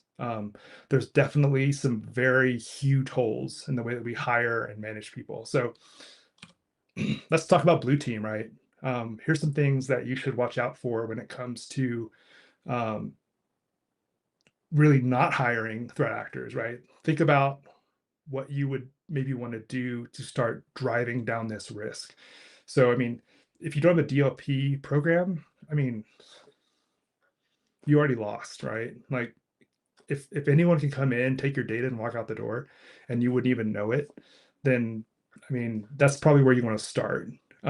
Start thinking about zero trust policies. I know that's a huge buzzword, but if you have to authenticate everywhere to everything, and that's the only way you get access to it, that's the only way you can tell who's actually doing things out of the ordinary, right? If you see, like someone mentioned in one of the earlier presentations, that hey, this person only works normally 9 to 5 Central Time, and now they're working, I don't know, 9 to 5 DPRK time. Hey, that might be a red flag, right? Like you need to know what's normal in order to be able to catch people that are doing weird stuff, right? Definitely want to manage employees based on KPIs. And then also, I mean, treat your employees well. Employees that are treated well generally will not come back and try to bite you in the ass. So those are my high level recommendations. There's probably better ones out there, but those are mine for now. This is my exit 2. So I generally go by Rect on all the social medias. I'm on Bird App, the Blue Sky Echo Chamber, Mastodon, but for my friend Tinker only. Check out my docs if you're interested in more data on this subject. I did more threat modeling on the docs, so if you want to see some of the just more scope, right, of what you can and can't do, in my opinion, with today's hiring processes, take a look at that. And that's it for me. So thank you, everybody, and enjoy the rest of your day.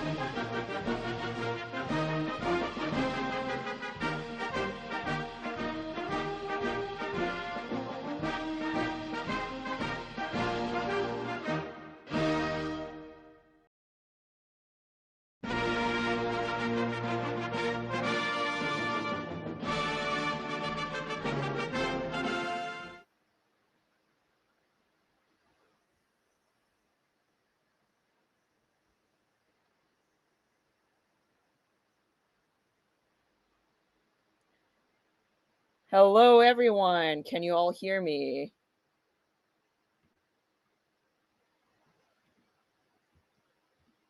All right. So today,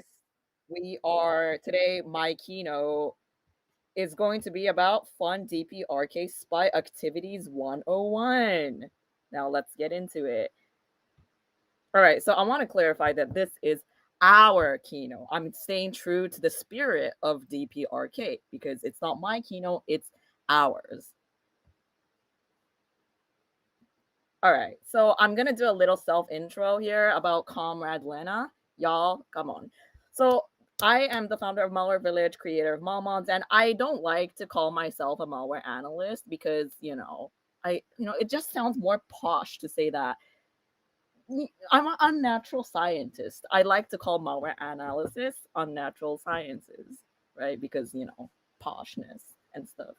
And I may or may not be affiliated with the APT69 Laughing Labubu group. Y'all will know later. So, I'm going to split this talk into a few topics. It's a few sections here. The first part's going to be mastering the art of deepfake. The second part's going to be mastering the art of shallow reel, which not really exactly anti-deepfake, but more like non-deepfake stuff. Well, y'all will know what I'm talking about later. And then the next part is going to be re-educating malware to work for us. And the fourth part's going to be how to become a DPRK spy the fastest way. And the last part's going to be running Brokey PsyOps operations. Alrighty, so how do you master the art of deepfake? Because nowadays, a lot of the times, people, if you looked at the talks about all these like North Korean IT workers, they like to use deepfake a lot.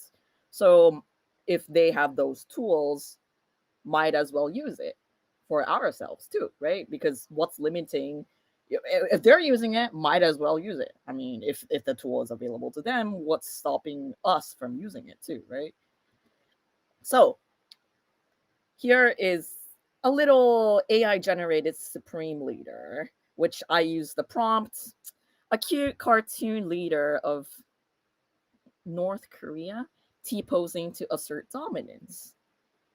Then I use this 3D AI generation program, which was called Meshi AI. Well, I'm not. It's not sponsored by Meshi AI, so I mean, if anyone from Meshi AI is listening, do consider sponsoring. But yeah, no, it's not sponsored. So I just wanted to say that this is a AI generated 3D model of the Supreme Leader, which shall not be named because it violates the third-party guidelines. So just a cartoon cute leader of an unspecified country. All right, so we got the 3D models. Now we could bring him to life. So in a 3D model, you rig the model, so it's got these like joints and bones that you can move, right? And then you can animate it to do this like roof dance, which is well, congratulations, we've now successfully made our own little Supreme Leader with relatively very little effort on a very, very low budget, right? So, I mean, as you can see, it's pretty easy to create things now with the technology, right? I mean, if it's available to us, it's also available to them, right? So might as well, if they're using deepfake for nefarious things, we might as well use it for fun, right? So now we come into the part of mastering the arts of shallow reel. Not really anti-deepfake because we're not exactly fighting against deepfake. Like it's not countering deepfake, but more like shit that's not deepfake. So I'm basically real art, right? So I myself being the creator of Malmons, I decided to so starting from this year, I made a promise to myself that with every keynote, any conference that I keynote at, I will create a custom Malmons for that conference, which out of the malware that the conference organizers really like. So that was my goal. So far I've made a bunch of Malmons for a bunch of B-sides and a bunch of other conferences that I'm keynoting this year. And I might do it for next year too.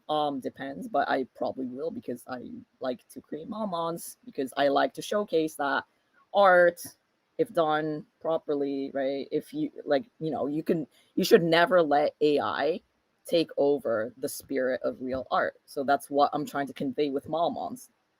So now that I'm also keynoting at BSides Pyongyang, I decided to keep my promise, which is for every conference that I keynote at, I am going to make an original Malmon. So naturally, I had to decide what Malmon am I going to make? What malware really gives off that BSides Pyongyang vibe. So I decided to go with the Kim Jong Rat malware. So it sounds like a joke, but there really is a malware called Kim Jong Rat, right? So if you actually go on Malpedia, there's actually something called Kim Jong Rat, and there's multiple analysis articles of Kim Jong Rat. So I previously did a who's that Malmons with the silhouette on my socials, and yeah, if you guys have not guessed, it's the Kim Jong Rat Malmons. So this is the Kim Jong Rat Malmons. And just as I mentioned previously, right? I also used AI art to generate the whole Supreme Leader 3D model. But at the same time, I also want to talk about the beauty of real art. So this is what I'm doing with the whole, the creation and design of the Kim Jong Rat Malmons. So as you can see here, this is the time-lapse sketch of the Kim Jong Rat Malmons. So, I mean, nowadays, a lot of things, like most of the time, to the untrained eye, to the non-artist eye, people may have difficulties trying to differentiate between AI art or real art. And I mean, I don't blame them for it, because I mean, a lot of the times nowadays, AI art looks very convincing. It looks pretty legit. But I guess one of the a lot of the times as artists, right, we get a lot of comments saying, "Oh, is this like AI art or not? Like, can you prove that this is not AI art?" Like, I mean, if someone asks that, it's like, it's kind of like, I mean, like, you don't like, I mean, if they can't tell, then, well, I mean, whatever. But I mean, you're not, as an artist, you're not trying to prove to people that you're not AI art, right? You're just trying to show something that, like, I like to say that art is a snapshot of the artist's soul at the time, right? And then if someone asks that, "Oh, like, is this like AI? Can you like prove it's not?" Like, I mean, one of the ways that you can like show is like through this kind of like sketch, like the time lapse of the sketch. Another thing why I like to record these kind of like time lapse sketches is because it also teaches people how to draw, right? I mean, I record it because there are some salty people that's like, "Oh, can you like prove it's not AI?" So I just show them the video. But at the same time, right, this kind of video helps teach people how to draw art, right? Because for me, I like to consider art as, I mean, the way I learned art, it was really self-taught. I didn't go to art university or anything. I studied computer science, and I specialized in compiler optimization and chip design back in university. Well, I dropped out, but yeah, so after that I decided to pursue art, but I didn't learn it from any. I didn't really watch anything. I didn't like go to school or anything for that. I mostly just looked at a bunch of these Pokemon art that already was drawn, and I tried to reverse engineer the process in which how the art came to be, right? Because I mean, there's like, at that time there wasn't much tutorial videos on how these original Pokemon art came to be. So I had to reverse engineer the process to think about how the artist created the thing. So I like to treat the way I like to see art is basically reverse engineering, and then you like reverse engineering the process and adding your own twist, adding your own flavor to the process to make your own art. So another thing I like to say often is, I mean, given the fact that I came from compiler optimization backgrounds, I like to say that drawing cartoons are actually much harder than drawing really hyper realistic art, because you got to express something in the least amount of strokes possible while still maintaining its meaning, which I also, in more technical language, I like to also say that what makes a good compiler, it's the ability to translate high level language into low level language in the least amount of instructions possible while still maintaining its meaning, similar to how cartoons are basically a very, very condensed version of a really higher abstract, like a really highly abstracted version while still maintaining its charm, right? And okay, so another thing I like to do with my Mamon's art is I like to animate them to add a little bit more life to it. So you could see that now it's like bobbing around, like bobbing, like you see the tail wagging and stuff, just giving it a little bit more dimensionality and personality. So this is, I'm gonna do a little shameless plug here, like my self promo. So this is I'm working on this book called The Unnatural History of Malware, which is basically I explain malware as if I am some kind of autistic Victorian era scientist, right? Because why not, right? So yeah, so this is like a preview of what I'm working on, and I also like to draw these Malmons in these like kind of like Victorian era scientific sketches to kind of label and give it anatomy. It's because just like malware, it's got anatomy, it's got structure, and then personifying, giving life, like expressing malware as if it's a living being, just makes it much easier to express and to explain how it works. So this is what I'm working on. These are all hand drawn by me. So there is like, stay tuned for more, because if everything goes well, it will be published next year. So just as a meme, just for fun, I also made the Kim Jong rat Malmons in this anatomical style. So this is the time lapse of the Kim Jong rat Malmons. So same again, right? I'm not just recording this just to prove people that no, that's not what I'm trying to do. I record this process so that people in the future who are interested in this kind of artwork can learn from it without having to reverse engineer the process manually themselves, right? So they have the top, like the bottom up, like how to draw, right? They don't have to reverse engineering the process, because reverse engineering takes effort, right? If someone recorded the whole process, it's just much easier for someone to learn. So if you're an artist, I would highly recommend that you also record your like process, because people do enjoy watching the art itself, but people also enjoy learning from the art. So please do. So again, the message I'm trying to convey here is, don't let AI art completely replace real art. As an artist, always make sure that you retain full rights to your work and treat AI as kind of like a Photoshop on steroids. It makes your workflow like more efficient, but never let AI do the whole work for you. As in, like, don't let it be a tool for you. Don't let yourself be the tool for AI, right? You don't want to be a tool for AI, as in like you're making all these artwork and you're just using those artwork to train the AI. That's you working for the AI. Do it the opposite way. Let the AI work for you, right? So it's also, there's no shame in using AI to enhance your artwork. In fact, that's what I did for some of the stuff I made here, which is, the Supreme Leader on a rocket. This is, it's both 3D, the 3D model itself, the base of it is AI generated, yes. But some of the refinements, like the BSides Pyongyang logo here, it's vectorized. And these are parts that I made manually. So by mixing these things, it made it much more efficient to make something like this, right? By the way, this is a speaker gift. So if you're a speaker, you will get it later. So stay tuned for it. All right, the next section, re-educating malware to work for us. All right, so I mean, I talked a lot about art and stuff like that, but again, right, I am also a malware analyst, aka an unnatural scientist. So this is where I truly shine here.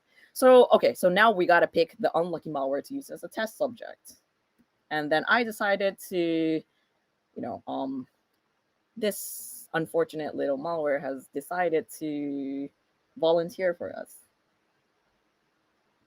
All right, so this is basically a fourth stage payload extracted from the snake keylogger. So this is an article I wrote. This was like back in 2020, like I believe it was like last year. It was like quite a long time ago. So this is a full reverse engineering tutorial walkthrough article I wrote about the snake keylogger. So if you're interested in how I extracted this fourth stage payload, please do have a read here. So if you first dissect the fourth stage payload, it's just obfuscated and full of gibberish, right? But once you clean it up, you can actually modify the code. So it's, I decided to insert some of the interesting graphics here, like Supreme models here, like the models that we previously created with the AI. So I attached this sample to the LineCon channel on the BSides Pyongyang Discord. So if you guys have nothing better to do, feel free to download it and analyze it yourself as well. So yeah, I added some functionalities because the original fourth stage payload does not have any functions related to changing the backgrounds or displaying this dancing Kim. So this is something that I modified the fourth stage payload to do. So it's basically like, re-educating the malware to work for you. So that's the topic here. Because again, malware, I like to say, if someone throws shit at you, collect the shit, use it as fertilizer, grow your lemon farm, make a whole lemonade industry, make money, and then finally squeeze the lemonade into the enemy's eyes, right? So this is what I'm doing here. Like someone just threw malware at me, but I decided to tame it, dissect it, and make it my pet and work for me, right? So that's the kind of mentality that I have. So again,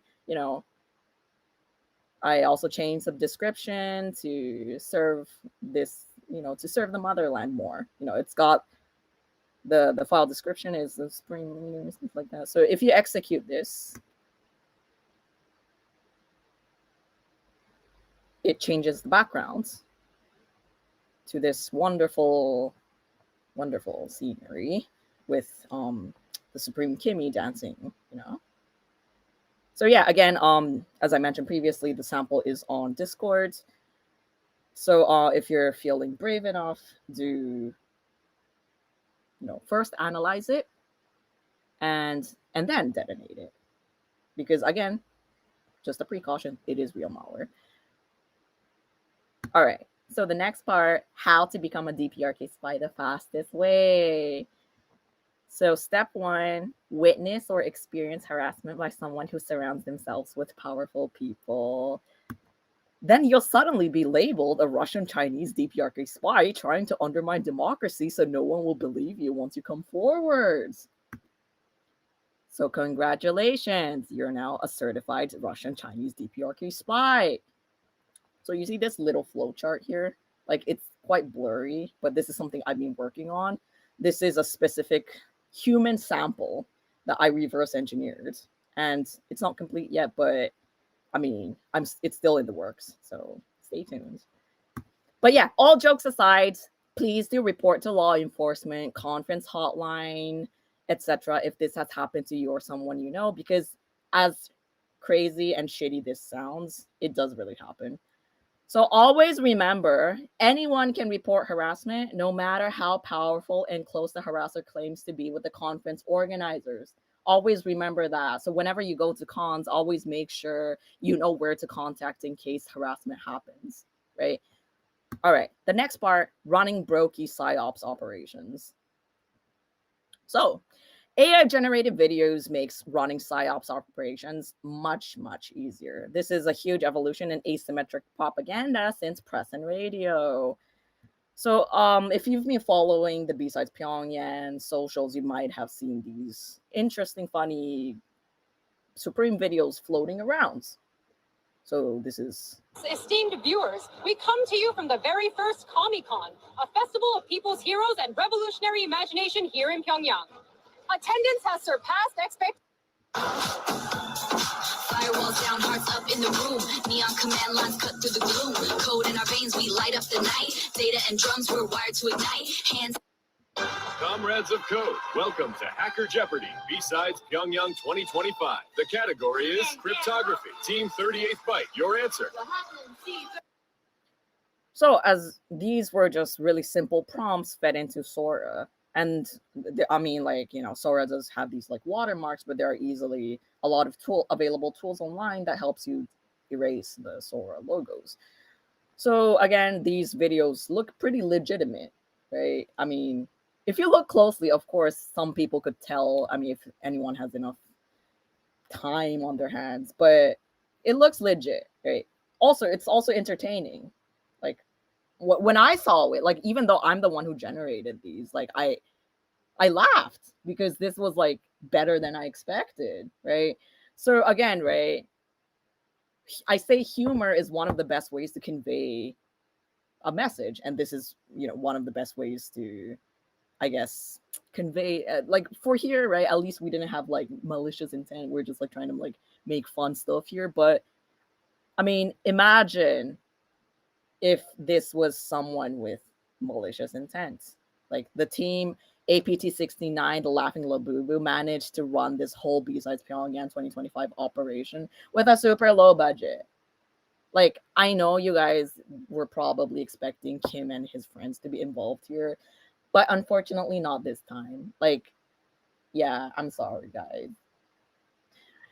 So yeah, so again, now imagine what real threat actors can do with a state-funded budget and team, right? Like, I mean, just treat this whole BSides Pyongyang 2025 as a fancy security awareness training program here. If y'all came, thank you. But like, also remember that treat everything you see on the internet as propaganda made to hook your attention, to make you believe something. It could be anything, just made to make you believe something. So just seeing is no longer believing, right? I mean, just look at how fast AI videos are evolving. Like 2 years ago, it was like, you could easily tell. People could be like, oh, like, you know, just look at how the hair flows, how many fingers there are, like, look at the whole, you know, look at the like, there was a bunch of lists on how you could try to identify if something is deepfake or not. But nowadays, like, none of that. Like, even for emails, right? In the past, like just a few years ago, people were like, oh, if there's like, you know, typos in the emails, don't click on it. But nowadays, like, those kind of things, they're easily bypassed, right? Like, things look legit. So all the things that we were taught in the previous, like, older security awareness trainings kind of just goes out the window. So as of now, just treat everything you see on the internet as not real. I mean, I wouldn't say not real, but take everything you see with a grain of salt and use your critical judgment. Like, if something feels interesting, I guess, like, just okay, like, just seeing is no longer believing. So always make sure that you have your thinking cap on, use your critical judgment to understand where the source is and who is making this. And again, BSides Pyongyang 2025 is a very fancy security awareness training. So congratulations for coming this far. And special thanks to the APT69, the Laughing Labubu, for making this whole fancy security awareness training, aka BSides Pyongyang 2025, happen. So this was the first online BSides Pyongyang. So it's actually the 30-year anniversary of BSides Pyongyang, the first one being in 1995. So thank you so much for coming to the 30th anniversary. Laughter is the best medicine. Thank you very much. And I'm super looking forward to Uwu's performance. Thank you. Thank you.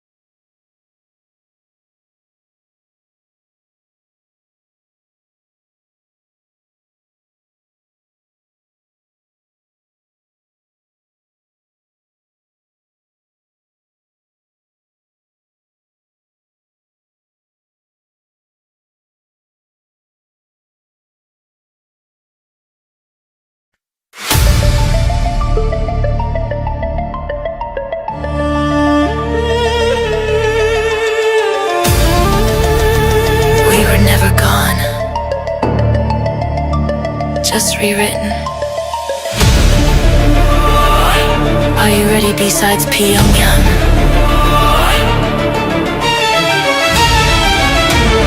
Lazarus will walk again. Spring 2011, a nation separated and confined. Manufacturing goes for their weapons. The threads of fate start to untwine. Their hatred strong for the opposition, marching forth blood on their mind. With 10 days of rain as their mission, the battlefield had now been primed. Erased, but never gone. No light, no dawn, just lips that whisper cold like songs. Darkened souls erased, no tears left to mourn. Sleeps of diamonds unnamed, claimed and transformed. Glimpses of children of men, no more room in hell. The dead will walk again.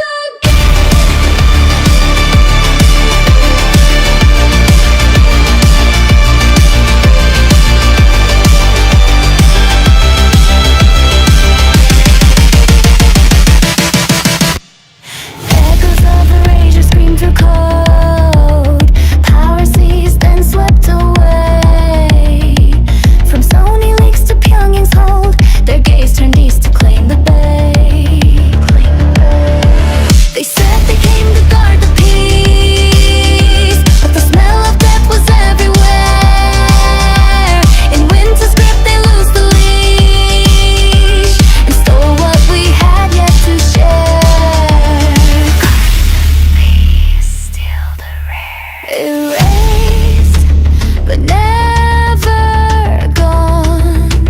No light, no dawn, just lips that whisper cold like songs.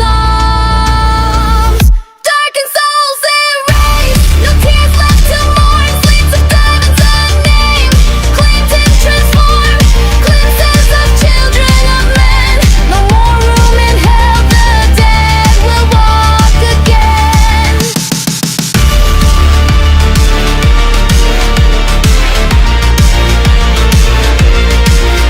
No more in hell. The dead will walk again.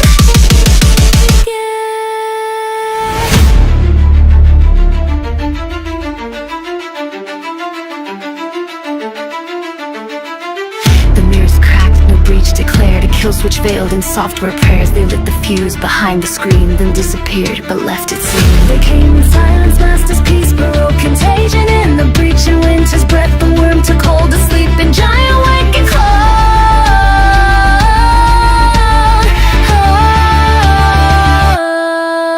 Erased, but never gone. No light, no dawn, just lips that whisper cold like songs. Darkened souls erased, no tears left to mourn. Sleeps of diamonds unnamed, claimed and transformed. Glimpses of children of men, no more room in hell. The dead will walk again. They said they came to guard the peace, but nothing holy ever stays. Carved memories to holy scripts, then vanished into yesterday. Erased, but never gone. No light, no dawn, just lips that whisper cold like songs. Darkened souls erased, no tears left to mourn. Sleeps of diamonds unnamed, claimed and transformed. Glimpses of children of men, no more room in hell. The dead will walk again. Darkened souls erased, no tears left to mourn. Lazarus unnamed, claimed and transformed. Glimpses of children of men, no more room in hell. The dead will walk again.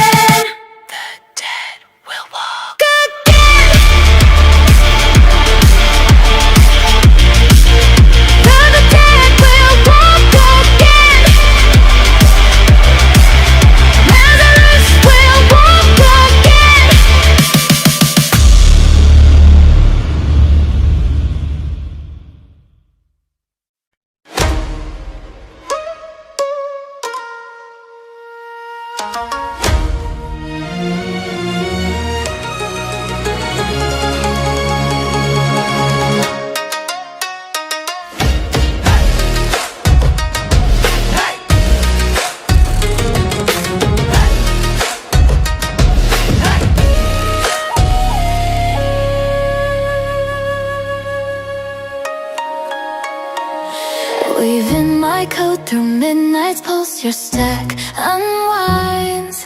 Spoofed your voice on hollow screens, I blur the lines. Shark teeth, gnaws deep, we're in the bites. Stuck for months, so into your pathetic life. Tick-tock, clock steady, your time runs out. Pop the kernel, add it to my body count. Data lock, but I break the seal. State-born curse, my hunger's real. Black Banshee weaves the final rites, stealing secrets in the dead of night. Rise up, the thief in skies. Her call resounds, it's your demise. Oh, oh, oh. Feel the dark collide. Oh, oh, oh. No escape, can't hide. Oh, oh, oh.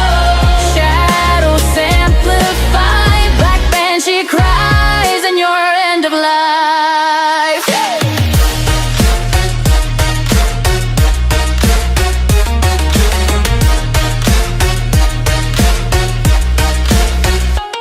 Across unseen networks, our saga unfolds. A surge of code, your walls corrode.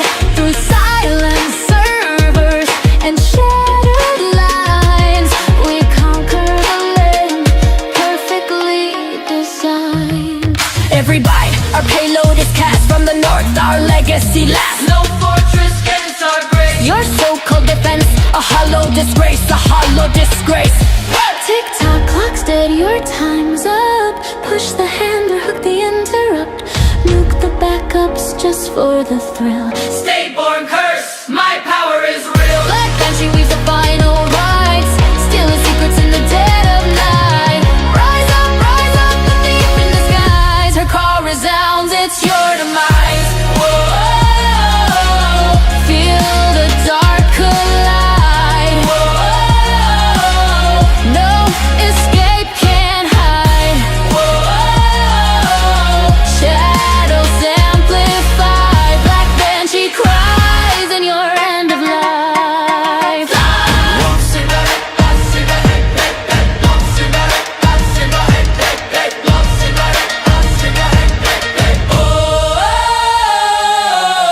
Toxic mails from those you trust.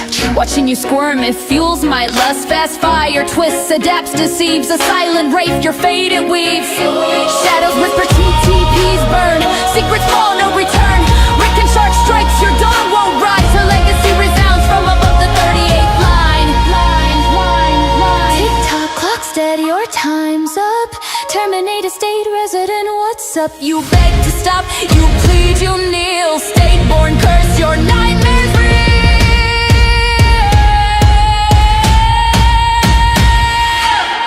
Black Banshee weaves the final rise, stealing secrets in the dead of night. Rise up, the thief in disguise. Her call resounds, it's your demise. Whoa, feel the dark collide. Whoa, no escape, can't hide. Whoa,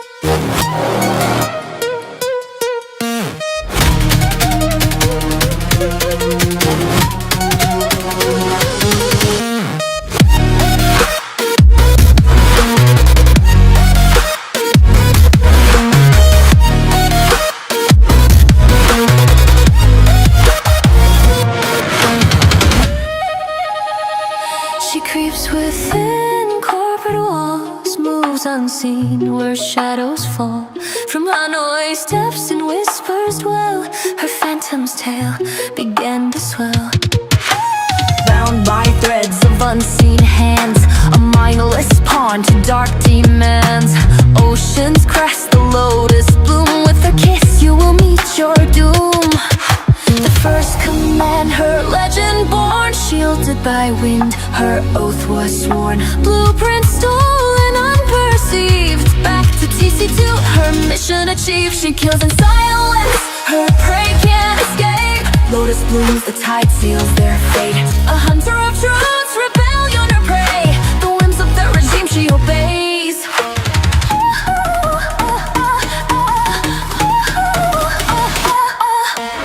In 2014, a campaign underway. The foundation of freedom is at stake. She lures victims with deception. The poison lies within an invitation. Her minions now injected deep. In memory and registry they seep. Now persistent, she starts the raid. Democracy dies as she invades. Her target enemies of the state. Her existence no longer a debate. Physical locations retrieved. Back to TC2, her mission achieved.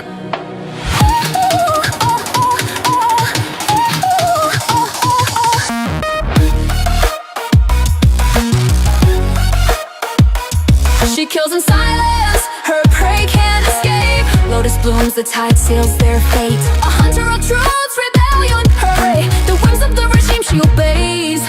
In 2024 she's resurrected. Her terror spreads through code infected. Mimicking shadows, cobalt in her veins. Hunted down is the end of her reign. Betrayed by whispers in her commands. Rising up alone, heroine stands. Calling upon humanity's defense. Brought down in the night by Huntress.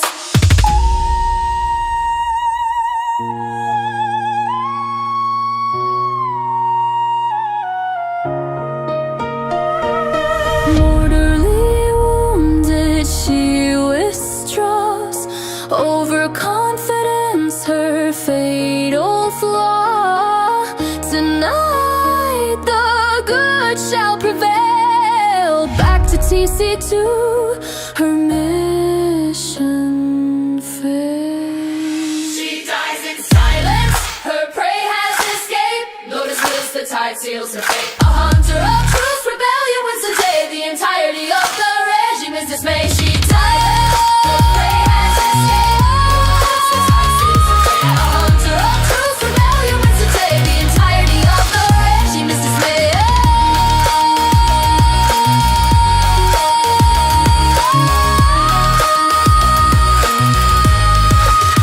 She dies in silence, her prey has escaped. Lotus wilts, the tide seals her fate. A hunter of truths, rebellion wins today. Entirety of the regime is dismayed.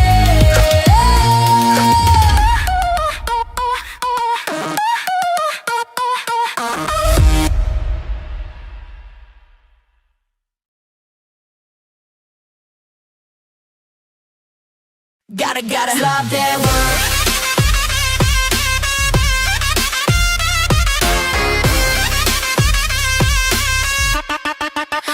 Gotta love their work. Copy paste the prompt, let it ride. Ship it fast, watch chaos kitten hide. 0 days, nah, just autofill. Buzzwords flexing, but the logs stay still. Talk big game on a conference stage. White paper ghosted, just copy the page. Cloud chase loud, but the commits are blank. Dragon all smoke, no flame, rob that bank. Sloppy pipeline, scripts on fire. AI sloppy feeds the liar. Dress it clean, but the guts are fake. One bad push, watch the whole thing break. Slap that work, slap that work. Gotta vibe that code, make it worse, make it worse. Got a fake talk, so I made it slide, made it slide. Give 'em smoke when my repo drop. Vanish. Gotta slap that work, slap that work. Gotta vibe that code, make it worse, make it worse. Gotta get that repo cloud, get purged, get stirred. Gotta slap that work. LinkedIn flex, I cracked the scene, but the POCs just chat GPT. Bug bounty post, I own the crown, but the exploits patch from a year shut down. Sell that hype, ride AI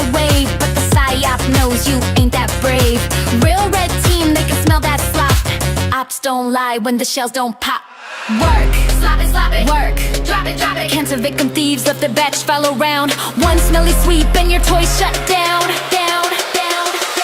Slap that work, gotta vibe that code, make it worse, Got a fake talk, so I made it slap, Give them smoke when my repo drop. Vanished, gotta slap that work, gotta vibe that code, make it worse, Gotta get that repo cloud, get purse.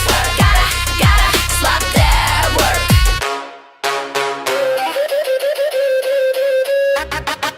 Gotta slap that work.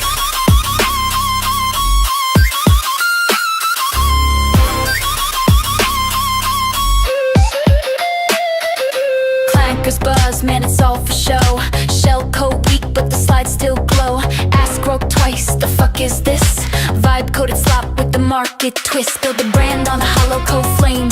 Scarecrow hacks with a stolen name. Talk is cheap, but the invoice is tight. Sell the breach like a ghost in the night. All these EDR suits with a bedtime tale. AI threats that were never born to fail. Fake case studies, made up prey. Boardroom screams, gotta sell that day. Write the myth, let the market bite. Drop the nation state in the deck tonight. But the logs don't match and the tools don't sing. Fear porn crown on a straw man king. Slap that work, gotta vibe that code, make it worse, Got a fake talk, so I made it slap, Give them smoke when my repo drop. Vanish, gotta slap that work, Gotta vibe that code, make it worse, Gotta get that repo cloud, get purse. Gotta slap that work. AI thirst traps flood the feed. Slop queens farming off endless need. Hentai pose with the code made glow. Bot farm likes make the metrics blow. Timeline stacked with the waifu clones. Bug Barbies flexing synthetic tones. Elder tentacle that latex dream. But uwu waifus are the only real queens. Slap that work, gotta vibe that code, make it worse, Got a fake talk, so I made it slap, Give them smoke when my repo drop. Vanished, gotta slap that work, Gotta vibe that code, make it worse, Gotta get that repo cloud, get purse. Gotta slap that work.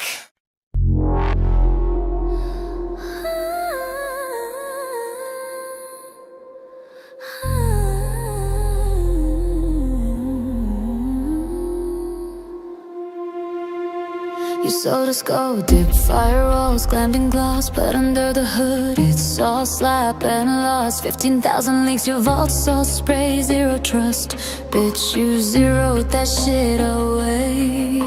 Configure split out while you pose for press. Iron walls cracked under your AMS. Super admin serve like meat on a tray. For the net, fuck the world and we're the ones who pay. Oh, you sold us lies wrapped in steel. Snake oil schemes, none of it's real. Hype and fear, that's your game. Now the whole spits on your name. Your products and industry-wide curse. Fighting with Ivan T to prove whose words. Your box is such a liability. 0 days flaws hidden on the daily. Thick thighs can't even save the lives from the gaping holes where your failure thrives. Goat sea logo stretch sky high. Fortune is the grave where our trust goes to die.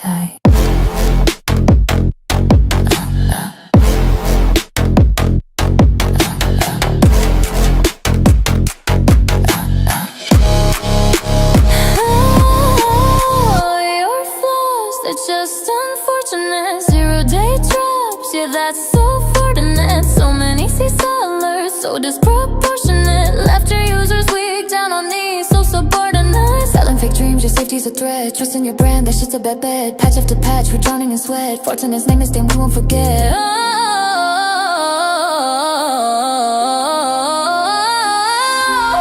you sold us lies wrapped in steel. Snake oil schemes, none of it's real. Hype and fear, that's your game. Now the whole world spits on your name. Your products and industry-wide curse. Fighting with Ivan T to see who's worse. Your box is such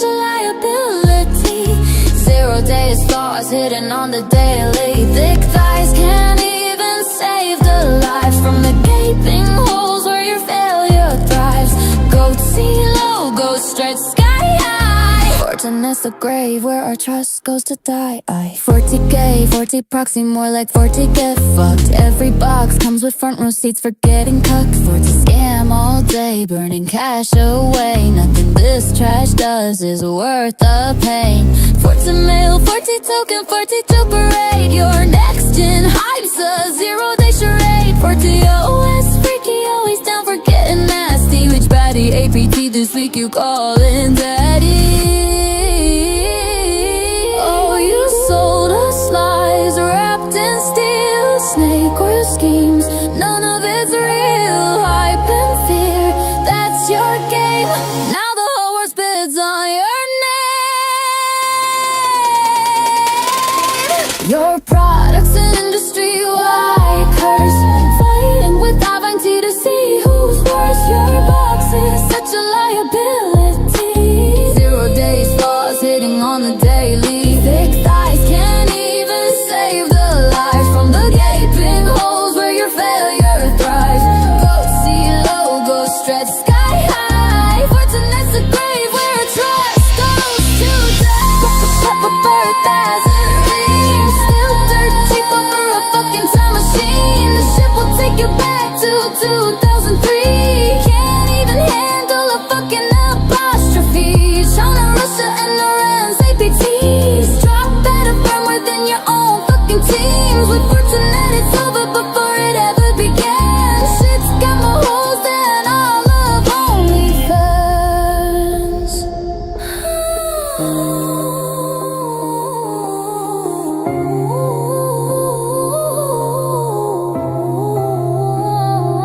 Oh, you sold us lies wrapped in steel. Snake oil schemes, none of it's real. Hype and fear, that's your game.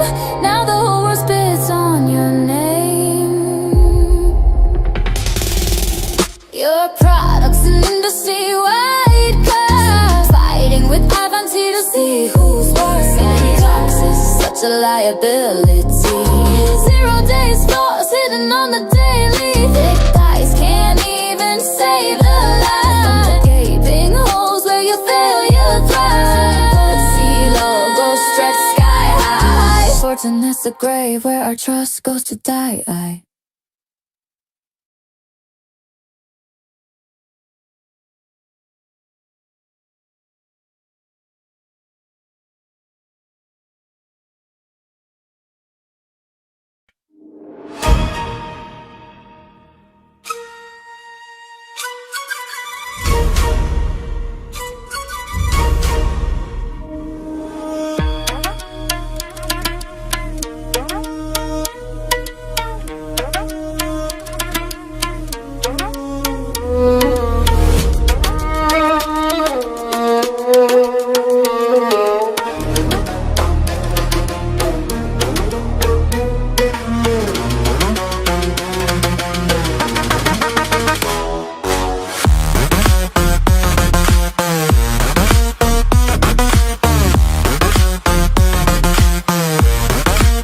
Snow on the skyline, crypto rain, bank alarm singing our name. Midnight heels on a data floor, rated that vault but we need more. Zoom that call, fake that smile. Skins of coke, quick run that file. Deep fake your world, enjoy the show. We'll snatch your face like the demon cold. Glass hearts freeze in paradise. Every click another sacrifice. We're pushing more through the chain, having quiet pleasure in pain.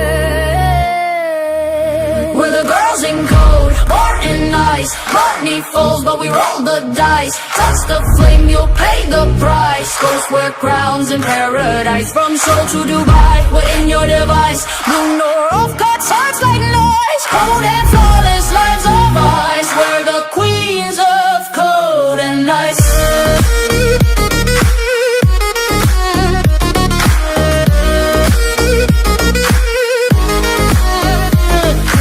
Stranger in the not without a sound. We ghost the trail, shut the system down.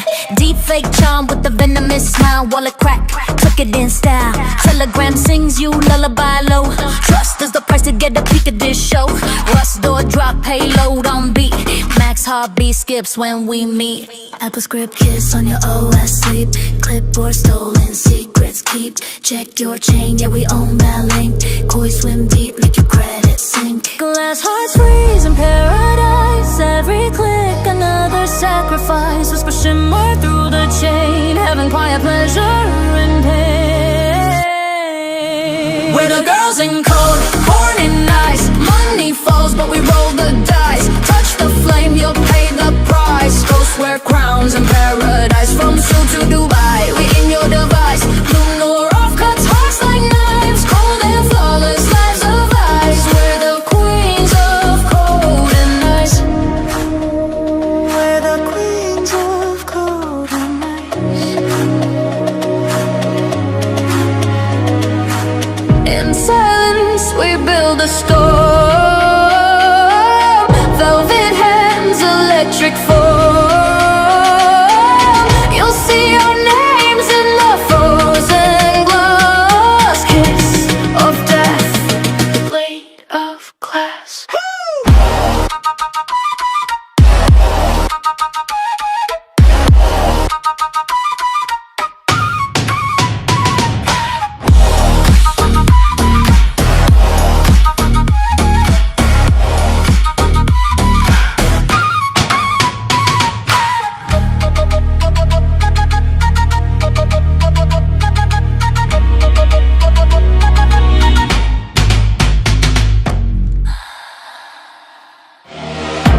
They call the lurking in the frozen breach. A ghost in glass who stalks the breach.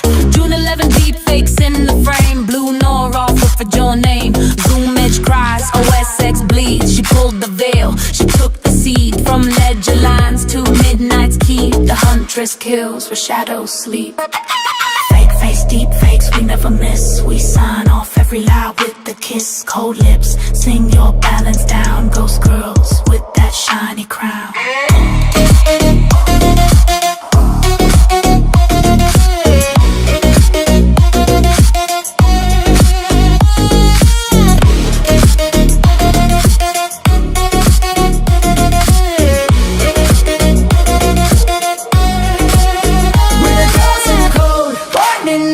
Money falls, but we roll the dice. Touch the flame, you'll pay the price. Ghosts wear crowns in paradise. From Seoul to Dubai, we're in your device. Blue nor off cuts hearts like knives. Cold and flawless lives of ice. We're the queens of cold and ice. We're the queens of cold and ice.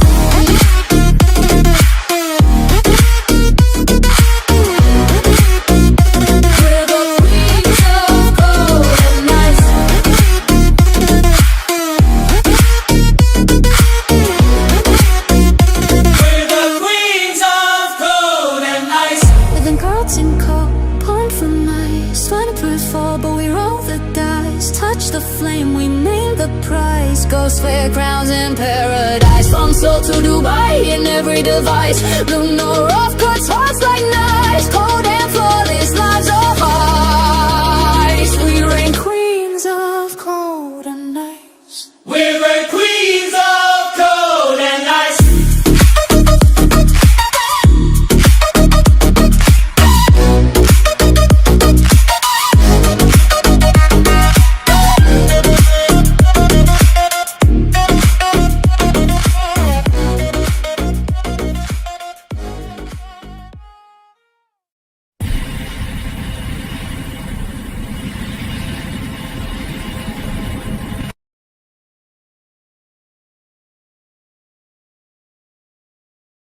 Yuki, what are you doing?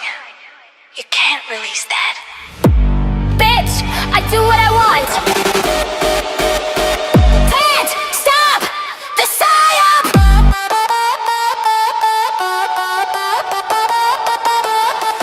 Cook the babe, babe, babe, babe.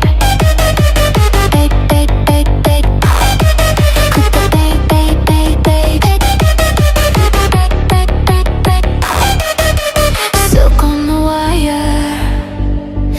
reach your desire. A kiss on your lips, better believe Yuki has that crazy grip. I play the game, whispering your name. Drip sweet cuts deep, baby don't hide. Your secrets I keep. Taste it once, there's no release. Beg for the bite, on your knees for your cat. Viper strike, bite it down. Boy, you're trapped, no way out now. Fangs in your phone walls crashing down. Viper strike, tied and bound. We tease, we play, you're begging to stay. Venom in your veins, no light, no day. I stalk, I break, your soul I take. Again, she's your last mistake.